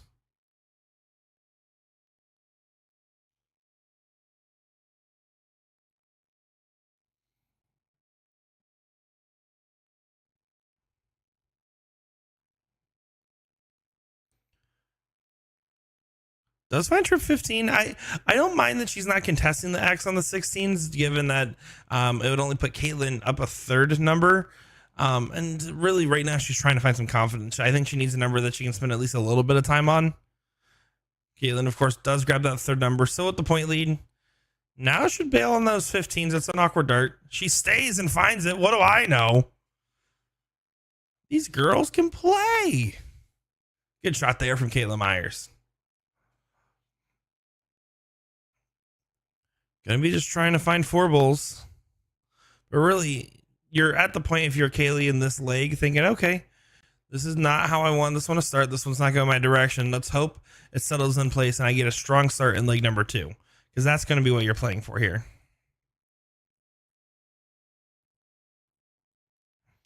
Bull number 1's a go. Bull number 2 is not, but it falls out well. Now only 1 bull away from a 1-0 lead in this race to 2 format.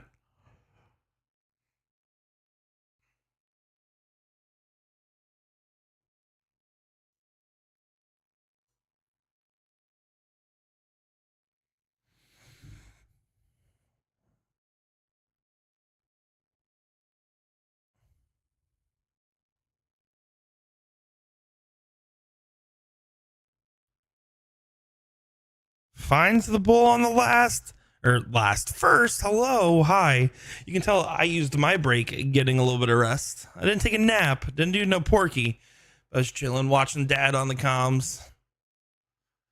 They just grow up so fast. Kaylee Helen needs to get a good start. Try to settle herself into this match. Good marker dart.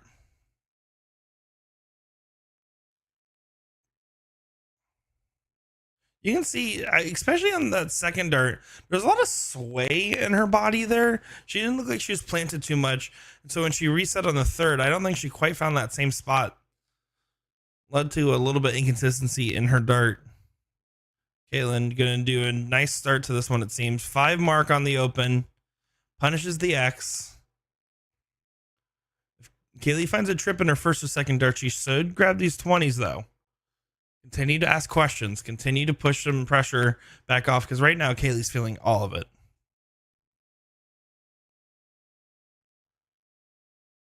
Fortunately, she's just struggling to find it right now.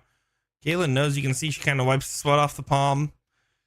This is, again, one of those consistent rounds that really makes a difference in the long run.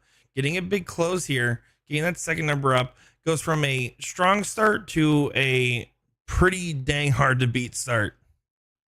Good last start, sneaks it between those two. Assertive position for Caitlin Myers. Looking prime right now to potentially retain her title.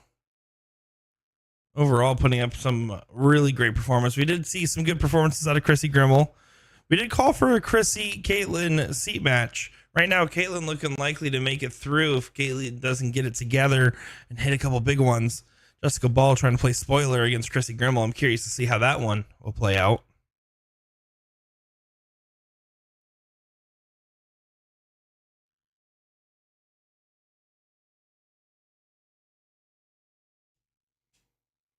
A nice 1, 2, 3. So still 2 numbers and points ahead. Good first start, though, for Kaylee. One more trip helps out. Kind of pushed that last dart. She wanted it. You could tell by the body language that she was really hoping that dart finds it.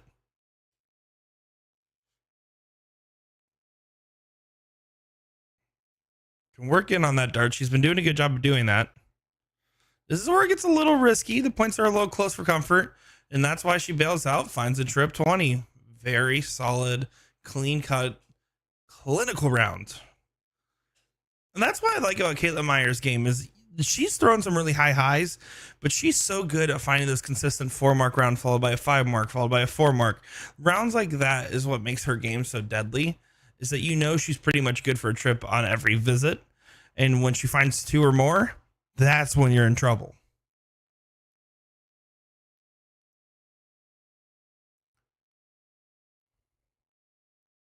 Go for the 1, 2, 3. Hits it in 1. Good shot there.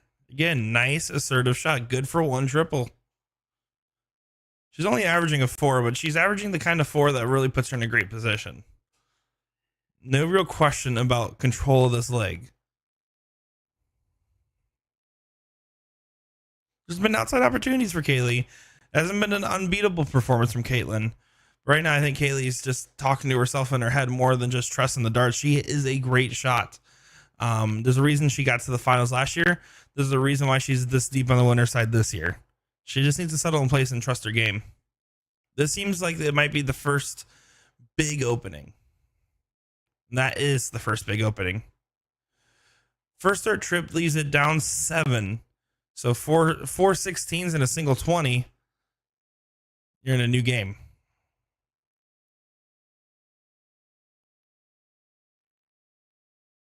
Awkward dart. You either have to get over it or hit the cover.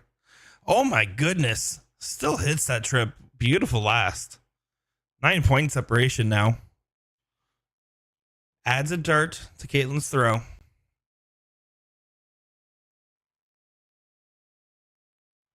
And definitely a cool off moment. Still finds the trip. Good collect.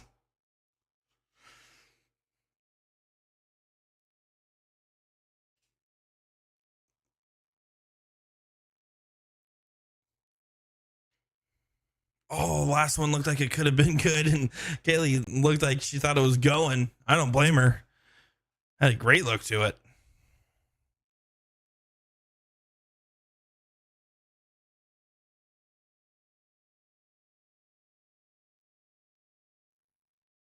And good last start from Caitlin. Pulls the parachute, is able to land safely. 99 points is awkward. Again, asking for a 6 mark.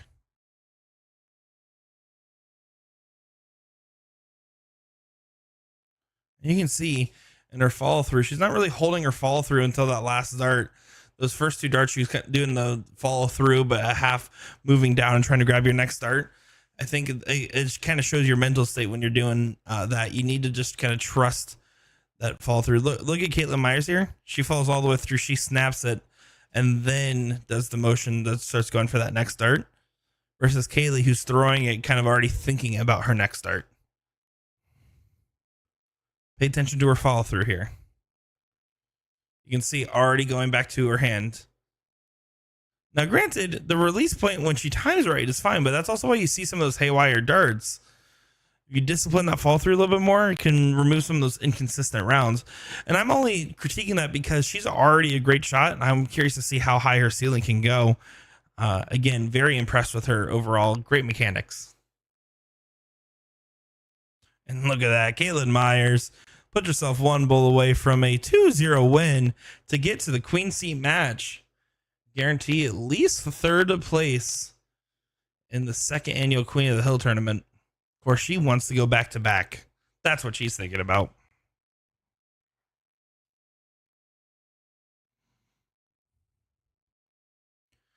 For the match, Caitlin Myers, bullseye.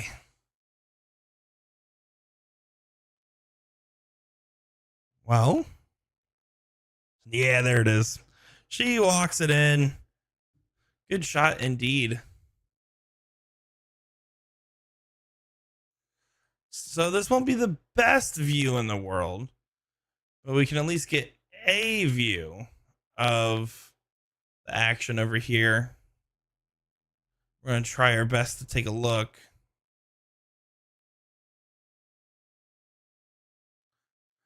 This will be your other top 4 matchup. Don't know what game this is. Might be game 1 still. Could be game 2. At the very least. We'll take a look over here. So this is going to be Jessica Ball throwing right now against Chris Grimble. This is to get to the other seat match position. Currently, all the losers bracket matches are playing. There's only 9 players left, excuse me, in the losers bracket currently, or 10 actually, because 9. Hi, first time commentator. Currently in that losers bracket match, Kaylee Graham taking on Kelly Mears. Kelly Mears still fighting back. And then we also have Melissa Walker, Nina Bond, Jean Scudder, and Nicole Manning. Nicole Manning, I believe, by the way, 4th place last year. And then Becky Sweet and Jamie Lee taking on board 3. And then, of course, Kaylee Helton waiting a couple rounds past that in that 5th, 6th position. So next match, what I'm assuming is going to be the game plan here is the winner of this match will play that queen seat. So we'll get that queen seat up next. And I think that might be just game 1 for the ladies. Again, sorry, it's not the best POV. Yeah, that was game number 1. So these ladies are now playing game number 2. And Chris Grimble, Jessica Ball.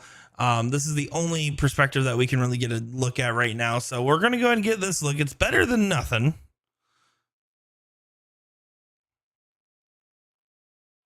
And we'll start off with this. So we'll give it just a moment. We're going to go ahead and kick on some music. Kind of hard to commentate an angle where we can't see the players. But again, the winner of this match will get Caitlin Myers. The next match that you'll see on your screen, 99% chance is going to be that queen seat match of Caitlin Myers versus either Chris Grimble or Jessica Ball. We'll be back in just a moment's time. I'm Nick Sure, bringing coverage of the Queen of the Hill tournament, brought to you by Eclipse Designs and King Seat Bar and Grill.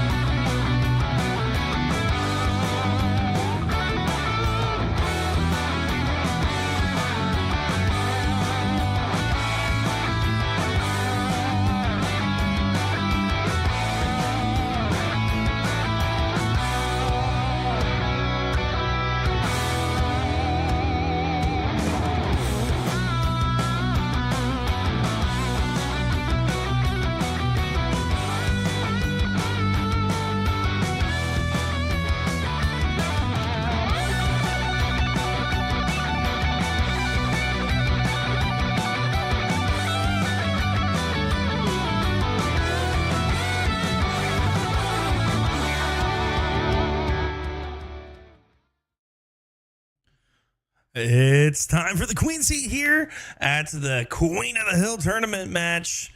Looking forward to the second annual one, brought to you by King's Seat Bar and Grill and Eclipse Designs. My name's DiChiria, and this is the matchup that a lot were calling for today. Chrissy Grimmel taking on Caitlin Myers, defending champ, and of course Chrissy Grimmel trying to challenge that title.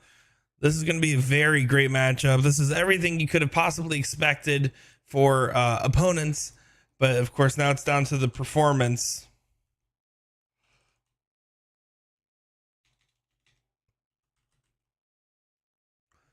Of course, you expect these ladies to be lighting up the dartboard. I think Caitlin Myers has been in good enough form where it makes me question, hey, do you think Chrissy's got this? I took her as my pick at the start of the day, right? You never bet against Chrissy Grimmel. You never do. Just like you never bet against Tom Brady. But at the same time, if there is someone to bet for, it's also the defending champion, the one that's been on quite the convincing run today, the one that's been hitting good shots. Not to say Chrissy hasn't, but Caitlin just also has. So this is a very impactful match. Winner of this match guarantees himself at least second place and $250. First place, 500 bones. Not bad for a little one-day tournament at your favorite local bar.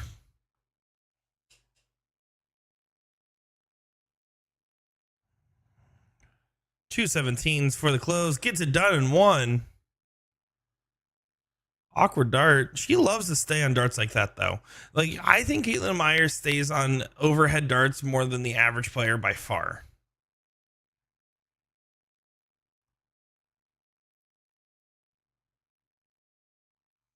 Chrissy all over the 16s. Converts on the last, but down 3. With 2 numbers up, Caitlin can take this however she wants. 2 16s and a big trip upstairs is probably the ideal shot.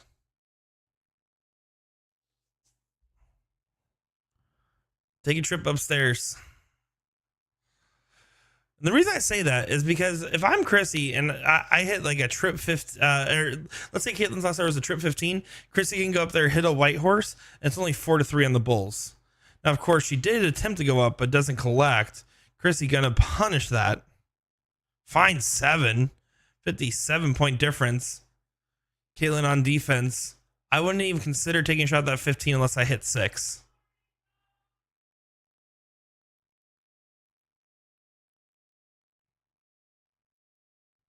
No.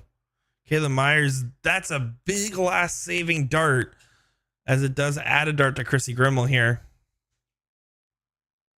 But Chrissy has a great opportunity and a leg that she started off really slow in. Can take the look if she wanted. I don't mind the stay in this situation. Yeah, finds another 7. She's hitting the 15s really well. She wants to give herself a clean shot at both closes, not a must hit last 2 darts. I like that mentality. Caitlin using her trusty 20s. They've been pretty good for her today. Finds 7 in response. 38-point difference. Chrissy looking for another trip. Good marker. Should be able to get this next one in with it. Oh, it goes high. Does nail the last dart. 37-point difference. Caitlin's just going to continue to try to make sure Chrissy doesn't have an opportunity. Take advantage of the higher number and wear out. Not that you're going to wear out Chris Grimmel in a best of 3 for the record, but wear out the 15s versus the 20s. Takes a look in the last. I don't know if I like that. Leaves Chrissy with an opportunity for the 9. If you hit it, you're the hero. Gamble's going to pay off here. And now you can go 2 15 grabs and try to grab a single 20. 13-point difference. Single 20 adds a bull. So big 3 mark.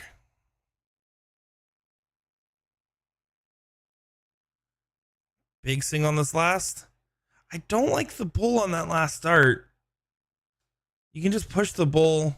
Right now, if Chrissy can close your numbers, she can go ahead and try to hit 4 bulls. She can do a lot of different things with this shot to make this feel more pressure than what 1 bull would have gotten. Like, there's a huge hat trick. If you had another bull ahead by hitting a single 20 or 18, you'd feel a lot more comfortable. Because now if you go right at this, you're leaving Chrissy a potential single bull trip shot if you miss. So now you have to bail. She does pull the parachute. 53-point difference.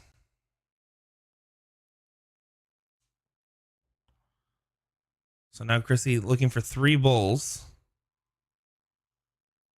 to follow her hat trick. She hits another. Chrissy Grimmell's releasing the Kraken, trying to continue to fight. This is where I want to see a big FU kind of round from Caitlin Myers. I want to see trip after trip upstairs.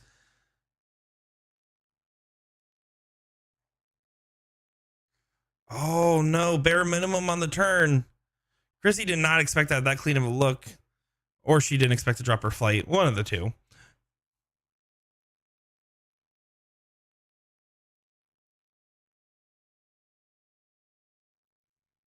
Big moment here. First third bull gives you all the options in the world. Doesn't hit it. Caitlin will return to the board. And that was the bare minimum from Chrissy.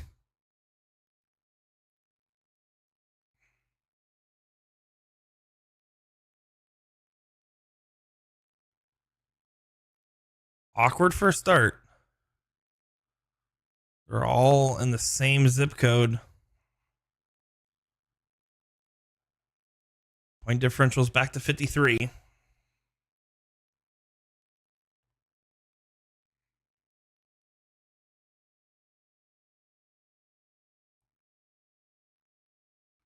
But there's a double from Chrissy and a single. Oh, you expected that last start to go. If it goes in, completely changes the shot here for Caitlin, because it goes from a hit at least 2 to you need to hit a lot. You still need to hit the 2, Caitlin. Finds a trip. Can she follow it? She does follow it that time. 98-point differential between the two. Chrissy now needing 4 bulls to make up the distance. It's going to be hard to find the double. It's all over top. Still finds the double. Chrissy Grimmell doing Chrissy Grimmell things, as Chrissy Grimmell does. Caitlin going to continue to regain that point lead, but that 20 is shown back up for her, and it's found the right time to show up. Last start looks like it was for a bull, but it could have been a split mind. Again, I don't think I have any problems with her just staying up for 3, trying to knock Chrissy out of a leg. No matter what, just 2 bulls will not feel like enough. Caitlin can start the bull again, but every time she's done this, she has not had a first start that she can use as a marker. She needs to drill this first start for her confidence and for her other darts. Drills it. Finds another. No, does not. And moves back up. They didn't have to, just with no game shot available, but I have no issue with that shot. Again, keeps Chrissy all the way to arm's length. Chrissy now needs 5 bulls to get behind, 6 bulls to get ahead. Even Chrissy's like, hey, I'm done with that stupid 20. She found it again. I'm tired of her throwing at that. Go ahead, take your 2 bulls. Let's move on to the next game. Caitlin Myers for a 1-0 lead.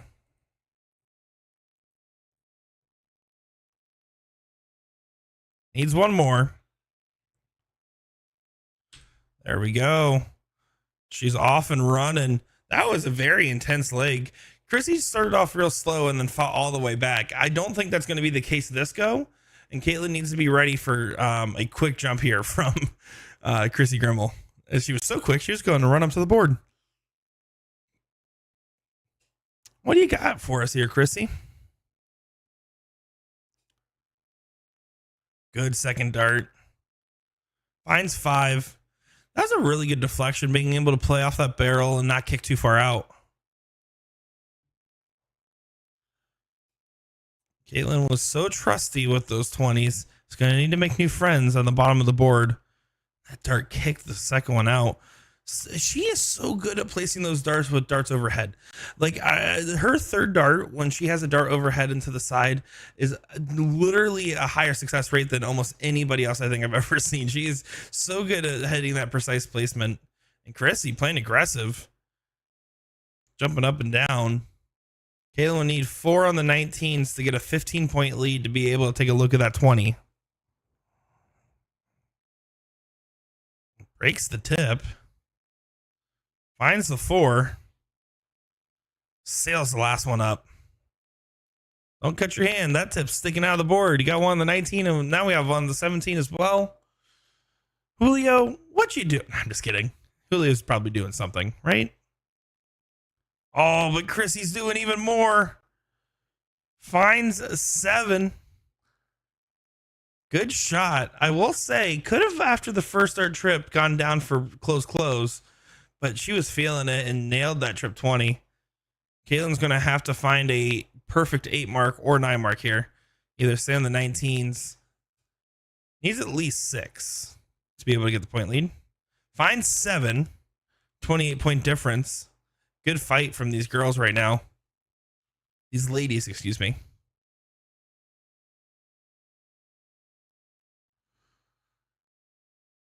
Bye-bye 19. No, she pulls it.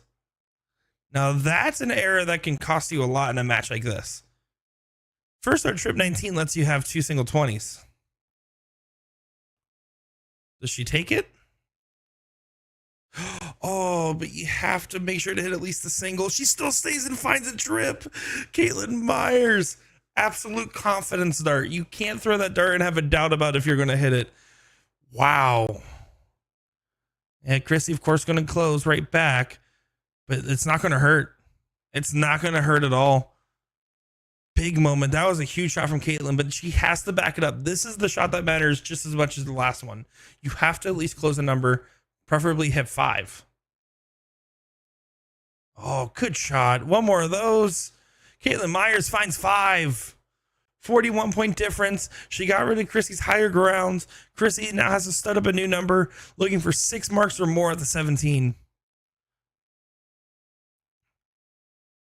Can she sneak it in? She only hits 5.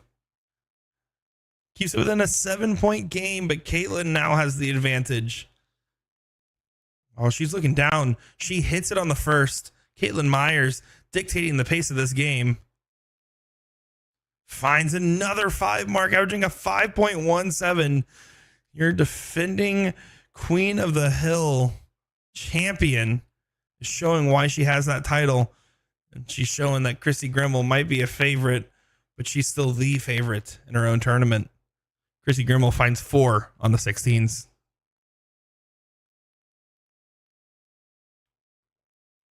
Caitlin can seal her destiny by closing the corner pockets. Goes high. I want to see her bail. She does parachute. Now this is the drama. Only a single. Opportunity handed back. Chrissy Grimmel loves shots like these. Trip 16 gets you the point lead. Finds the point lead. Single, she's going to have to take a look. And she sinks that last start. You saw her eyes move to the screen and then back. The hesitation there, uncharacteristic. She normally would have that shot planned before she got to the board. I think that breaking concentration cost her. There's no way Caitlin can sneak another one there, right? Oh my gosh, that's such a well-placed dart. Even if it is just a single, that's a hard spot to find the dart in with the way those flights are crossed. Impressive from both. But Chrissy's fought back from the behind position plenty of times. Finds 5. 9-point game. This is the Hill match. This is proving to be the Hill match at that. This is an intense battle between both of these competitors.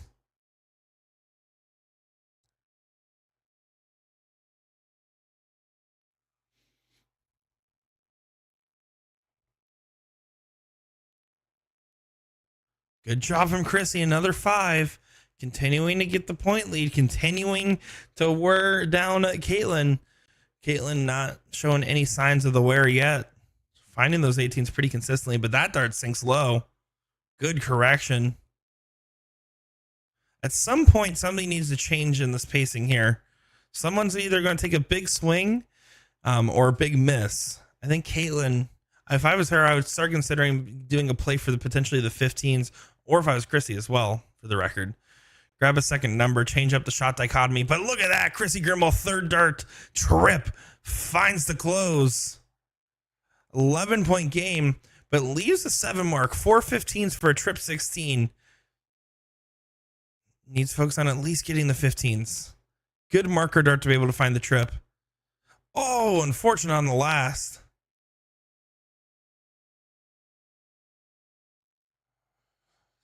Chrissy can seal this one away potentially. You have to start 15 on this turn. I don't agree with the shot selection.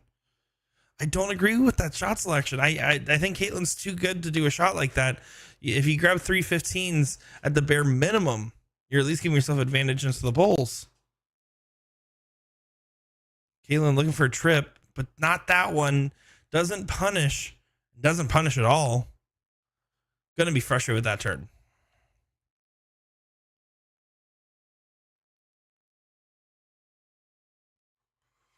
And Chrissy gonna just do what she needs to get done now. Gets rid of the 15s, trips the 16 out of last to make sure, hey, this is how you get some points so that way somebody can't come back on the bulls. Giving Caitlin a reminder of how many bulls Chrissy hit in the last leg and almost took away from her. This is going to go down to a last leg decider, and I'm here for every bit of this matchup. Hope you guys are enjoying this, because I certainly am. This is some top tier ladies darts at its finest. Currently, by the way, we got both 7th and 8th place matches underway.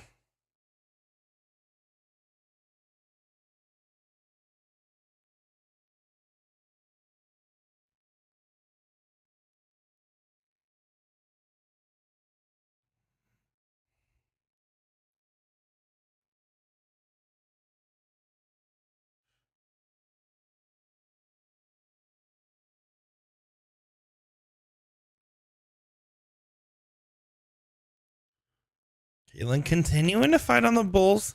Chrissy going to try to close the door on this turn. Important one to do so. Don't want to accidentally let her back in. Should be able to do it after that dart. Beautiful markers. Yeah, there's the hat trick. Chrissy Grimble giving it some stuff. It's 1-1. And what is a great matchup that's going to go down to a last leg decider and a very, very important diddle. Caitlin to show first.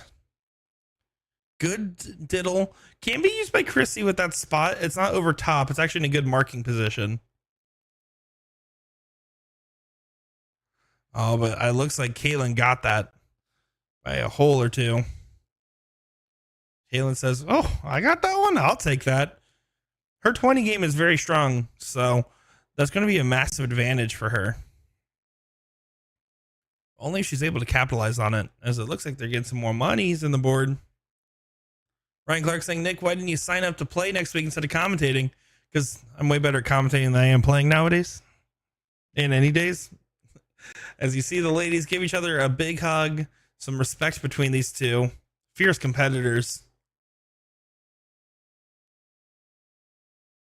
Caitlin sinks the first trip 20. Opens up with a 7 mark and a last leg decider. Takes advantage of the diddle. Good shot from Caitlin Myers. Chris Grimble, who was fiery in that last leg, is going to try to make sure to stoke the flames and keep it going. Hits 5 in response. Solid answer.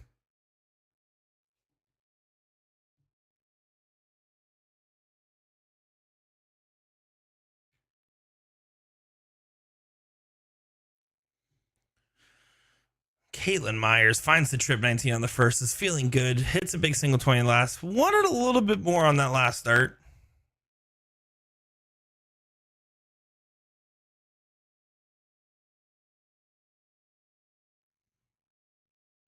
And there you go, Chrissy Grimble doing Chrissy Grimble tings as she finds 7 marks on the 18. Caitlin should play a little bit more conservative. Just try to get as many of those 20s as possible. She's hitting them very well. Oh, sails the last start. You could tell she felt it. She was not happy with it. 4 mark does do a good job. 70-point difference 418s does leave a shot at the 20s. Oh, need to hit at least a single on that last. Still a great 6 mark.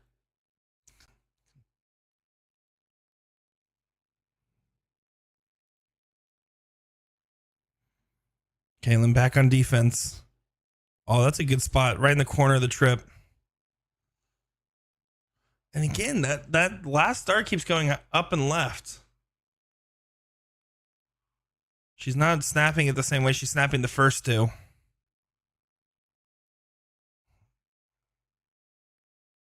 Chrissy's going to work up on that dart. Does do so. 12-point lead. And hits the close on the last dart. That's some Chrissy Grimmel darts to a T. She gives a little bit of a celebration with it. It's a must-hit dart if you're going to swing it, and she does hit the must-hit swing. Kayla Myers now pushed to the 17s. Needs to find a trip on this last dart. Doesn't find it. Chrissy Grimmel's now taking this opening. Saw the crack in the door. Is about to burst through it and try to sprint along.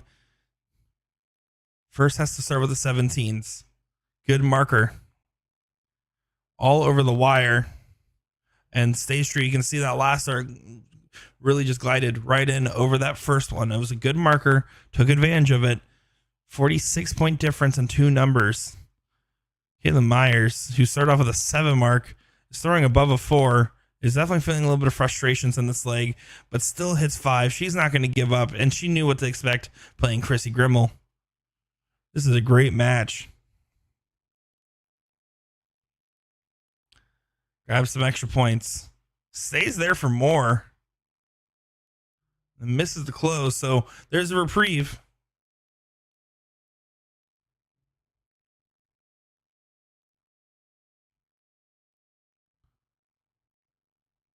Can she use that dart? She's really good at finding this last. And there doesn't. 33 is the magic number. Another first dart trip.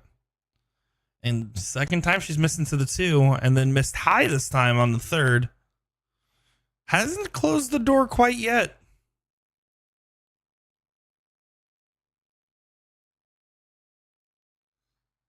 Bail to the 15? No, she's staying.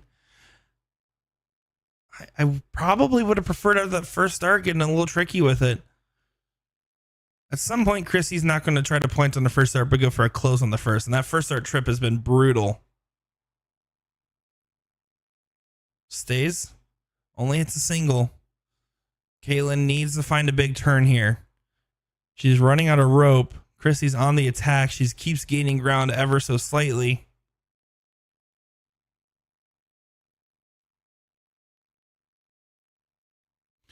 Big 5. 11 points. Keeps her alive in this matchup. But you expect Chrissy to hit at least a single one of her points in a single 16 for the close.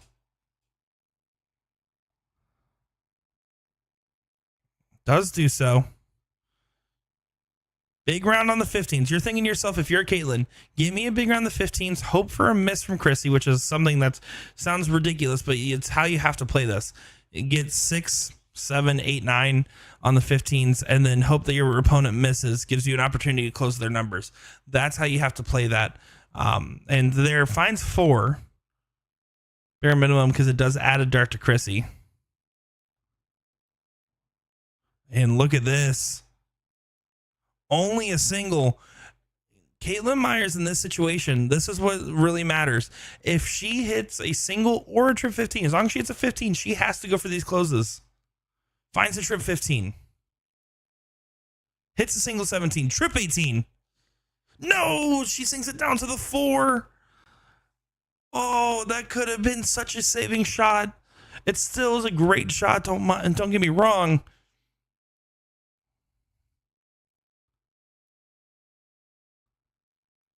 Chrissy fishing for a trip. Awkward dart. Gets underneath it. Never mind. And hits the 7 mark response and says, that's how you hit that shot. Great stuff from Chrissy Grimmel.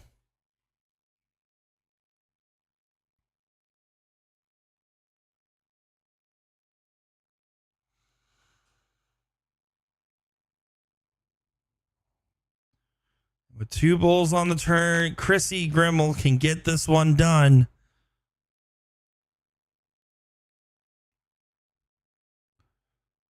And does do so. Chrissy Grimmel, ladies and gentlemen, doing what she does best. That was a great matchup from these ladies. That was a lot of fun. By far our best matchup of the day. Some great stuff from both of them. And I mean, truly competitive play. Caitlin pushed Chrissy to show her best. And Caitlin was just a couple of missed starts away from having a completely different scoreline. Great stuff there. Hold your head up high. Caitlin Myers still can defend her title. She is going to have to do it now from the loose side of the bracket. She's going to be sitting in that 3rd place section. Next up, 7th, 8th place position match. Kelly Mears, Nina Bond. And then should continue on from there. Looks like we also have currently sitting in the 5th, 6th, Jessica Ball, Jamie Lee. And then Kaylee Helton waiting on the winner of that Kelly Mears, Nina Bond match. So it looks like we're going to stay with Kelly Mears, Nina Bond. After that, winner of that match will play Kaylee Helton. We'll watch that one. We'll watch 4th place, 3rd place, and final. So we have 5 matches left in our day. 6 if you count a double dip scenario. So that's going to be what's coming up. Shouldn't take too long to get things going. You can see Kelly Mears already back up to the board. I'm just going to rehydrate. Don't go far, folks. That was a great match. We're about to see some more 7th, 8th place position match coming up right now.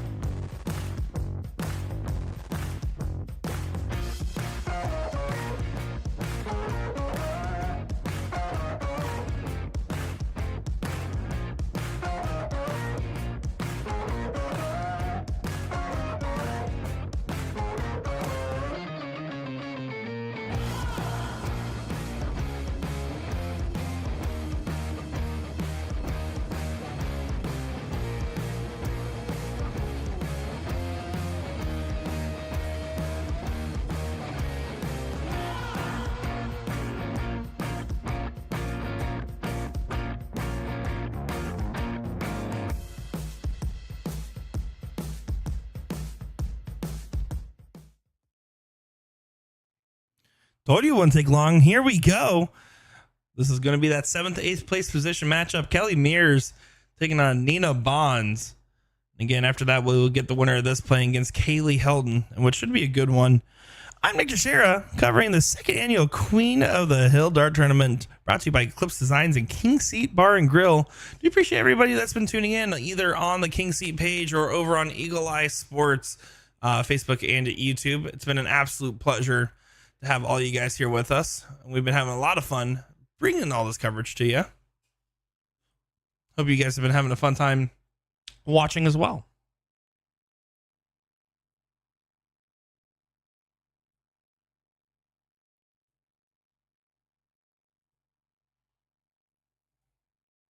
If you haven't been having a fun time, I didn't ask. Heather Lee Bentley tuning in, saying, let's go, Nina. Heather Lee just shot great earlier. It was fun commentating your match. Thanks for playing on the live stream. And aloha, Chris Trinidad. Great to see you in as always, my friend. Hope you were doing well.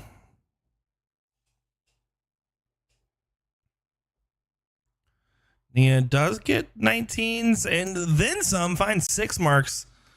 Kelly Mears lost in her 2nd round to Jessica Ball, who is currently, by the way, sitting in the 5th, 6th match, so she's still fighting along. But we saw her play her first match of the day against Lindsay Bradwell. And what we saw from Kelly is, first off, our only 2 9 marks of the day were from Kelly Mears in that very first matchup. And 2 was that it was definitely an up and down kind of day so far for Kelly Mears. Again, we talked about a little bit, hasn't been playing as much on the dartboard. It's been more focused on the life aspect. And when she does play, she just tries to have more fun with it than anything. Isn't worried about taking it seriously. Although even when she was at her most competitive, I think I've only ever seen her be super serious once. She's one of the most sweet, down-to-earth individuals ever.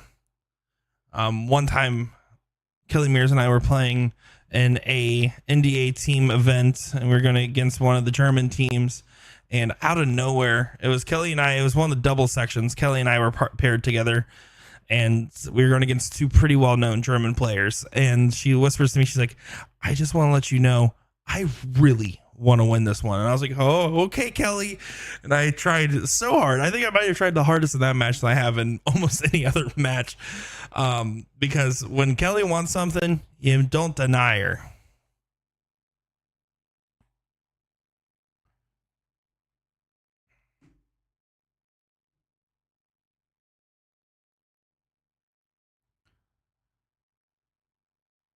Drops to the 13. You can tell Kelly not happy with that dart.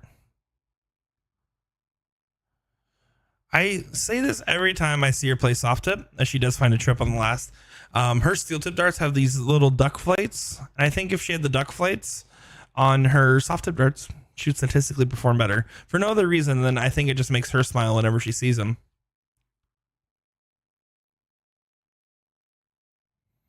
Nina convincing on these 19s, by the way, has been hitting them particularly well.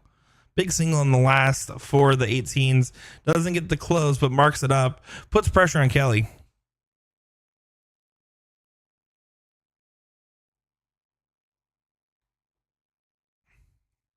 Been live now for about 5 hours, give or take.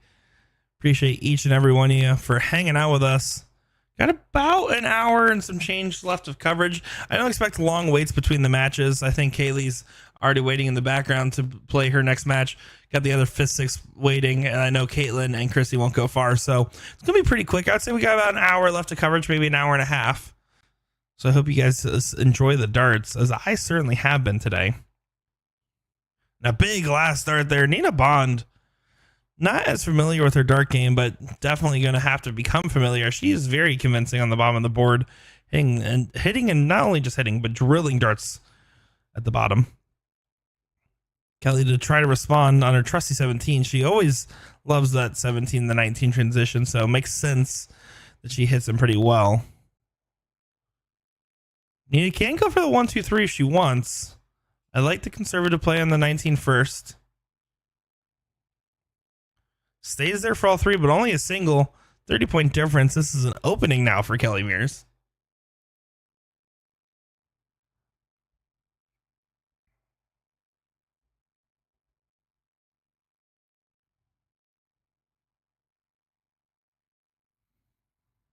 But an opening that's not going to be effectively taken. Even with that last start trip, you expected a little bit more damage. Still a good shot.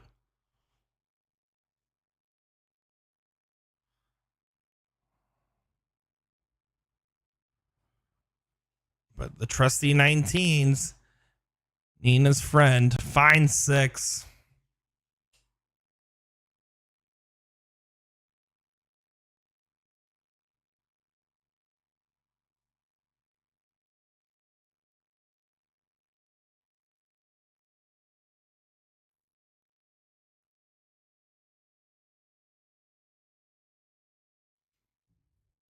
And look at that. Kelly Mears does get the close. She says, "I'm tired of those 19s. Nina, can you just stop hitting them?" You know what? Never mind. I'm not even going to ask. I'm just going to make you.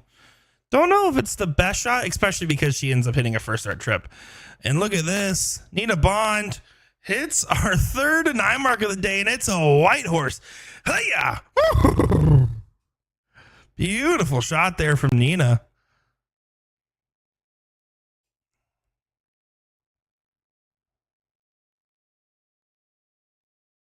Other 2 9 marks of the stream day were hit by Kelly Mears in our first round matchup. It's our 2nd streamed match of the day. So just so you know, it's been a little bit of a draw. We've seen plenty of 7s. We've seen some really clutch shots. We've seen a 5 bull shot, but that one right there, the big shot from Nina. One bull away from taking leg number 1. And a punish for Kelly Mears for going for that 19 close, which I don't necessarily blame her for.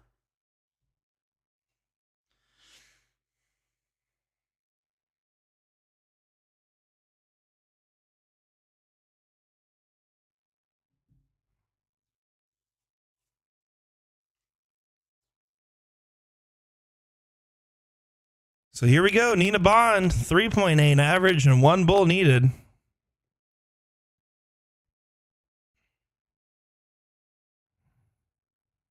Still needs to cross that line.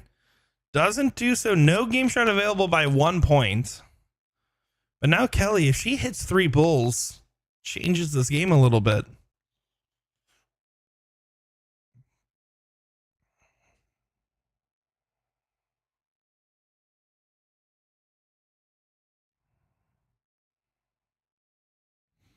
Oh, she's not happy with those darts. They're arguing with her. And then that last one, she still finds a single.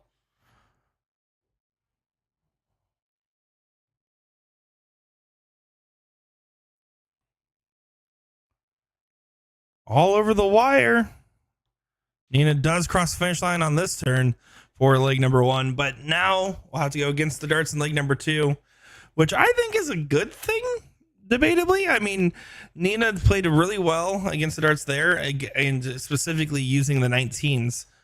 If she's able to effectively use the 19s like that again, this is scary. And there's a strong argument for how much Kelly likes the 19s, so just start there.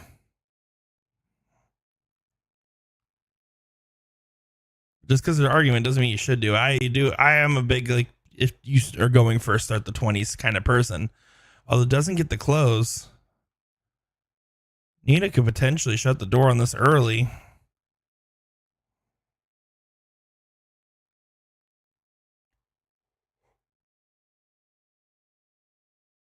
Does not shut the door.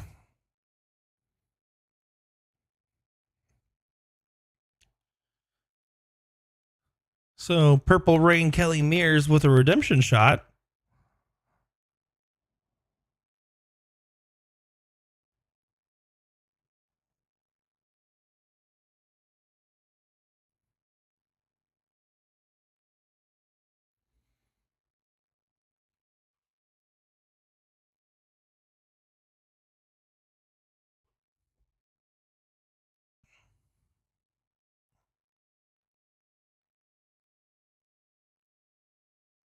Nina does get 3 singles, but no trusty trips in that visit. Trips she was finding with ease earlier.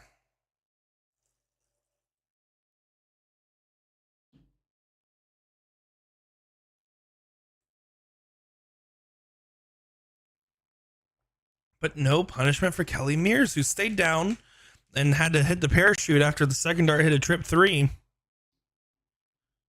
These ladies were firing it up in that last leg. Definitely finding a cold spell on this one. And just a single from Nina. Who's going to take that first big strike in the second leg?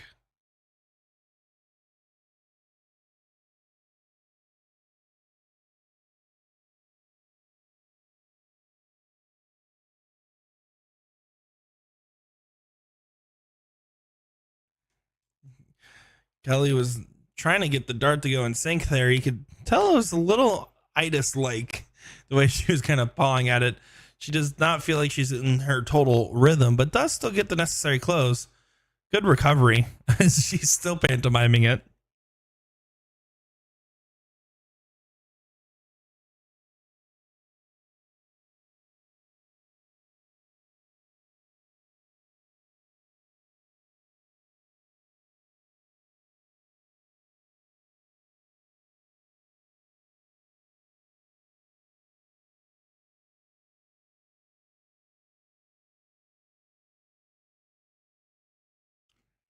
Kelly has an opportunity to run away with this leg. Gets her second number. Looking for a third.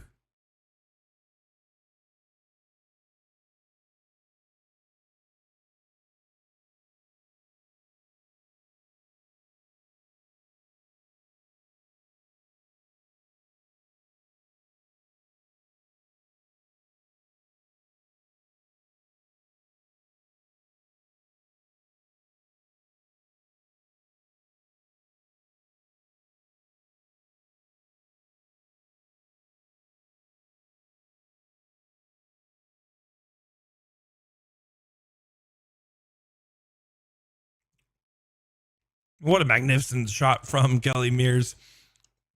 Even if it is an already close number, it was still really pretty. They're all kind of having a laugh about it now. Nina going to try to make a stand at the 16s. Is not out of this leg by any means, but definitely not in control of it like she was the last one, where she was playing very, very well.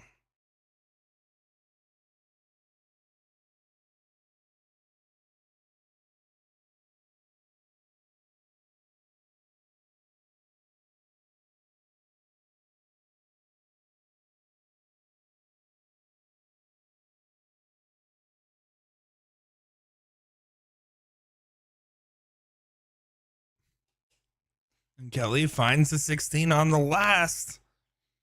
Pretty much locking this leg just out of reach, barring a big couple shots here from Nina.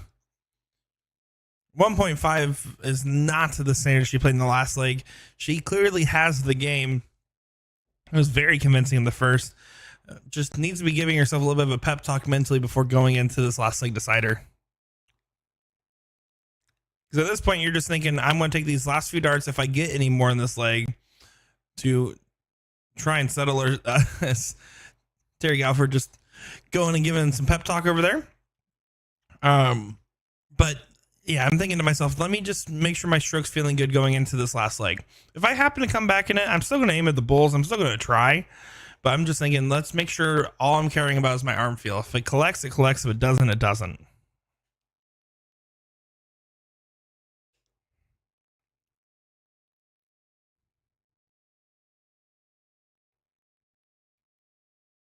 But Kelly Mears to make it 1-1.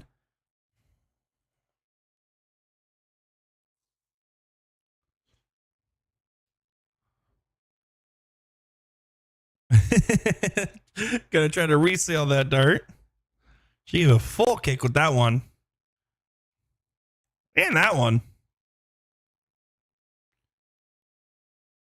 She's always given a kick, but I definitely think, which is how she was showing earlier, she's kind of having trouble throwing that dart, maybe getting the release point right. We'll return. Douglas in chat saying, I see Kelly Mears. I saw her last week at the Space Coast Spectacular. Yeah, Space Coast, one of my favorite steel tip tournaments. Unfortunately, couldn't make it this year. Excuse me, but always a good time.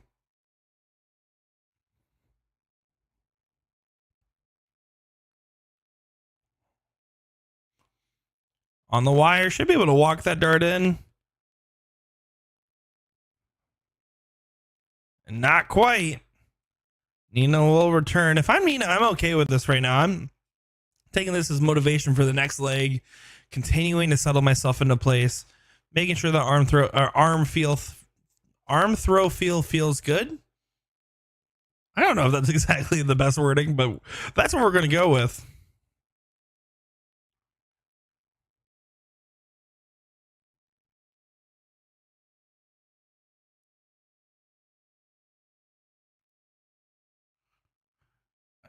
Don't know why Kelly moved up on the first, but I think she just needed to mark the distance away from the bull because it seems to have worked. 1-1. Heading into a last leg decider.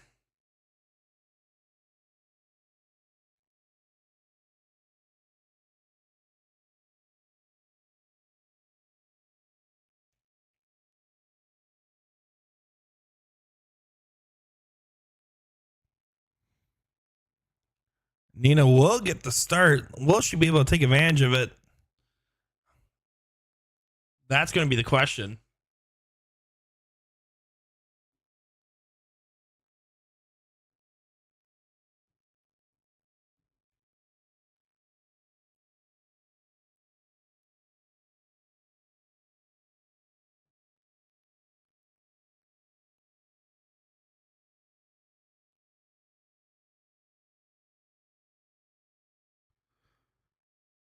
So here we go. In just a moment's time to get this last leg underway. There we go. Had to make sure we hit all the buttons. Nina Bond, can you go ahead and get us through the door? Will you start it off on the right foot? This is again the 5th, 6th position match. Only a 1 on the open.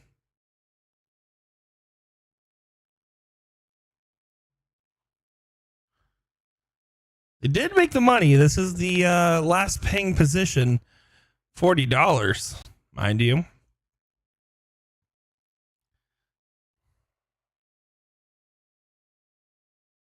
And look at that, Kelly Mears. Great shot. Fine 7.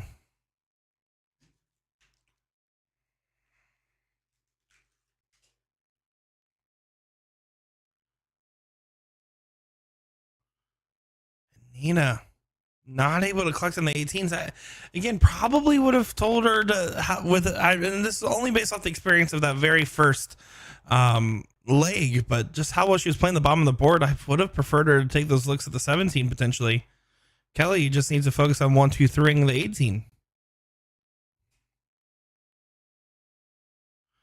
Finds 4, 3 numbers and 38 points ahead. Kelly Mears doing a clinical performance in this last leg decider.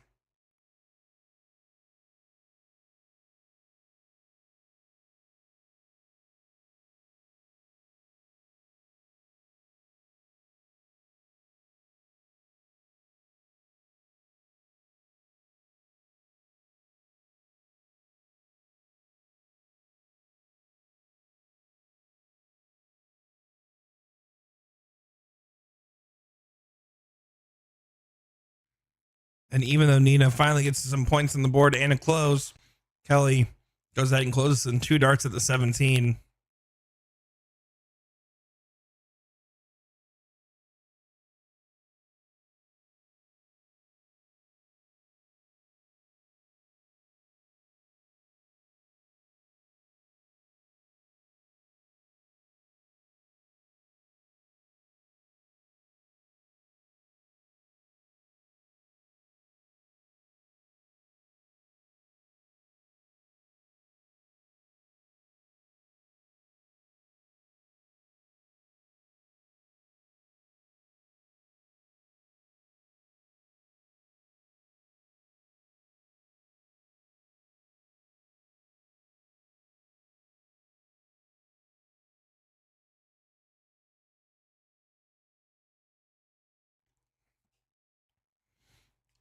Well, Kelly can go ahead and continue to push this one in her favor. 2 big 16s will help with that cause. Get a big single. You have 3 numbers. You can stay. Now you can consider parachuting out. Double checking with Terry. Having a little bit of a laugh about it.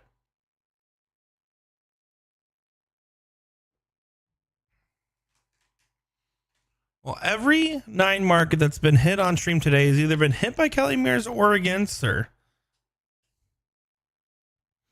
And considering how many matches they've been feeding us today, that's actually a pretty surprising statistic for multiple reasons.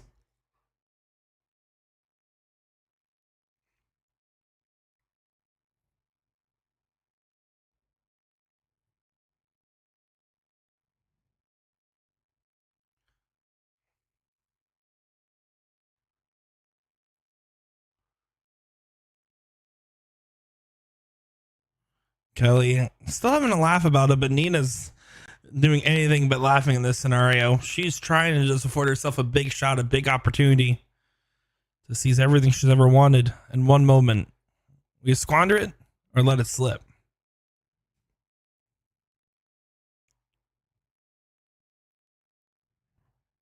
Two big 16s, 21 point difference.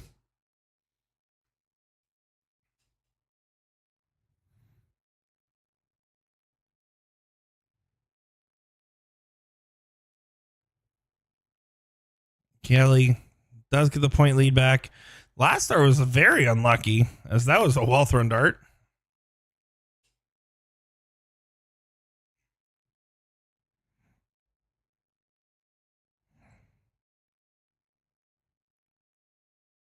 Nina shorter on that second dart.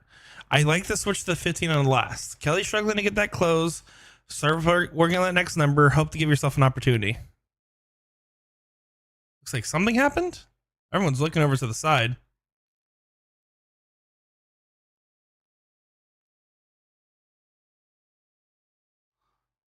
Looks like a big spill. Maybe a fall of sorts. Classic stuff at King C. Anybody on the inside? Give me info. What just happened there? I see the big spill. Was it just a spill? Was there a fall? What's the hot tea?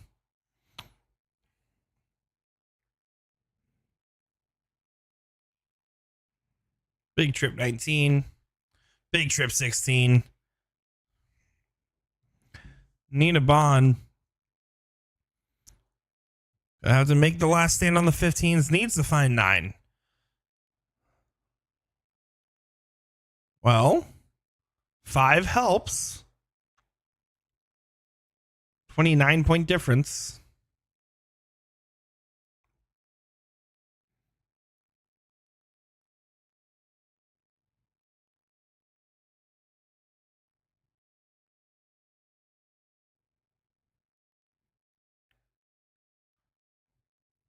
Big close in this last start. Does do so. Game might be out of reach for Nina. Too much work to do with not enough runway left. Is going to need to play for the Bulls and hope for an opportunity for a big closing shot.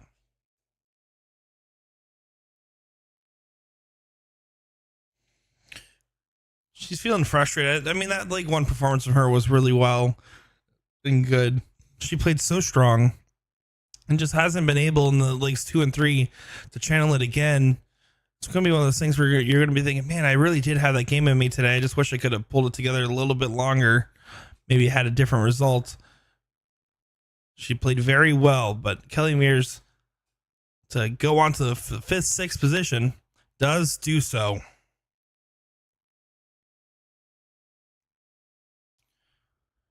Folks, coming up next, as Jessica Ball, Jamie Lee should still be going on or might have just finished.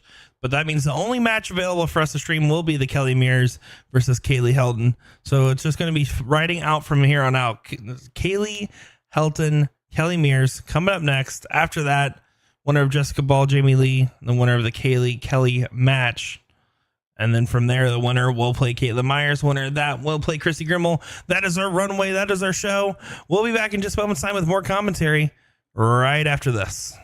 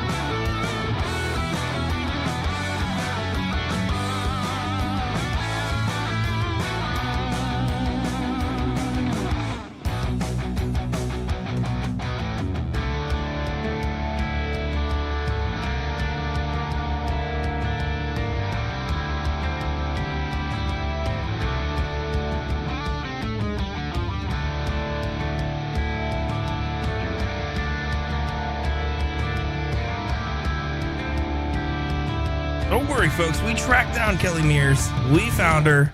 We got her. And we're ready to play some darts. I'm looking forward to it. Time for our 5th, 6th position matchup. Kaylee Hilton, excuse me. I typed that in wrong. My apologies.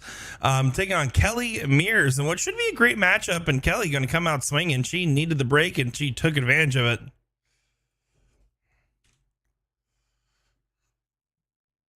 But Kaylee, last year's finalist, runner-up to Caitlin Myers, is trying to get back. She would have to win this one and her 4th place match to play Caitlin Myers in the 3rd place position. 3 mark close on the 19s, but that 6 mark start for Kelly Mears. Who knows what can happen? Hope you guys have been enjoying our coverage of the 2nd annual King Seat and Eclipse Designs Queen of the Hill tournament 2K25. I know it's my first time streaming it, and I've been having a great time covering these great matches from these, well, great competitors.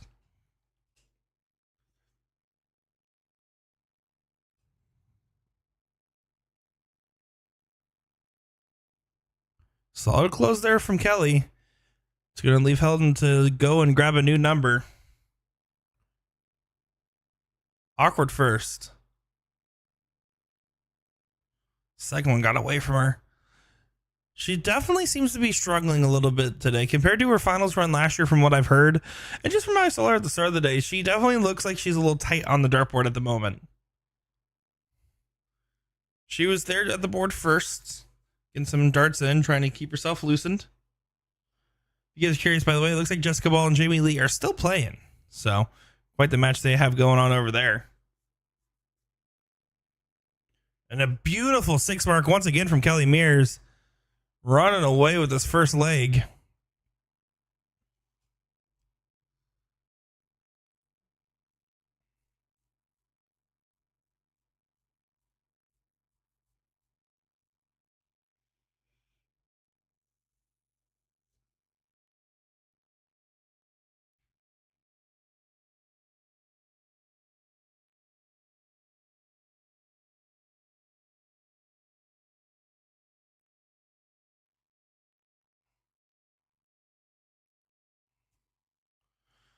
Kelly taking a breath. Knows that this could be a leg in her favor. She hits a big 316s.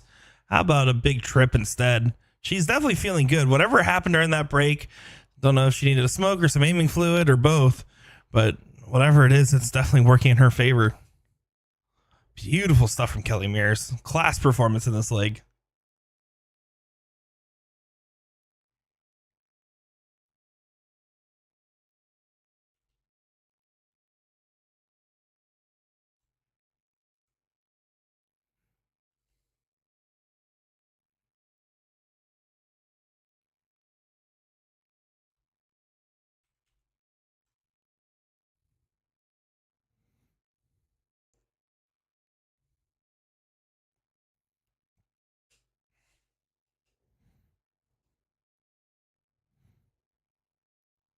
Good stuff from Kelly. 2 bulls needed on this last start. Doesn't need to get done here, but it'd be cool. And she does do it. 4.8 for Kelly Mears. Blink and you miss it leg. She says, don't worry. When I show up, I'll make it quick. As Kaylee's having a laugh. Even if she was firing like normal, I don't think much changes about that leg just by the way Kelly was hitting. But Kaylee just needs to approach this as a new leg. Take a deep breath. See what she can do here.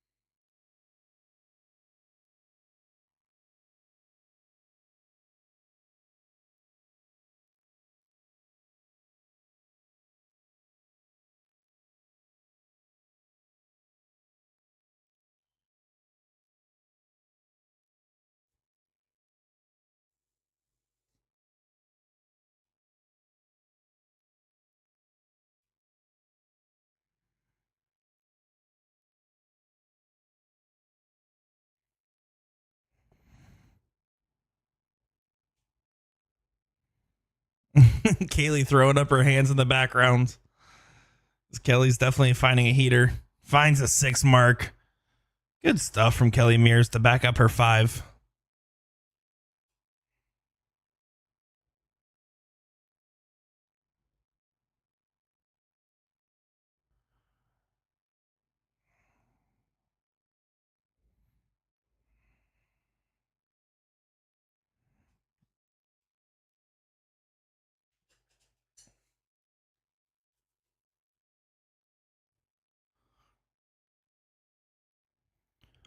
Kelly should be able to just go for the 1, 2, 3 on the close upstairs.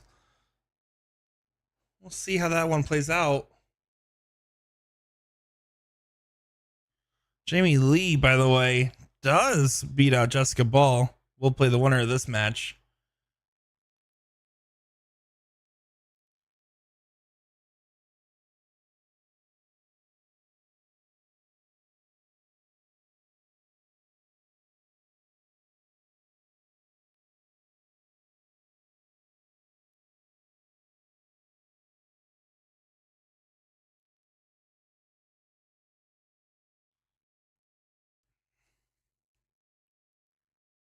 Oh, good shot there. Kaylee Houghton holding on. Big 6. She needed it. Gets her a 2-point advantage.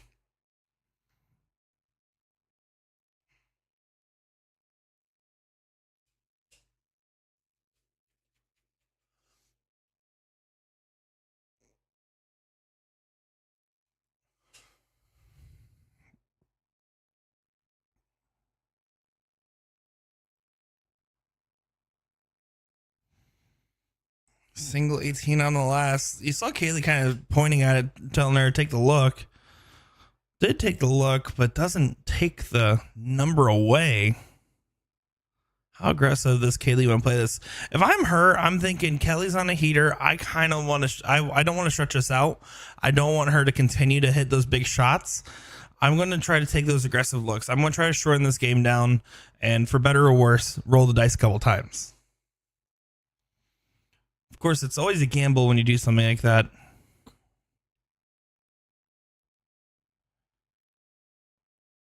Kelly still needs 2 more marks. Excuse me, 2 marks to get the point lead.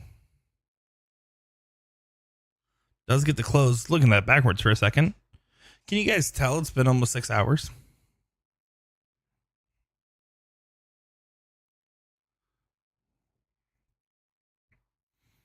Oh, good. Trip 17. Over to the 19. Finds the trip 19. And then goes back to the 17, but doesn't collect on the last. Good saving shot for Kaylee Houghton. Kelly punished for getting the close on the 18s and not getting the requisite point lead.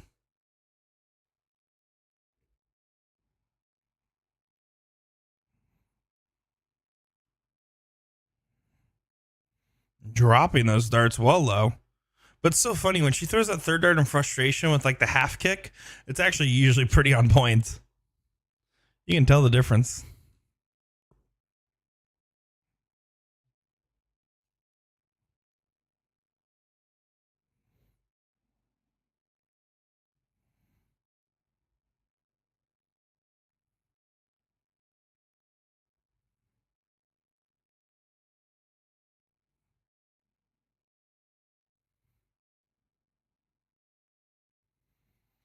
This is a big moment, though. A big shot here can turn the tables. She needs to recollect, recenter herself, align her chi, and channel her chakra. Finds 3.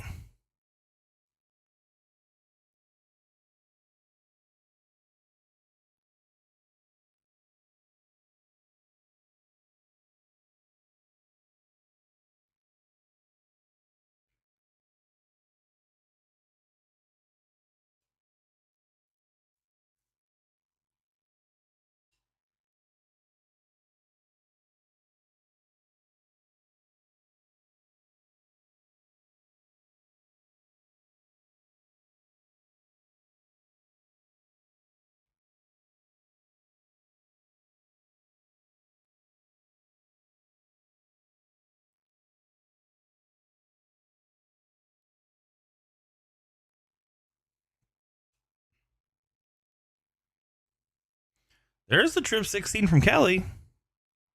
Needed at least a single on that dart to get her shot at 17. You can see the frustration. Still gets a single.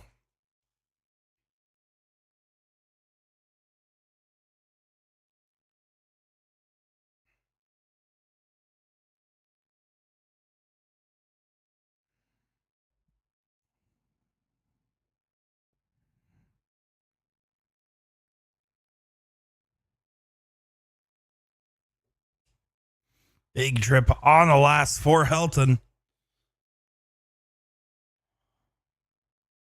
Kelly's fought back into this leg after getting punished earlier. Big trip on the 16 gives her an opportunity.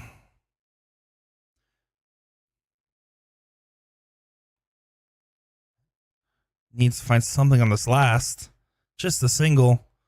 If I'm Kaylee, I'm going 1, 2, 3 on that 16 because it seems like it's been every other for Kelly. She's either hit it or she's completely whiffed on it.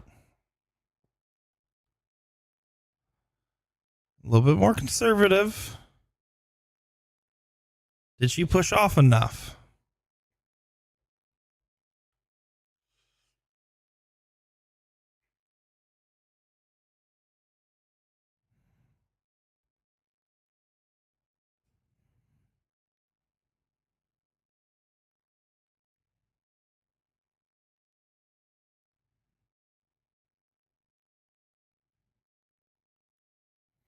With just 2 16s, at some point, Kaylee's going to have to take another dictating shot.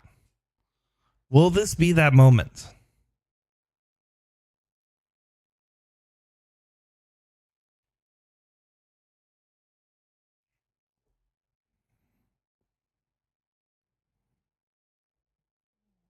Does take the last dart swing, doesn't collect.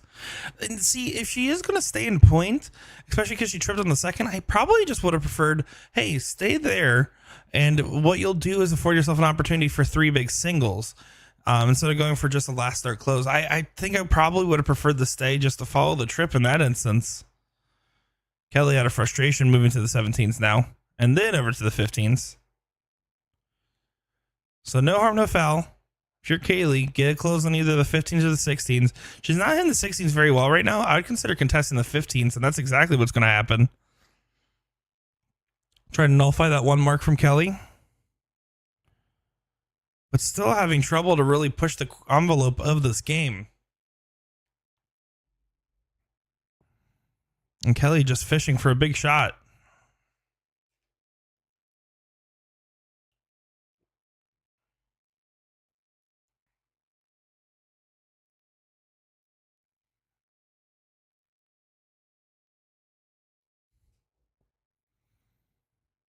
She's trying to tell herself to calm down there. You can tell the frustration's getting to her.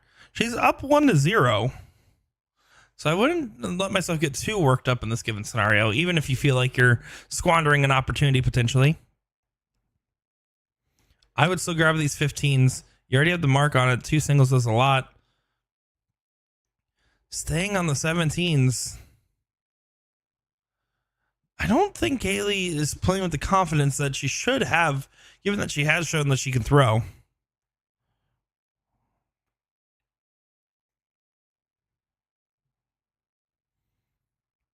Kelly can get a little tricky here and just grab the 15s. Give herself the mental reset of saying, hey, I'm tired of throwing these 16s. They're not working right now. That's what she's doing. Not a bad marker. Oh, it's getting awkward now. She's laughing at herself. They're having a little bit of fun.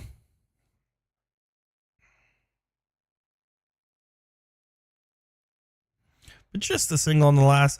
Same thing here. Kaylee, dictate the game a little bit. Grab those 2 15s. Make her last turn not count. You have the 17s to parachute, but you're up 113 points. This is a good opportunity to strike. Big single. Find another.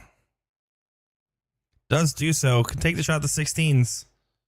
Stays there. Again, I think you're not helping yourself out, because if Kelly's struggling right now after playing so good in that first leg, take the advantage. Continue to put the pressure on.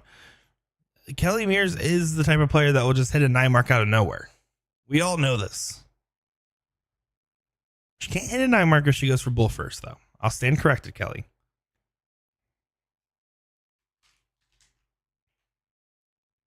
Does a little toe touch. Gives a little stretch.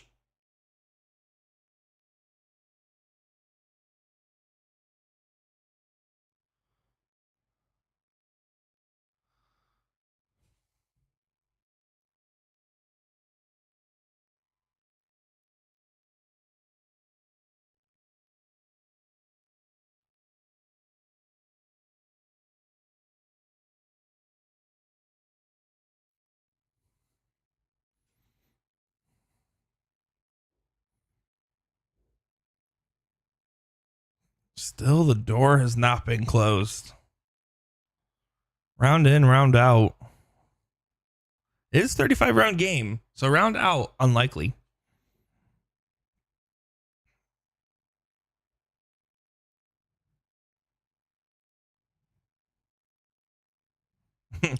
Kelly just throwing a frustration dart.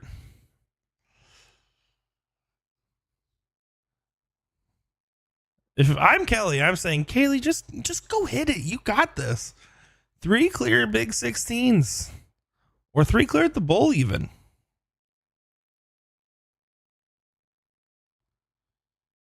Like, I just don't understand the direction. Nowhere near round out territory, but this time find 6. No more questioning. Decisions have been made easier. Hopefully they'll give her a little bit of a spark in herself.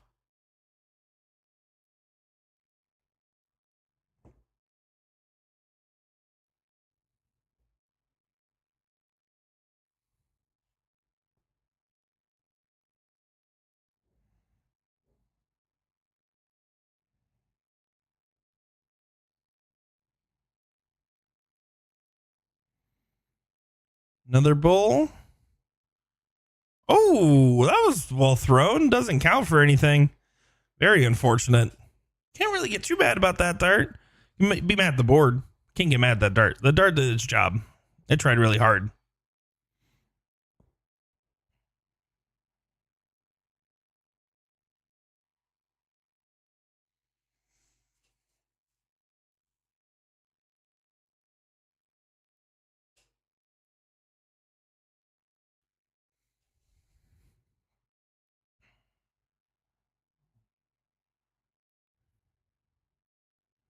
Oh, look at that. Kaylee Helton does find the double. We're going to a last leg decider here, folks. And ain't over yet. Kelly Mears won that first leg in double quick time. Leg number 2 is a struggle bust. I think Kelly just realized that they're going to a last leg decider by her reaction.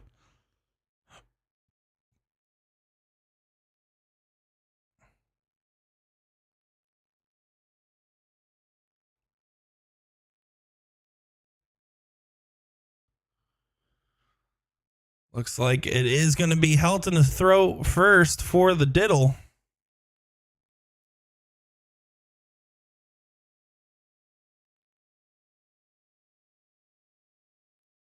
Oh, sails it outside.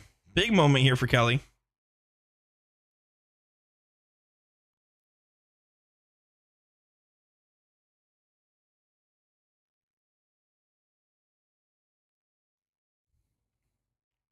Does get it. Kelly Mears will get the start in this last leg decider.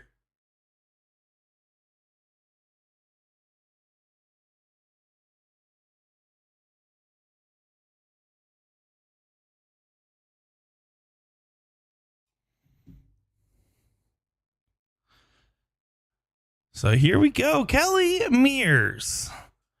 Miss Purple Rain herself.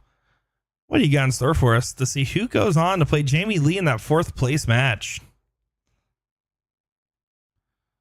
Oh, that second are a little long, but good correction on the 3rd. Chat, are we still awake back there? Leave a comment and let us know what you're thinking.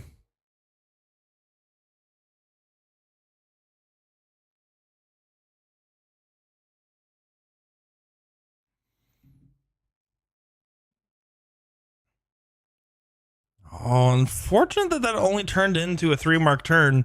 Looked like it could have been more on that last start. I don't know if it was an early deflection or not, but it looked good. Maybe I'm tripping. Who knows? I'll give it to her. Been live for almost 6 hours now. We've been going strong. Started at 3 o'clock Eastern. After this, 4th place, 3rd place, and finals.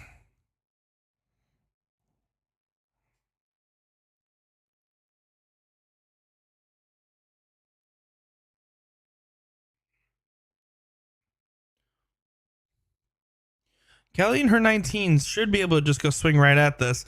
If it doesn't stick on the first, she typically will stay for 2. I was like decider, I'd prefer to only stay if you hit at least a single. Doesn't matter if you trip the first start. And when Kelly gets in rhythm, that's the difference maker.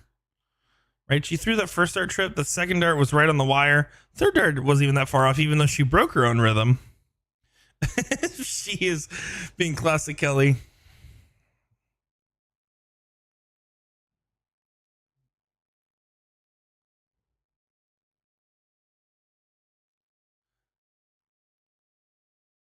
Ed Wells saying, I'm enjoying watching from the Philippines. Really miss playing at the King Seat. Maybe I can make it back next year. Good luck, everyone. Well, Ed, thanks for hanging out and tuning in and watching along with us.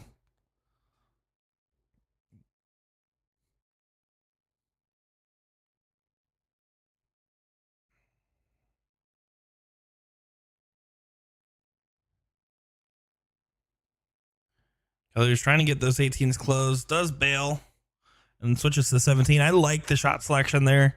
Didn't like the position of the first. Moves over to the 20. Moves down for the cover shot in the last because she feel like she got enough of a point differential.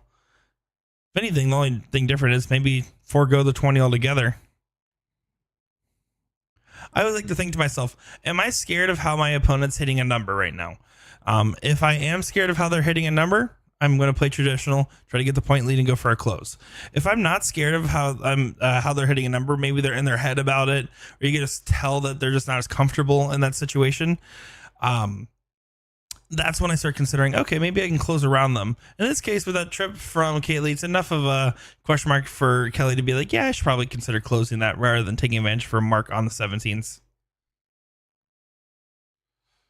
Lisa Eimer in the chat saying there's a lot of talent in the room tonight. Been a long day. Absolutely. It's great watching on the stream earlier. Good shooting.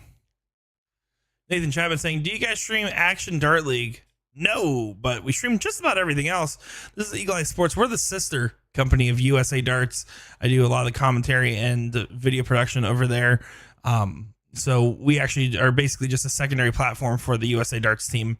So we stream just about everything else, but do not stream the Action Dart League currently. Not opposed to it. USAdarts.live. Reach out for more.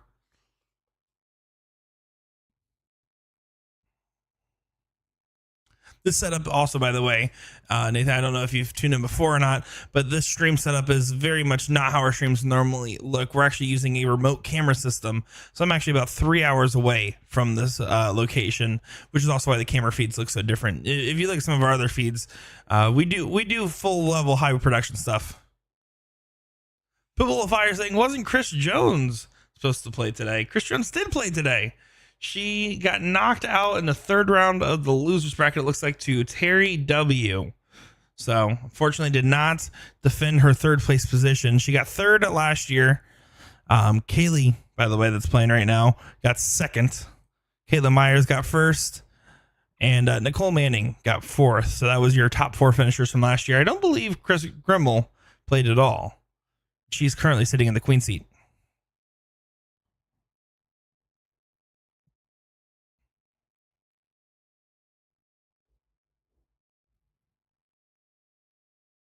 Still a back and forth affair in these 20s and 18s.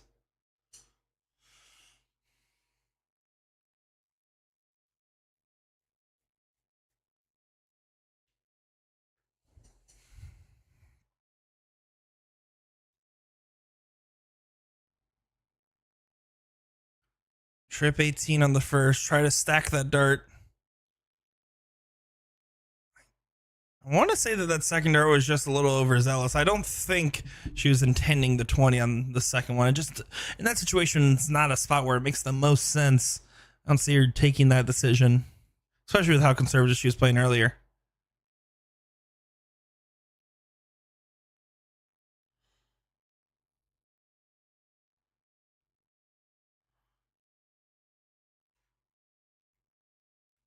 Kelly kind of waves it off as does a little Kaylee impression of the kick right there. Kelly kicks. I'm telling you, trademark it. I'd buy those shoes. I'd wear them. I'd run around in them. Give me the Kelly kicks.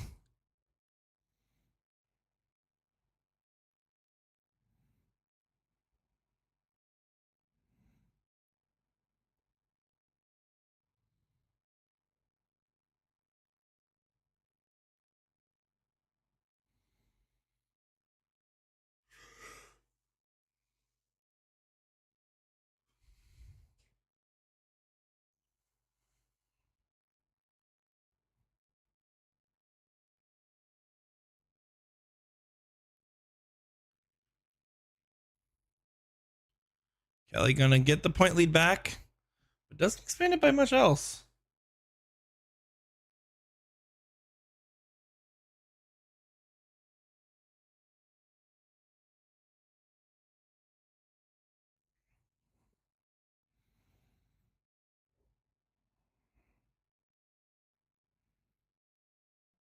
And again, moments like this is where I just wish I would see a little bit of the aggression play from Kaylee.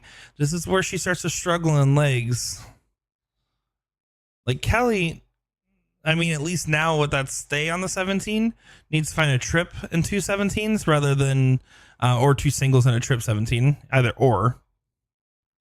Oh, unlucky. That first start looked a lot better than a single 5.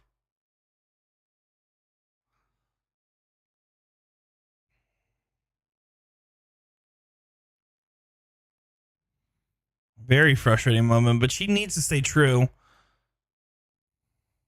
Big find on the last start. Kelly Mears.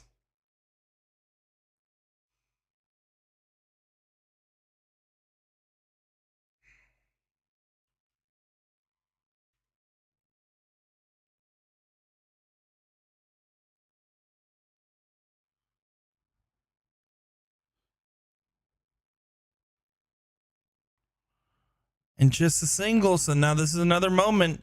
Kelly, 2 big 17s.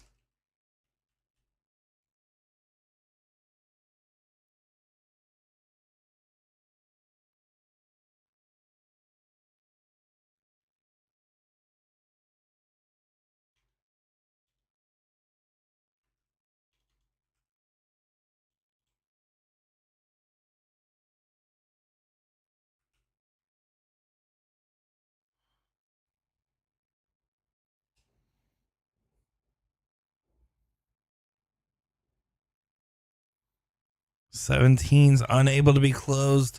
This has definitely been a squirrely game between these two.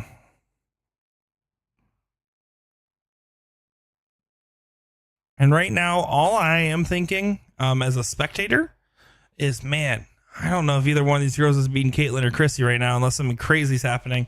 I'd be making sure that I'm buying them a bunch of drinks in the background because that Queen Seat match was something else that we saw.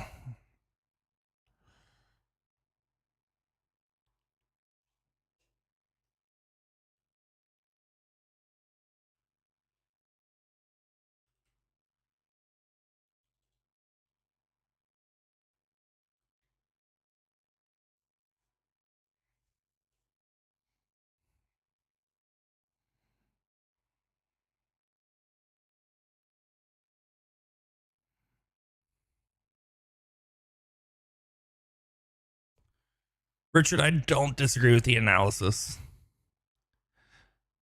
Not at all. It's definitely that time of the tournament, right? Where the festivities of the day are catching up to you a little bit.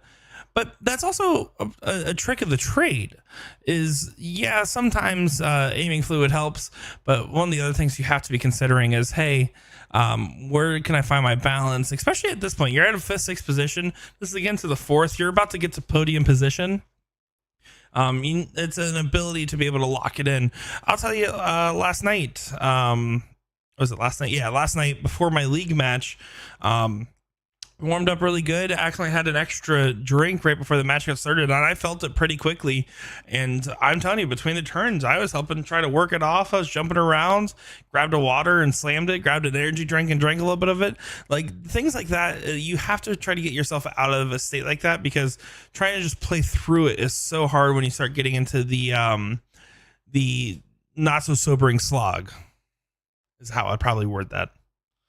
On top of that, I think Kelly's already been having frustrations with her game regardless, which is why it comes out in spurts. I don't know Kaylee well enough to speak on hers game individually. Overall, I have been impressed with her today.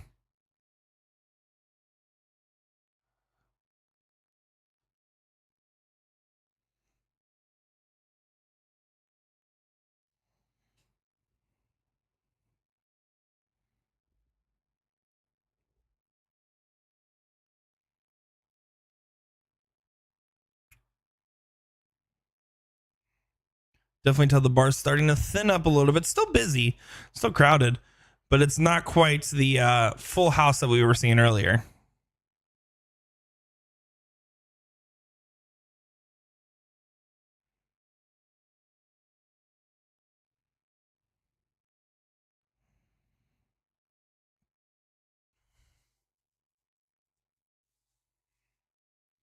$70-point difference between the two.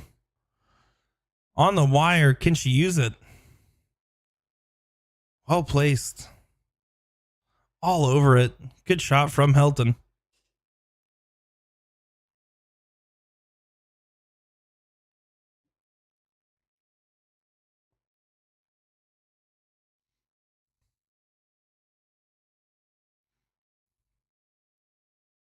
And a trip 15 on the last start for Kelly. I like that last start quite a lot. 42-point difference. These are for a potential return for a 2-mark close, depending on if Kaylee can regain that point lead.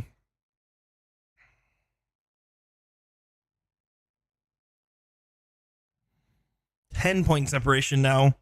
So Kelly mirrors 2 big 16s. Will get advantage going into the bowl.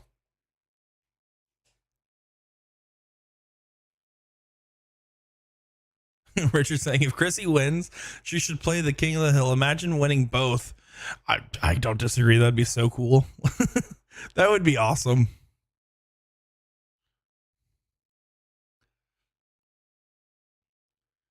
Good shot from Kelly. He's giving her some love. One bowl away from getting into the 4th place match. Now, Julio, I see you standing back over there.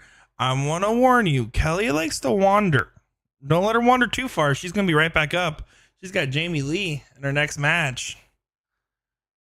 Love me some Jamie Lee. Glad to see that she's making it to the stream board.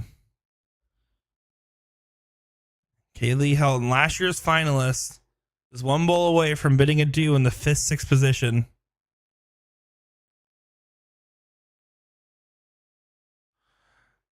Kaylee Helton does get eliminated there. Gonna feel frustrated, but I think that her game did not show in the way that we know it could have today. And just a little bit of frustrations, unfortunately. But at the end of the day, it's just a game, and you still cash a tournament of 45 very tough ladies back-to-back years. So next match, Jamie Lee taking on Kelly Mears in that 4th place position. Let's see who goes on to play Caitlin Myers.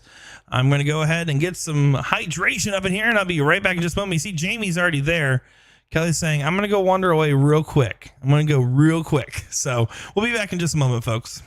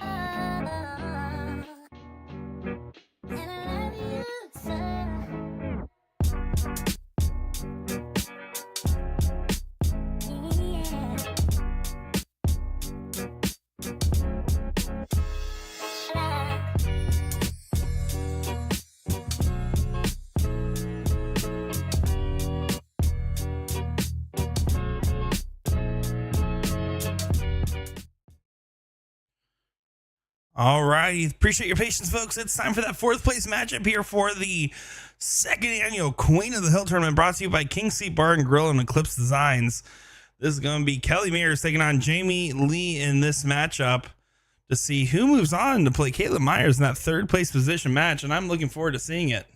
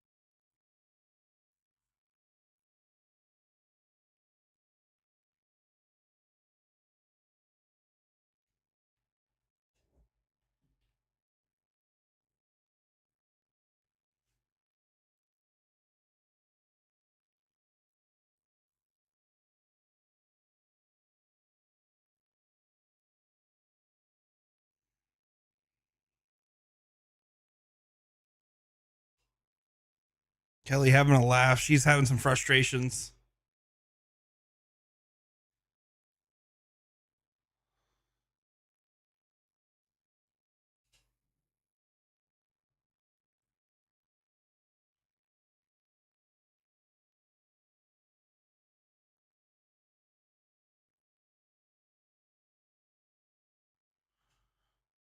Good close there from Jamie.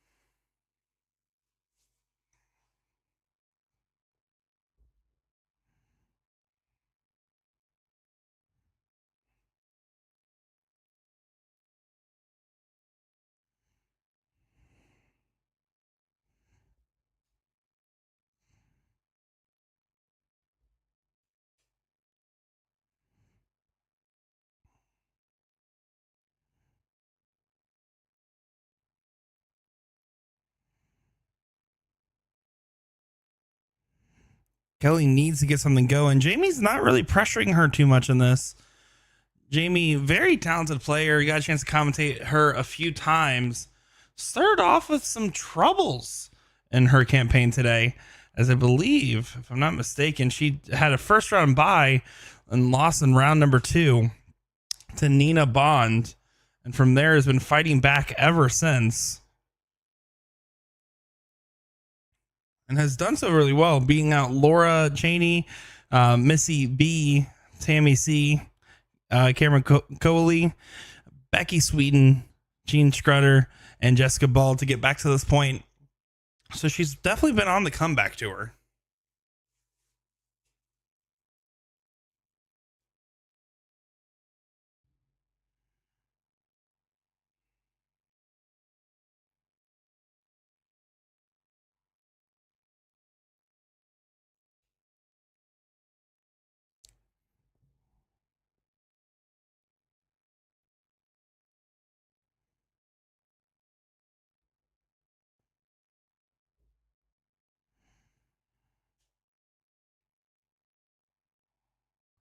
Kelly just trying to get herself settled. She has after that very first leg of the fifth, sixth place match, she played so well and has been struggling to find the performance since.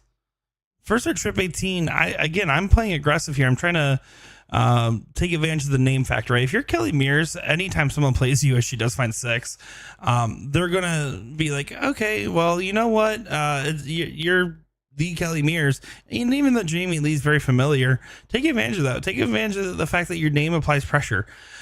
I'm a nobody in darts as far as a player is concerned, and I can tell you, just because I'm streaming, sometimes people get scared because they see name, not realizing what I can or can't do on the board currently. And those are the types of things where it's the extracurriculars you can take advantage of. Looks like there's some karaoke going on back there or something. Oh, goodness. Darts and karaoke, my least favorite combination.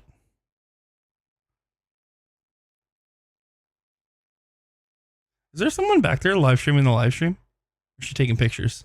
Oh, I thought she was live streaming the live stream. It's my favorite thing to happen. Now that is a good combination. Live streaming is always funny. Jamie should probably mount a defense. Or goes on the attack instead. Grabs the 18s. And then I think those were both at the 19 quick switches.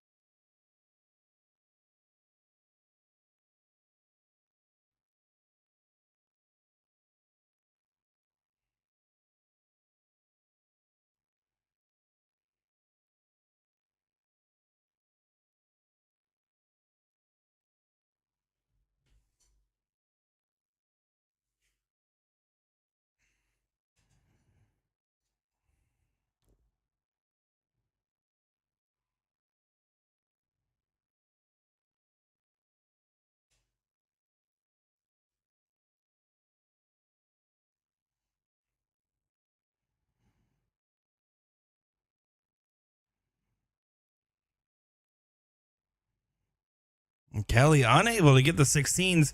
Jamie can go ahead and seal up leg number one.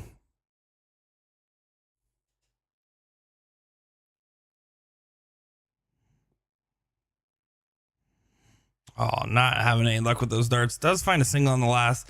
You might as well stay on it. Normally, I would say, oh, pad a little bit of points, play a little bit safer. But because Kelly has no marks, she's averaging under 2 right now. Even if she does hit a big collect, you have 3 numbers to fall back on.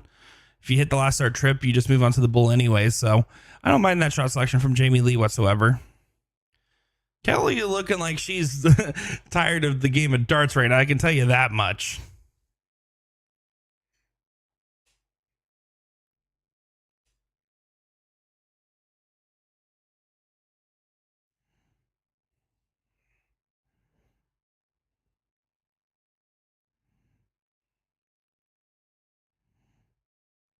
Good last dart. Finds the close. Is ahead 34 points and 4 numbers up. Pretty much guaranteeing the first leg to go to Jamie Lee's direction.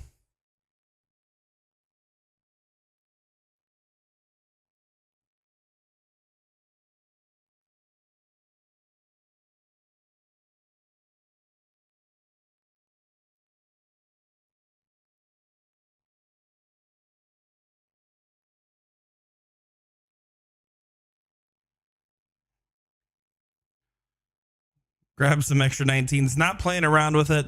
Don't mind the shot. Don't want to take any risks. 107 is the point difference. Jamie should still be able to seal up this first leg. 5 bulls needed for Kelly to regain the point lead.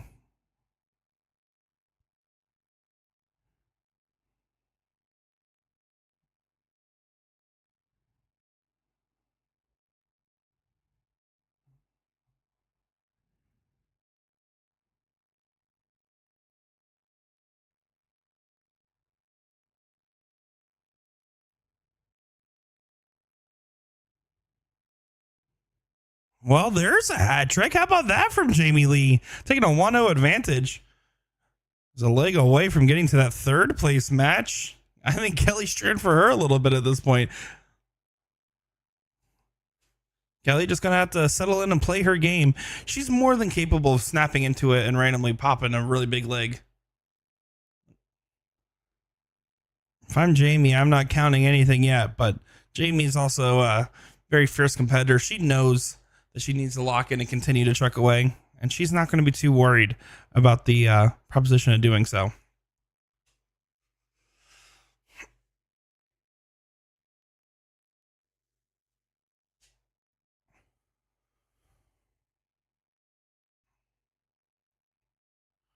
Trying to contest the 20s, and that's a big last start. Jamie Lee does get the close. Contests the 2 marks from Kelly.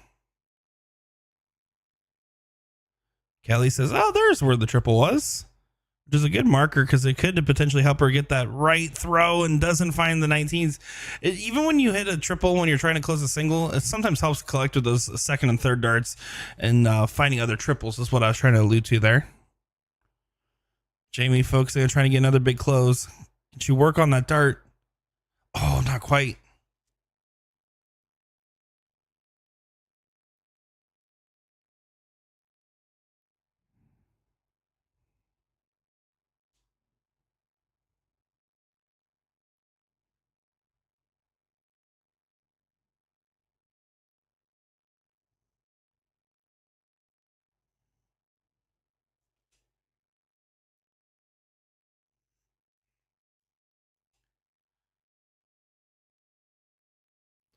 Kelly does get the close, but Jamie should be falling right behind with another. Needs to sink this last dart, and that's an opening. You can see the frustration. The second one was far off. Third one was trying so hard to place. Kelly just needs 2 19s to make that hurt a lot. Anything else you hit is just further salt in the wound. Trip 19 on the first. Trip 19 on the second. Single 19 on the third. What a 7 mark to punish 2 missed starts for 1 single. You can see by Jamie's reaction, she knows how costly that could be.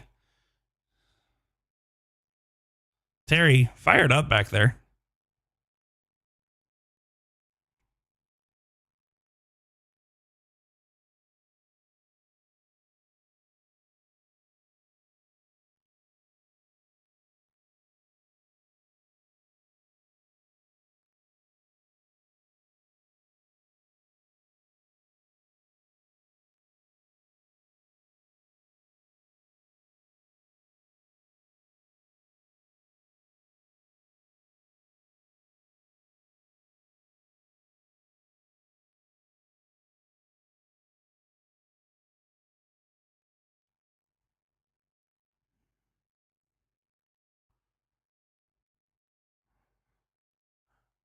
Two big 18s does get the close, but Kelly's 7 from the 19s from earlier, looking really good in position. Might be set for another last leg decider early on with 2 numbers up in points, but it all matters about how these next 6 or so darts go. Getting the close on the 18 and getting 1 more number is huge.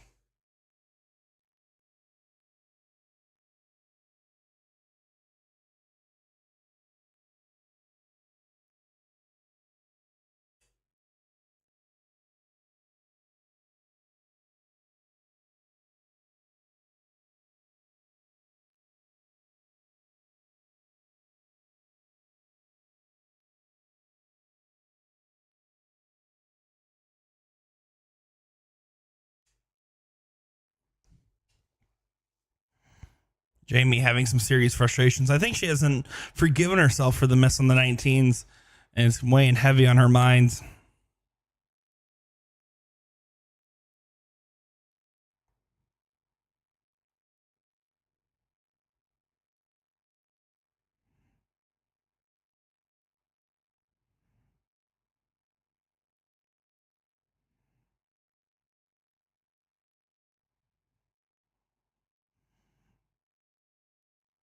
Jamie just needs to stay disciplined. Grab some 16s, make something happen.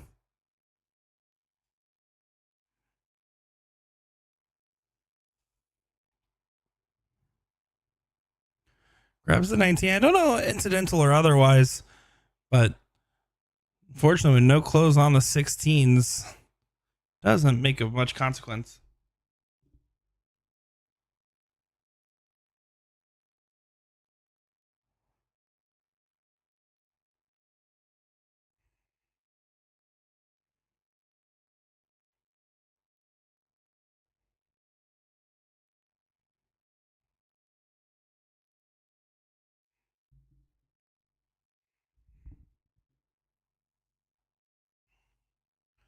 Over to the 15s now for Jamie Lee. This situation is where you're going to start thinking, okay, unless something crazy happens, probably go into another leg. That's going to be okay. It's about how taking advantage of that leg. We said the same earlier with Kaylee. It's all about saying new leg, new me. God, it has to be hard mode though with the karaoke going on in the background. I could never.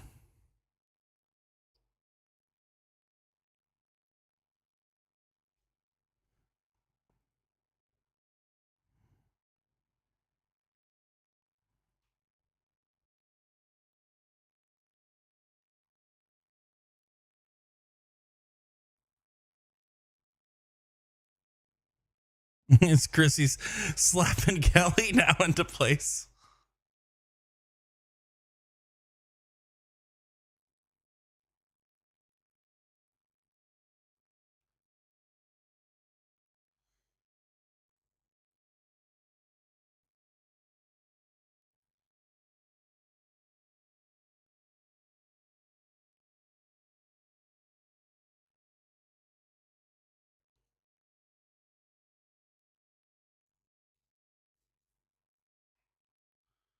Finds the trip 15. Gonna be happy with it. On to the Bulls.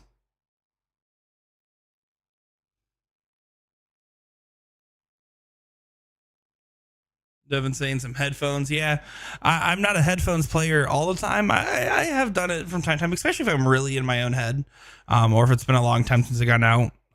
Feeling anxious in particular. But in the karaoke bar, which they're not known as a karaoke bar, but they are having karaoke right now in the bar, I should say. I would absolutely have my emergency headphones out and going, especially in singles, you know. In doubles and triples, it's taboo a little bit, but in singles, not at all. Just let it ride.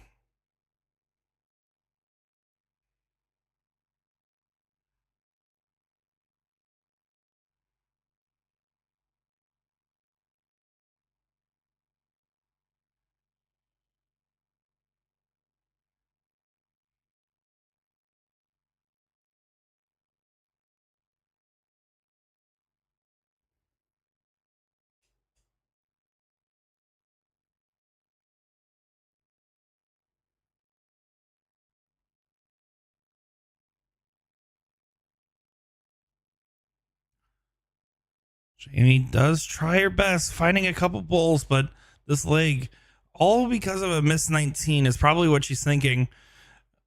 Can't think like that, knowing that there's still another leg to be played.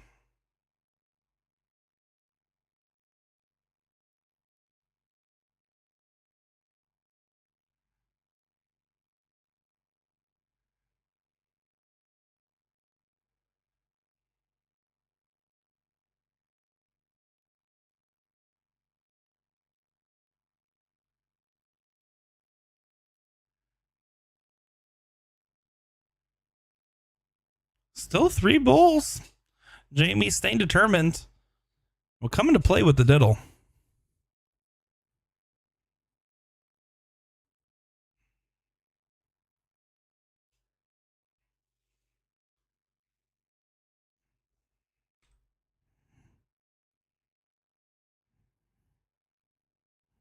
One to one.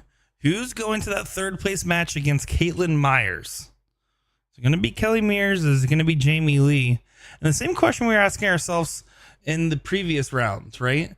Was in that 5th, 6th, and I believe in the 7th, 8th, I've been saying, who's going to be able to beat Caitlin Myers or Chrissy Grimmel? Because right now, Caitlin and Chrissy have been warming up pretty much this whole time.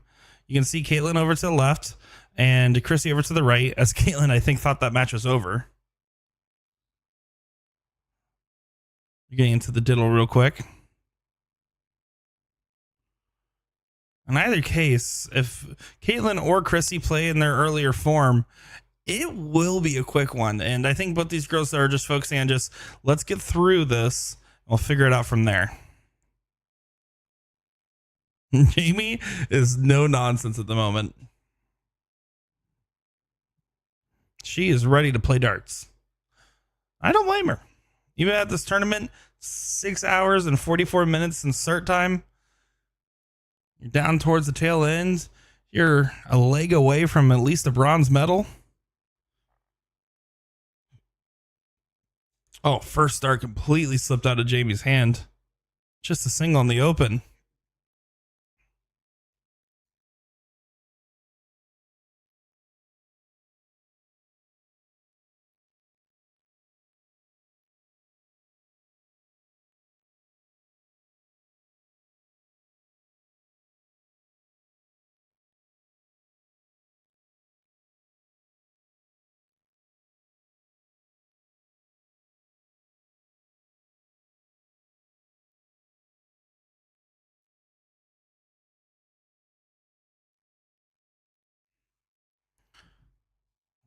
Kelly not able to punish.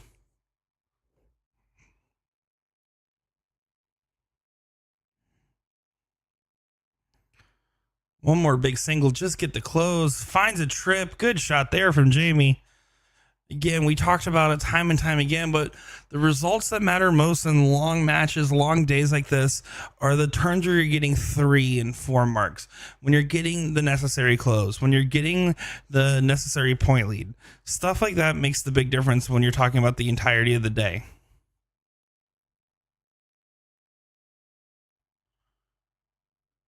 Jamie Lee, 1, 2, 3 on the 19s. This is the area where she got in trouble last time. That's why I think I see a little bit more conservative of a shot. But then if you're going to do that, you should probably shoot 2 20s before shooting that 19, because your 2 singles don't matter if Kelly goes up here and hits a big shot. You left the number open, right? On the wire. Looks like it won't be getting punished, but again, it's about making your darts work for you. Now, granted, she should just be able to go up, hit a single 19, and be able to go grab some points.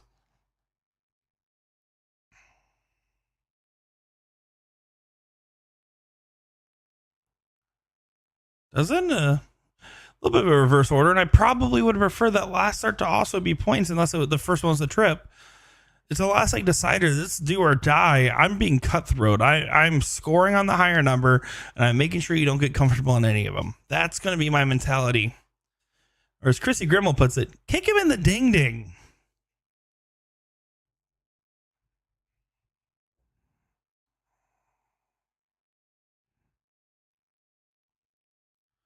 And with 2 singles on the 18, my mentality has shifted a little bit, right? Now I can nullify her X. I can try to go ahead and take care of that. At any point, though, if I don't hit at least 118, I'm leaving. I'm going to 20s. Like right now, go back to 20s. When you stay there, you're not helping yourself out at all, and then you sell that last start away. It's shot selections like that make a big difference. Make your darts work for you. Because if that second dart was at the 20 instead of the 18 and you find a trip, then you can go back to the 18 if you want. You can stay there and get even more 20s. But the first one wasn't close. It is a little bit of a tougher decision if you have a good guide or marker dart. But the first one was not close. And Jamie knows that. Jamie's a tough competitor. Kelly outside of it as well. So same shot here. If you find at least 118, you stay. But if I miss, I bail. Or vice versa. I stay on that 20 till I trip. Get a comfortable lead. Because one good turn can change everything. Finds a trip 18. Now that, I don't mind staying on the 17s nearly as much, because now you have a second number and the point lead. So it's a little bit of a different situation.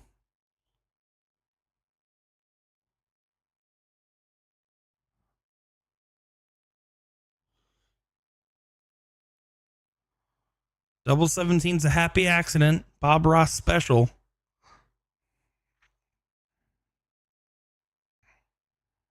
Less happy of an accident. Just a 3-mark close. So she started the 18s from the same point differential I had expected on the 17s.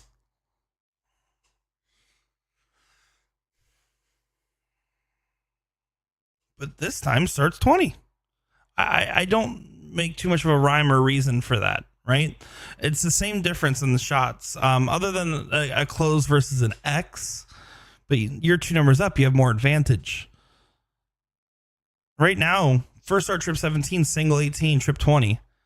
That shot, granted, isn't getting hit in this given scenario now, but you left that shot with that shot selection. I think you probably hit the 1, 2, 3 close, and if not, you bail out and probably get the same differential. But again, moot point. This is just lessons that when you listen back, this is not insulting the ability of these players, but it's strategy that matters. And you could say it's a long day of darts, and it is. And you could say that there might be other factors at play. There might be. But what matters most is making your darts the most efficient as possible, and those are the takeaways. Those are the types of things. When you're in the middle of a match, unless you're asking someone for advice, typically it's very hard to change strategy. You're mostly focusing on playing, but in practice and in watching back the tape, that's when you can actually make meaningful changes to your game. I know for a fact I'm not trying to practice in the middle of a match. I'm trying to just get through and throw my darts how I have been. But when I'm going before my next match, if I'm going in a practice session, when I get done with the stream tonight, I'm going to go and tell myself what I need to work on or what strategy I want to change. And you have to build the habit, because the best darts, of course, will still be the most comfortable. As Jamie Lee, in the middle of my tirade, said, I'm going to go ahead and run away with this one. Beautiful 6 mark, up 3 numbers, up 70 points, is about to put Kelly Mears' run to bed after Kelly's been fighting back in this losers bracket for quite some time, by the way. She also entered the losers bracket at the same time Jamie did. They both entered in round 2 the losers bracket to get back to this point. Kelly Mears did defeat Linda Walker, Stephanie G, Brandy Hurley, Kayla Graham, Nina Bonds, Kaylee Helton up until this point, but Jamie Lee was a task too tall to beat, as this one is just about done and over. Needs 2 more bulls on the return.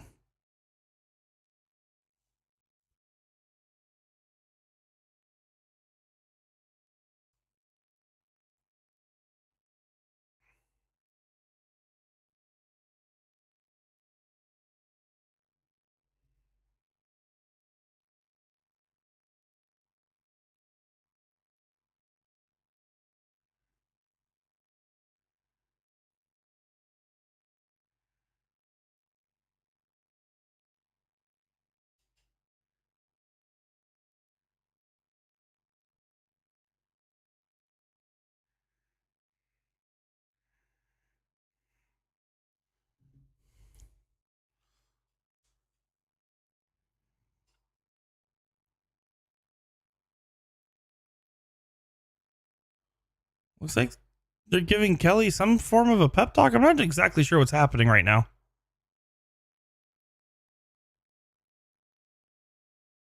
Jamie's not having any of it. She's just trying to lock in and get to that next match. All serious. I like it. It gives a certain ferocity to her demeanor, which is so funny because she's so sweet. Super nice. Here we go. 2 bulls needed. Jamie Lee to cross the finish line.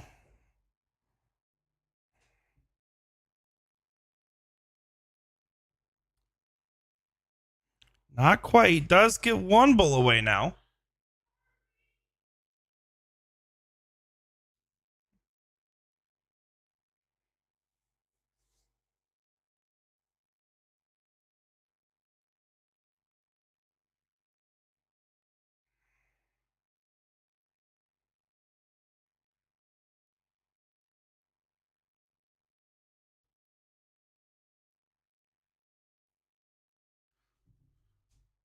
Kelly's still fighting on the bulls just in case, but now Jamie another opportunity to done and dust this. By the way, rocking those neon shoes. Absolutely crushing the shoe game. Does get it there. You can see quick high five, little hug. Caitlin Myers hanging in the background, not going to waste much time, as I fully expect she's ready to go. Jamie going to take a quick refreshment break here, it looks like. Yeah, they're having a little handshake back there. As now we're into this third place match. Yeah, not going to take too long at all. They're going to take a quick second to get readjusted. It should be just a moment. I'm going to go ahead and top off the water here, make sure I'm nice and hydrated, as it's third place match coming up right now.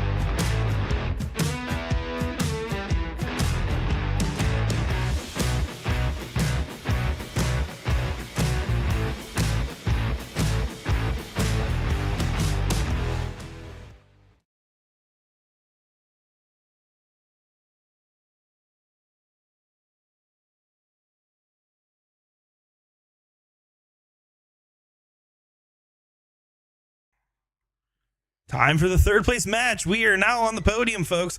Who's going to get the medal? That's going to be the question. Jamie Lee makes the run after getting through Kelly Mears, but Caitlin Myers, who put on a show-stopping performance with her and Chrissy Grimmel putting on an absolute onslaught of a firework display, played against each other. It was a beautiful match. Been amped up. The question is, how long has she been sitting? Because that will make the difference maker. Not how long, but how she used that time. Excuse me. Is that starting to get towards that time for myself? It sounds like.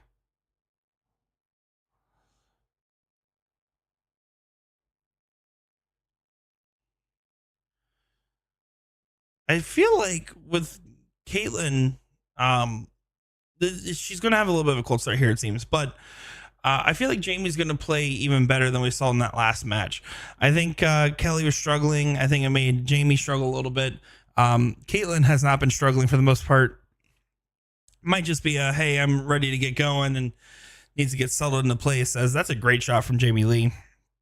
Needed a single close with authority on the last.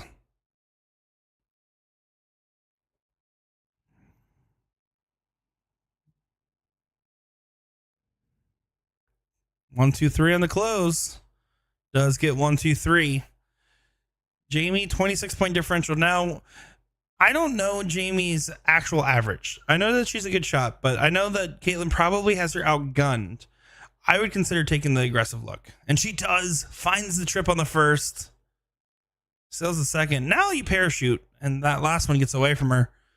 Because now Caitlin's going to go over to the 17s. We'll try to 1, 2, 3. If she hits 5, she's going to be ecstatic. 4, she'll be okay. 3 is necessary.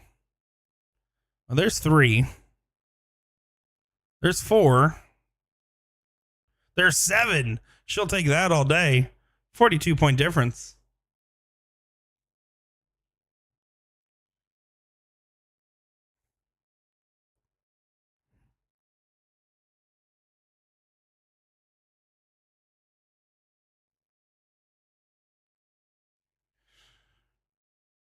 Just a single 18 on the turn means Caitlin now gets a shot at those 18s.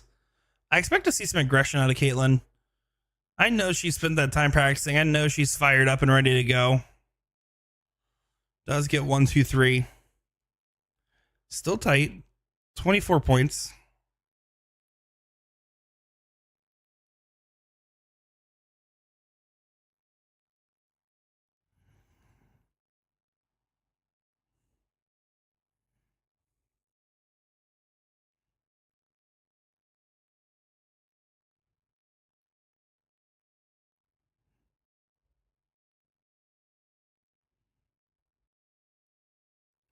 Caitlin lost to Chrissy Grimmel in the Queen Seat match. And a last leg decider. A very thrilling last leg decider. That was her only loss on the day for the woman trying to defend her Queen of the Hill title. She won it last year over Kaylee Hilton in that final.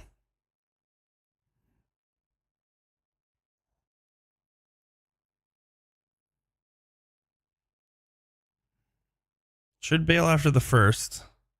Does do so. Pulls the parachute. Definitely not the same Caitlin Myers from earlier so far. Third place here, $150.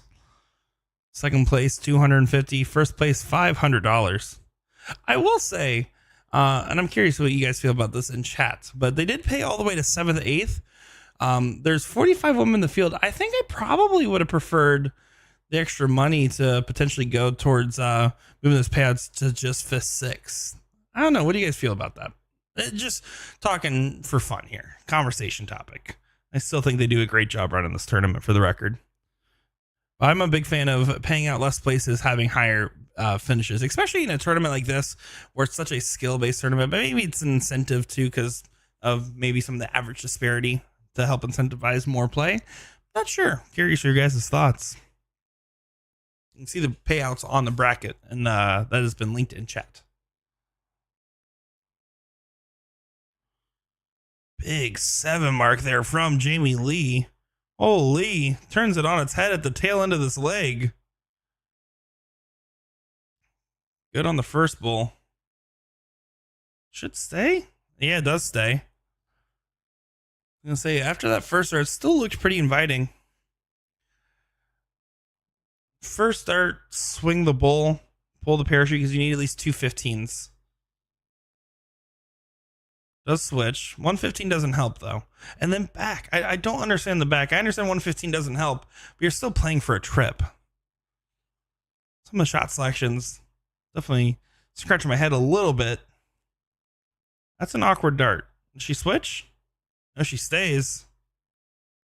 Beautiful hat trick from Caitlin Myers. All you got to think about it is this is a $100 money match right now. And for a chance to potentially win even more.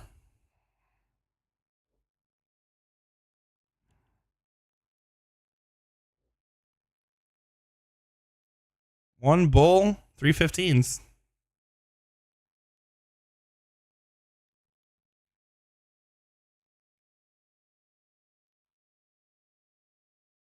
Only 2 15s. Doesn't quite get it. Maybe Flying Squirrel asking how much to get into the tourney. I believe it was $40 entry, if I'm not mistaken. I would have to double check. Might have been a little bit less. I can actually check that right now.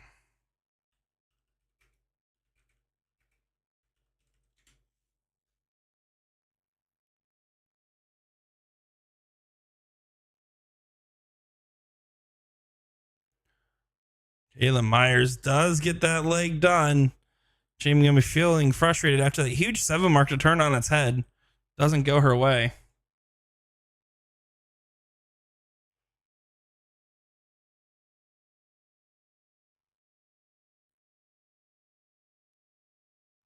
Oh, sorry, $20. Way different. Half the price is what I was saying. So $20 entry, which means 7th, 8th pays double your entry fee.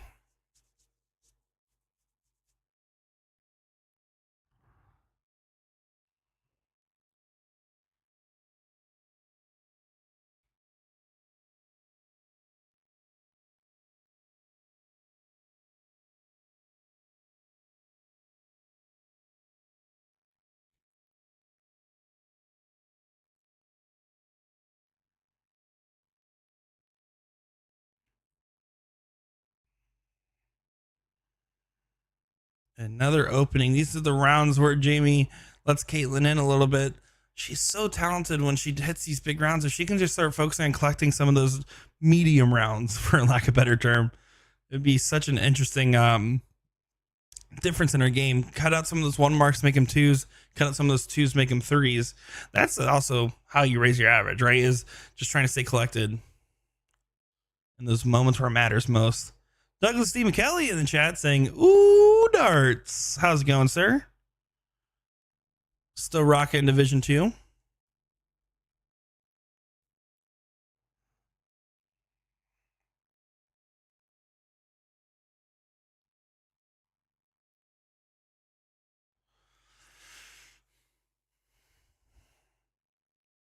Caitlin doesn't get another swing at the 20s like she envisioned.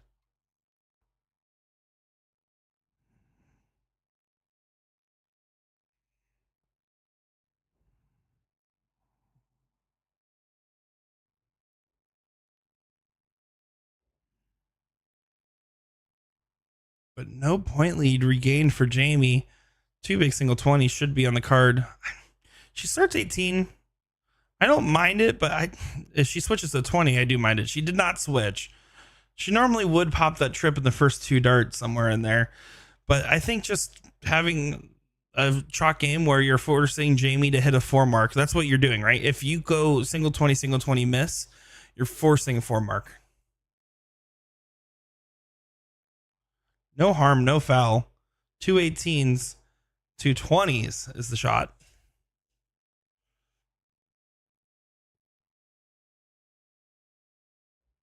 There's the close. There's the point lead. Gonna have to stay. No, she does go. Just with the accent. Now you're saying, hey, Jamie, hit a 2 mark. Very questionable. I was saying, going good. Haven't played my week 4 match yet, but that'll be tomorrow. I just played mine. Again, week 3, my opponent pulled out. So I've only played 3 matches, but 3 dubs. Although that one I was down 9-8 and had to win 3 off the spin to be able to get the win there. Got lucky.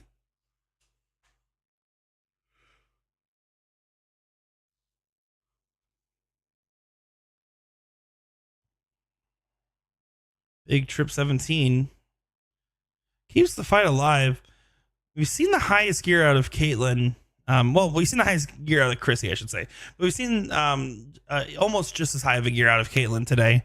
She should be able to snap in at any moment, but you can definitely tell that that fatigue from sitting from the queen seat to here has caught up a little bit. I think that was about a 2.5 hour difference almost. Still hasn't been able to give herself a shot at the 20. Jamie hasn't been able to really punish it yet, though. Again, want to probably play some riskier shots here. You're down 1-0. If you're Jamie, you're gonna have to start taking some gambles, but you have to give yourself that first start to be able to gamble. And that's the gamble we're talking about. Big 6 mark from Jamie Lee.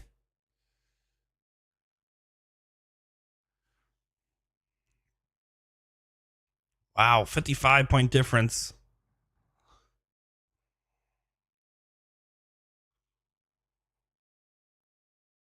And now Jamie Golden opportunity. If she can pin the corner pockets, potentially send this to a last leg decider.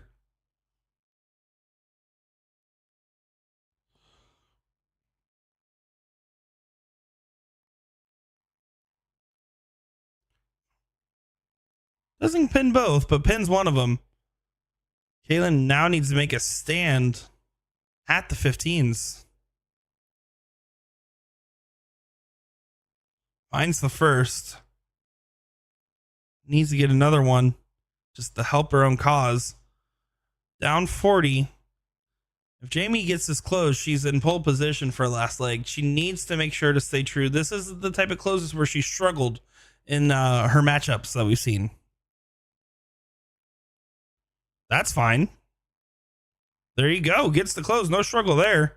And finds a bowl. Good shot from Jamie.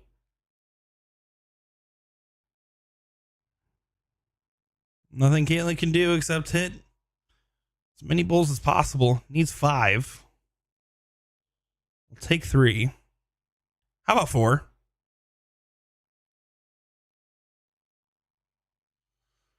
Oh, a little Dougie hitting a coffin shot to win a game. Love it.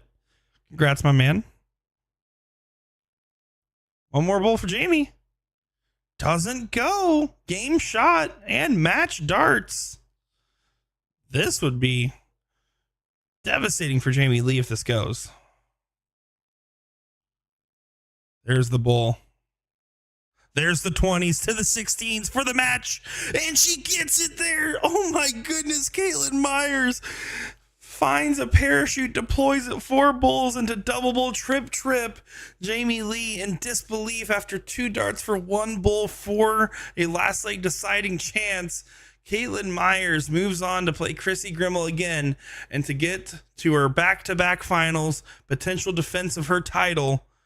She will not waste much time. I can see Chrissy over there on the side warming up right now. Wow, what a devastating loss there for Jamie.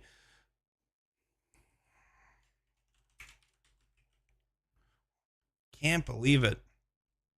I do know that our finals is a race to 4 format here, so it's going to be elongated. Excited to see how it plays. There's Chrissy. There's Kaitlyn.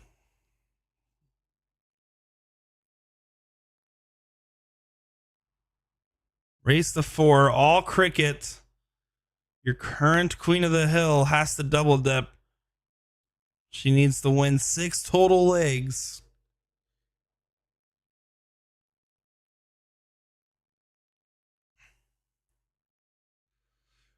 Douglas saying, what an out, shall we? Nice hit, Myers. Great job, Doug. Good comment. Bianca and Tammy giving some love. But here we go. This is the final. Race to 4, I think. Yep, that was actually Julio reminding them that it's a race to 4 because they looked at how much money they put in the board. So now Chrissy's going to the ATM. Who do you guys got on this one? Kaitlyn Myers, Chrissy Grimmel. Their queen seat match was a last leg decider, and both of those ladies played so impressive. Looks like they discussed something over there.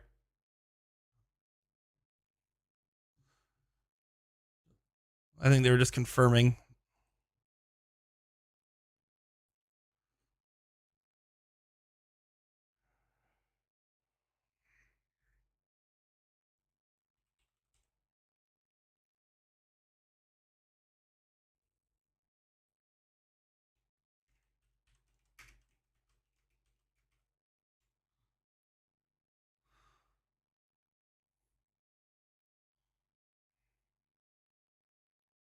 Oh, they're just doing okay. So looks like here's why I just got a message from tournament director Julio.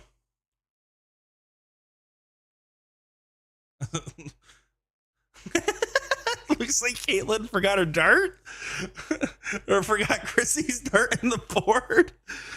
Oh my goodness, what is going on? So they're just doing race to four for all the marbles, is what I just got the message. So there's no double dip. They decided no queen seat advantage. What is Chrissy did this earlier too? So this is what it is.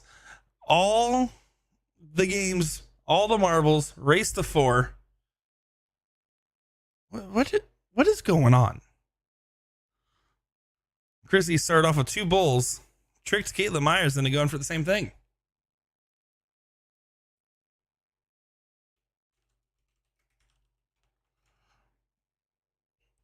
Chrissy did this earlier when she played Savannah Hayes, who you can see sitting on the chair in the background right there, up front and center ish. Not really center, but she likes to utilize the bulls as a little bit of a mental game, I would have to imagine, and she does find the 20s as well. I only say it's questionable just because of how close her and Caitlin played earlier. It was a tough match.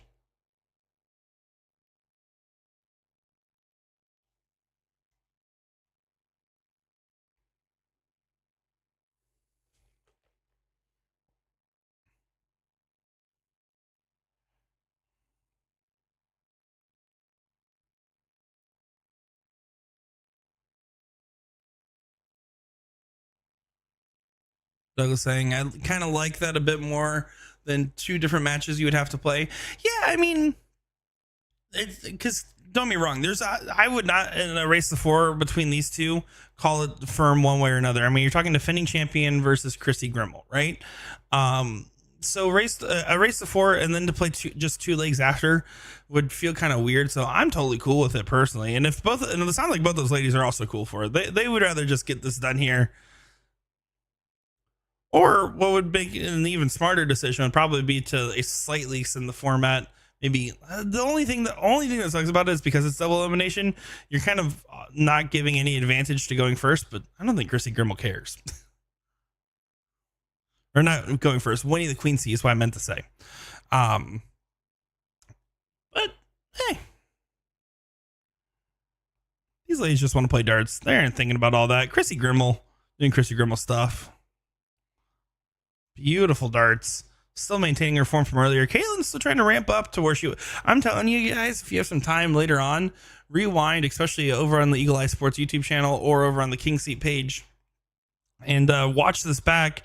You'll see that queen seat match was absolutely excellent.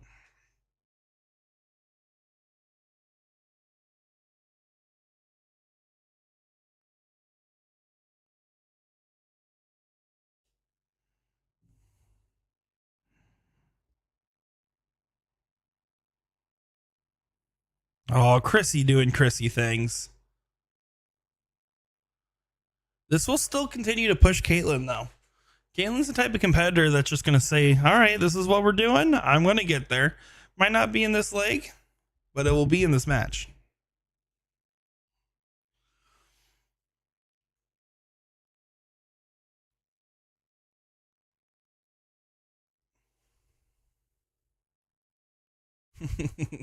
They do just want to play darts, Doug. I agree with you. 3:15s away from winning leg number one in this race to four format for Chrissy Grimmel. If you're Caitlin Myers, I don't know if she got like one dip or like if she had to lose and go double dip, or if she lost a potential game in the final last year. Again, we didn't stream the Queen of the Hill last year. But that being said, right now on her resume in the second year of this tournament is one loss to Chrissy Grimmel, from my understanding. So she's doing just fine in this tournament. Chrissy does get leg at number one here.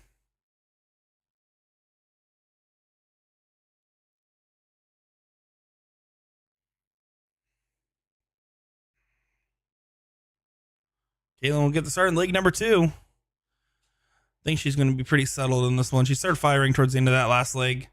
Her secret to success was the 20. She was absolutely nailing that trip 20 earlier. She'll need to do that again here.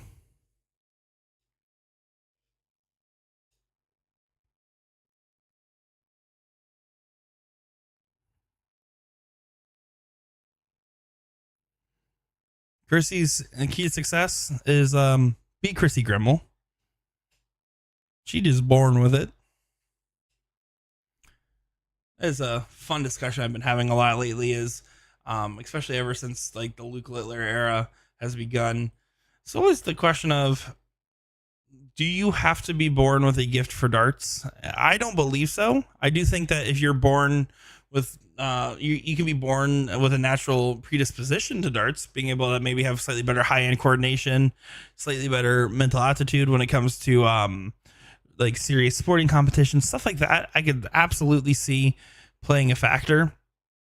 But I think that there's people that are born with ability, and there's people that earned their ability, and there's people that do both.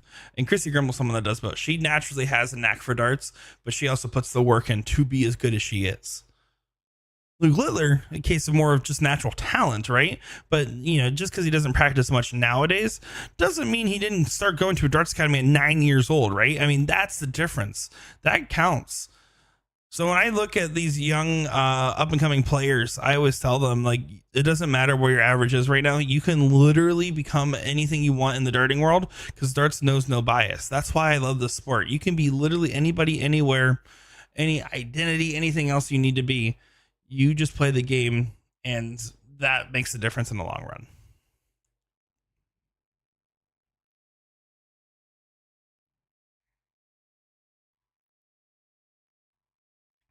Chrissy had a 6. Caitlin not contesting leg again, despite the fact that Chrissy's throwing really well. Caitlin's not doing herself any favors in this given moment.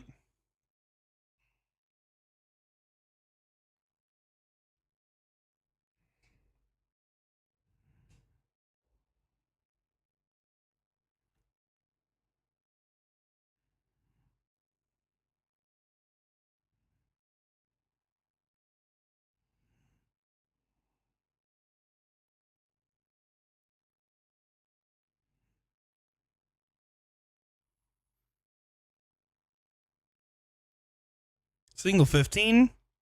No, not quite.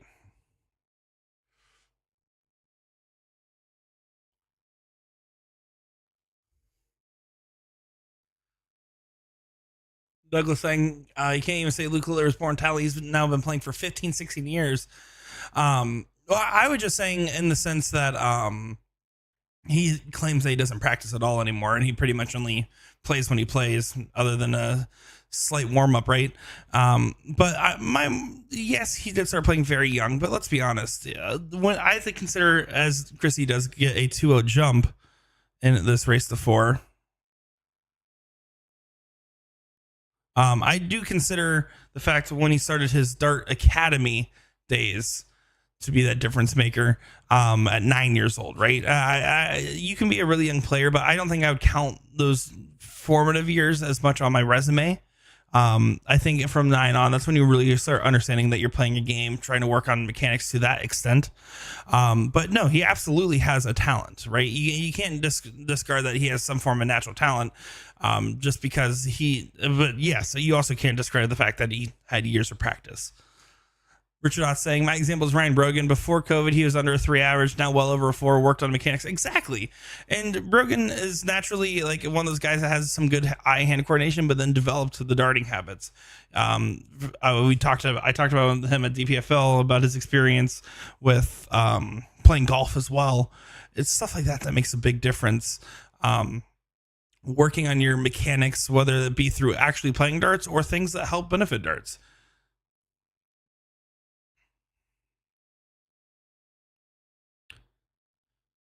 Caitlin's still struggling a little bit, and I would wager to say maybe even a lot of it. From where she played in that Queen Seat match was absolutely incredible, and she just hasn't been able to channel that fire. And you can also tell by the body language a little bit, like, well, yes, don't get me wrong, she's not giving up on this. She's still locked in, but she's starting to think, oh man, I'm 2-0 down. It's a race to 4. I'm tired. I'm not feeling it. Those are thoughts that can run through your head. Maybe they're not, but she has to just trust her own darts here and know that she can defend her title. And she's giving herself a come on there. She's feeling the frustration of the moment. Pop the 20 on the last. No, stays. Find 6. Good shot from Myers. Wouldn't have minded closing that last start. Forces Chrissy to have to basically hit a 6 if she did it like that. No punishment. Single 20 and some 19s is the look. Big shout out to Julio in the background, hanging out, Mr. Eclipse himself. That ain't just because he's blocking the sun. Guys, don't tell him I said that. Not one of you. That was between us.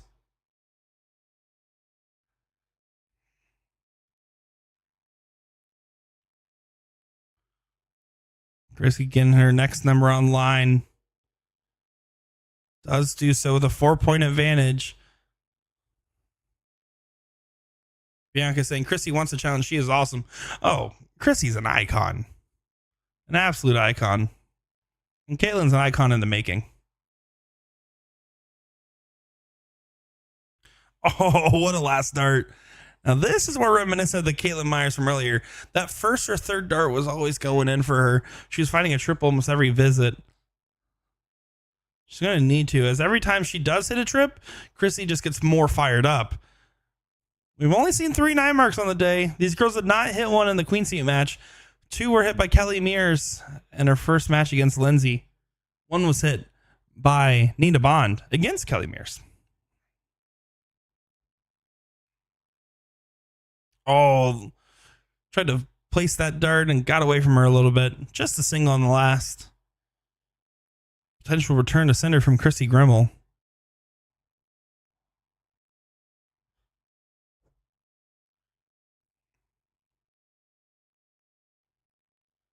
Wisely stays with only 1 trip, but doesn't collect. Good opportunity here for Caitlin. 2 big 18s. Stay. Doesn't hit. Now that's a dart that's going to eat at her a little bit. You can't miss darts like that, especially against Chrissy Grimmel. Chrissy's going to be the type that goes up here and hits 6. Said, here you go. Oh, whoa, what? I'm not sure about that shot selection there. Absolutely punishable. Single 18 still. And then you go back down. Yeah, absolutely punished by Caitlin. Good shot from Caitlin Myers. Not exactly sure why Chrissy went for the look when she did. Even if she didn't like the dart at the 18, you still move to get at least a single, right? Or hit a cover shot another number.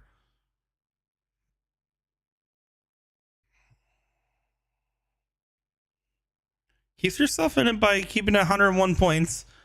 But Caitlin has the great chance to be able to shut this one down. Her 16s have been her another struggle point in her game. This time finds it on the first, so she'll be fine to be able to get the close. But normally she's been sinking that first dart well low when going for those 16s.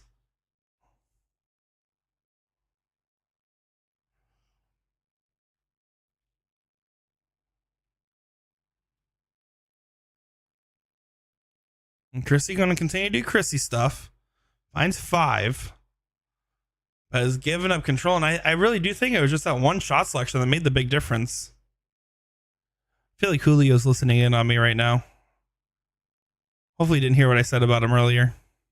It was really funny, though. Good close on the 15s.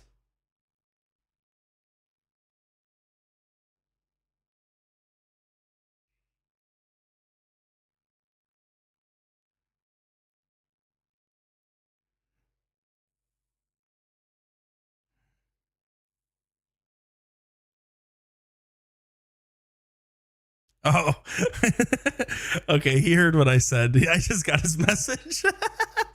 I mean, as a fellow round guy, I'm just kidding. No, the Eclipse comes from Eclipse Designs, by the way, folks. If you guys are curious, go get some. Follow Eclipse Designs, and big thank you for sponsoring this tournament, and running it over here at the King Seat Bar and Grill. See, now I have to make up for it, and now I know I'm being monitored. Whoever ratted me out. I'm thinking mean things about you. I can't say out loud.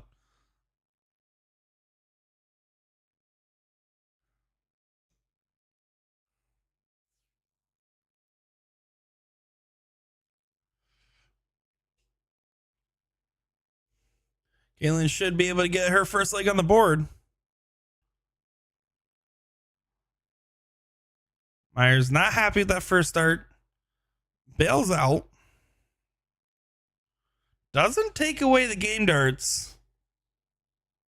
Needed at least 57 points. Not going to go. But could put pressure. Good shot from Chrissy. Caitlin with a decision. And with where her head's at right now, I want to see her start 19s. And she's been struggling with that first start at the bowl. I wanted to see a little bit more of a layup. Big last start trip. Needed it.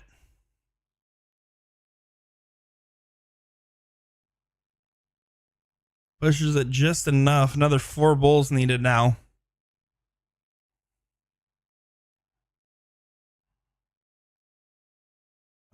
Chrissy had to look on the last. She didn't feel like she could see the double very well. I don't blame her on the shot. What does Caitlin do on this approach? This time does start the bowl. Found the first. She's been good about, if she finds the first, she's been fine. And there you go. 2-1. Caitlin Myers gets a leg on the board, but now has to go against the Chrissy Grimmel throw in leg number 4.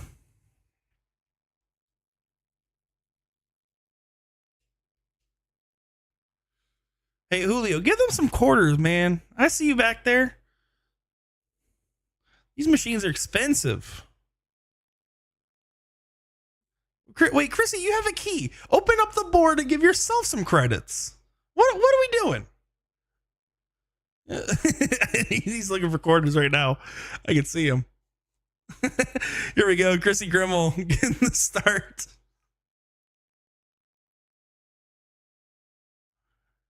Race to 4. Just a reminder, 2-1. Chrissy Grimmel starts off with a 6. I'll allow it. Pretty normal Chrissy start. Caitlin's definitely heating up though. Those first 2 legs, she wasn't really throwing like the Caitlin we saw earlier. I definitely think she's getting locked back into the I'm playing against Chrissy Grimmel mode. Oh, it's not her boards. Is this not West Coast? My bad. She still probably has a hookup for keys. Chrissy knows a lot of people.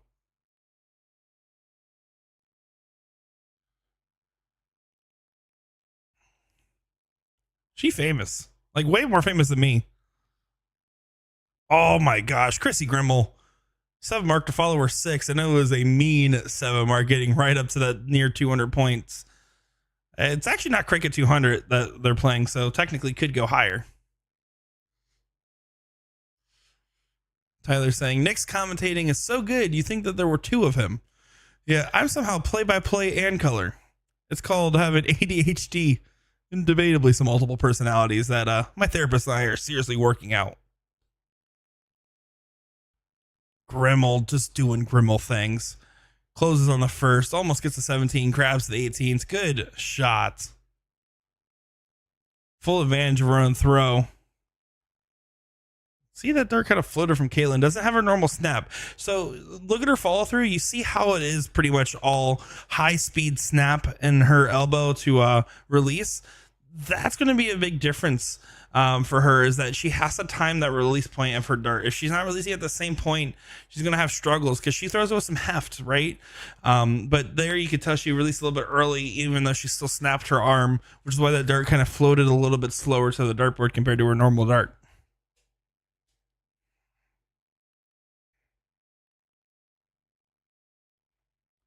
Oh, don't you worry about that, Tyler. They take good care of me here.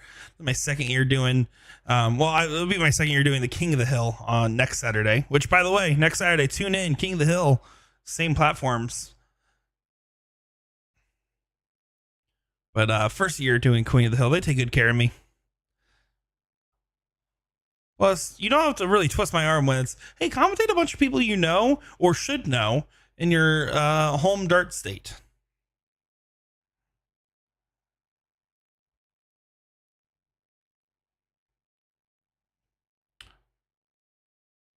Caitlin finds just the 3 mark close. Not up to the tides. Chrissy Grimmel's going to set herself on match point here in just a moment's time. It's all but set. And Caitlin's going to have to make sure to just figure out, okay, I need to hold my throw. Big hold. Now that does help the cause, but still 4 numbers down. Even if Caitlin hits a 9, shouldn't change anything yet. If I'm Caitlyn, I'm just thinking about I need to hold my throw. I can't think about the rest of the match. I can't think about 3-1 down. All I'm thinking is when I get to start, I want to ask Julio for some quarters, and then I'm going to go up there and I'm going to hit 5 or more on the 20s.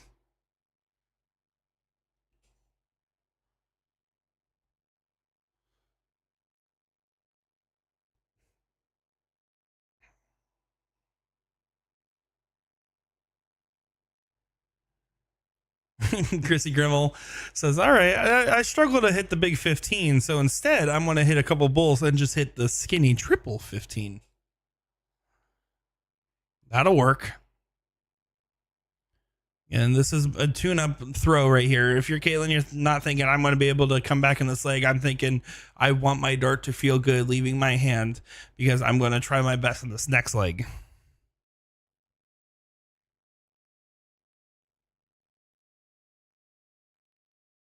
Well, not quite. Chrissy Grimmel still having some struggles. All right. You hit 6 bulls. You punch Chrissy in the knee. And then you take one of her darts and throw it out the window. She has 4, so it still leaves her with 3. But she'll be thinking about it. That's your strategy.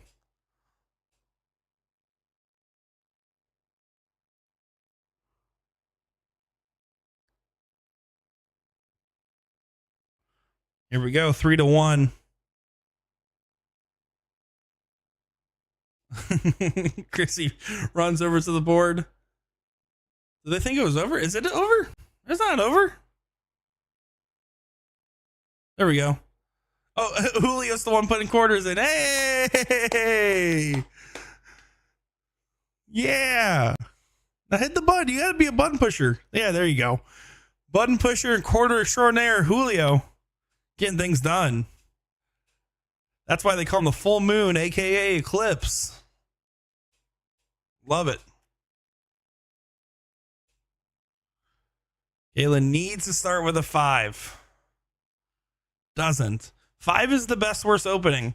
If you hit less than 5, leaves you. If you hit 5, your opponent can still hit a 9 mark and get advantage. But anything above a 5, you can't, right? So that's why it's the best worst opening. Right there, hits a 5 mark. Now Caitlyn's thinking trip 19, trip 19, single 20.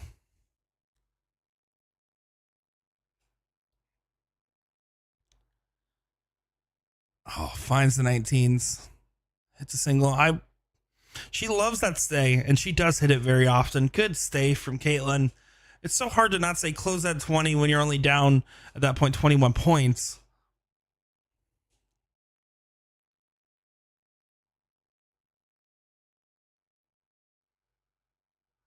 Chrissy, just 4. So it might be a wise decision from Caitlyn. Fishing for a trip. Good marker. Work on the dart. Now here, it's a 6-point difference. You saw her eyes look up and then back down very quickly. That's the dart where I definitely think there's more of a, hey, hit that big single. We'll see. Only matters if Chrissy hits a trip and some change. There's the change. And that would be the sum. 4 19s for a single 20 is now the shot for Caitlyn. Get her 76 points. A 9-point lead. And there has absolute frustrations. Can't find the 19s. This is a big opportunity for Chrissy now. One that I don't think she was expecting to have. She's looking at Caitlyn like, hey, what are you doing?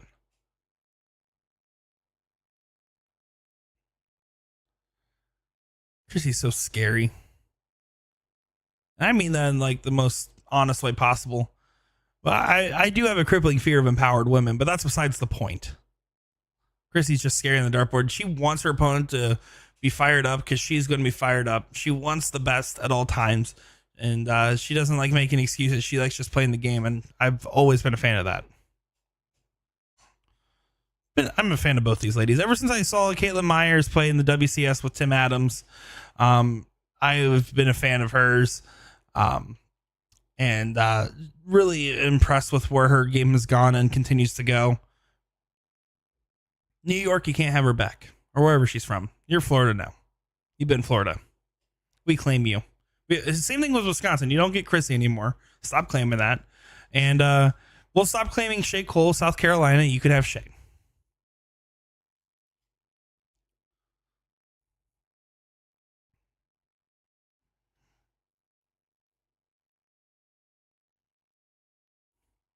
Single 19 does get the close there. The X on the 20s needs to grab another number and does so with ease. Chrissy Grimmel walking the dog along the bottom of the board. Brady Phelps saying, I love both these ladies. They're hard not to love. Lisa Heimer saying, she's a beast. I agree. Closes the 20 there. I think it would have been better served. I know that was a frustration close, but earlier on that 19s battle, when she would have been down 6 points, would have been a perfect time to do so.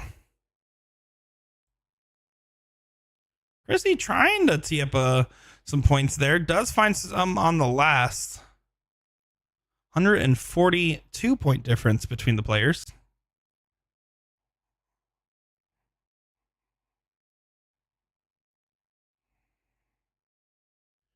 Triple to help close the gap. Doesn't happen.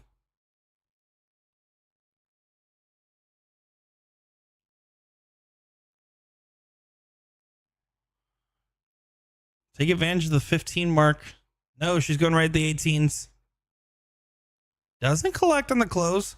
See, I think instead of starting 17s there, I start 15. You already have a single mark, so if you find a trip, you're going to go ahead and add more to your point total. Effectively the same thing as hitting that single 17 would do. And from there, it gives you even more liberty to be aggressive on your closes because you have 2 houses, which is effectively invisible points. But with Caitlin kind of starting to get towards conceding this one, was very frustrated that last turn. Wasn't really close on those 18s, especially compared to where we expect her darts to be. Chrissy, again, not the most optimal shot selection. Don't think she needs to be optimal at this position, though. She's up 3-1. Caitlin's in her own head, and Chrissy's doing pretty much whatever she wants. She said the first leg on the Bulls. She's doing whatever she wants. I also just want to say how messed up it is that Julio took Savannah's chair. Savannah was sitting there. And he says, get out of here. It's my chair. So messed up, man.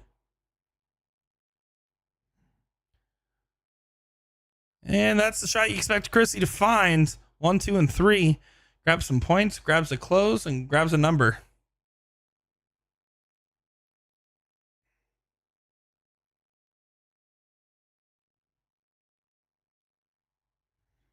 Caitlin trying to make a final stand on the 16s.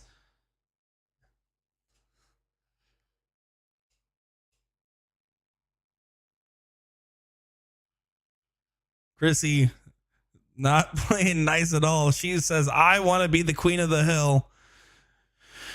But if you're Caitlin, you won the inaugural year of the Queen of the Hill tournament, and you got to the finals in your second year. Your only losses in this tournament are to Chrissy Grimmel.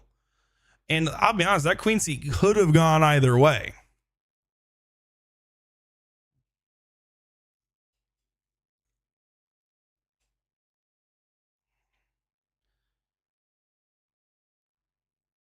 Over to 16 and back to the bull. No, she's just going to make sure there is, without a shadow of a doubt, Chrissy Grimmel having this game in her hands.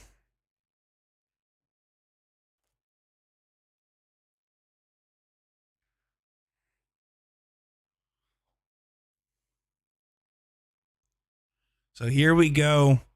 Release the Kraken, Chrissy Grimmel. Eclipse player winning the Eclipse tournament.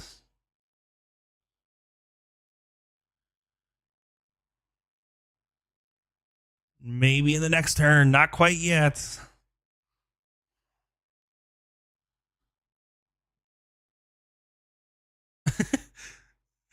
Looks like Caitlin was making a little bit of a joke there, having some fun with it.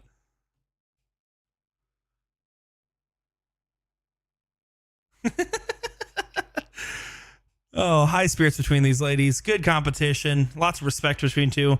And again, so much room for Caitlin's game to continue to grow. And I've been having so much fun watching it ever since I started seeing it in the first place. And oh, it looks like we're about to bestow the crown on the queen, as Chrissy Grimmel is your new queen of the hill. As I don't think, can I show exactly where they're at right now? Hold on, let's see. All right, this is the weirdest angle of all time. There you go.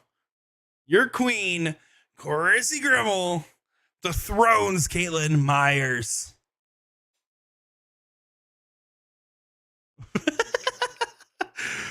This is the only angle we really have of this. The other angle's Julio. Ain't no one wants to see that. Maybe Brandon, but not Julio. But there you go. Congratulations to these ladies for putting on quite the show for us. You can see those envelopes. They look about right. They look about right. But that will do it for our coverage here of the second annual Queen of the Hill tournament in Holiday, Florida. Guys, next Saturday, 3 p.m. Eastern, we will be live for the King of the Hill tournament, our second time covering it. Looking forward to every bit of this, but that will do for today. My name's Nick DiChiria. Big shout out to King Seat Bar and Grill. Big shout out to Eclipse Designs for having me in here, and big shout out to Eagle Eye Sports for letting me stream on their platform. That will do it. Thank you all for tuning in, and I will see you guys next time we are live. If you're curious, next USA Darts event will be Monday, CSC Challenger Series. Then we got Tuesday DPFL, Wednesday CSC, and then Saturday we're going to be having the King of the Hill. That'll be it, folks. Have a good night, everybody. Thank you all again for tuning in.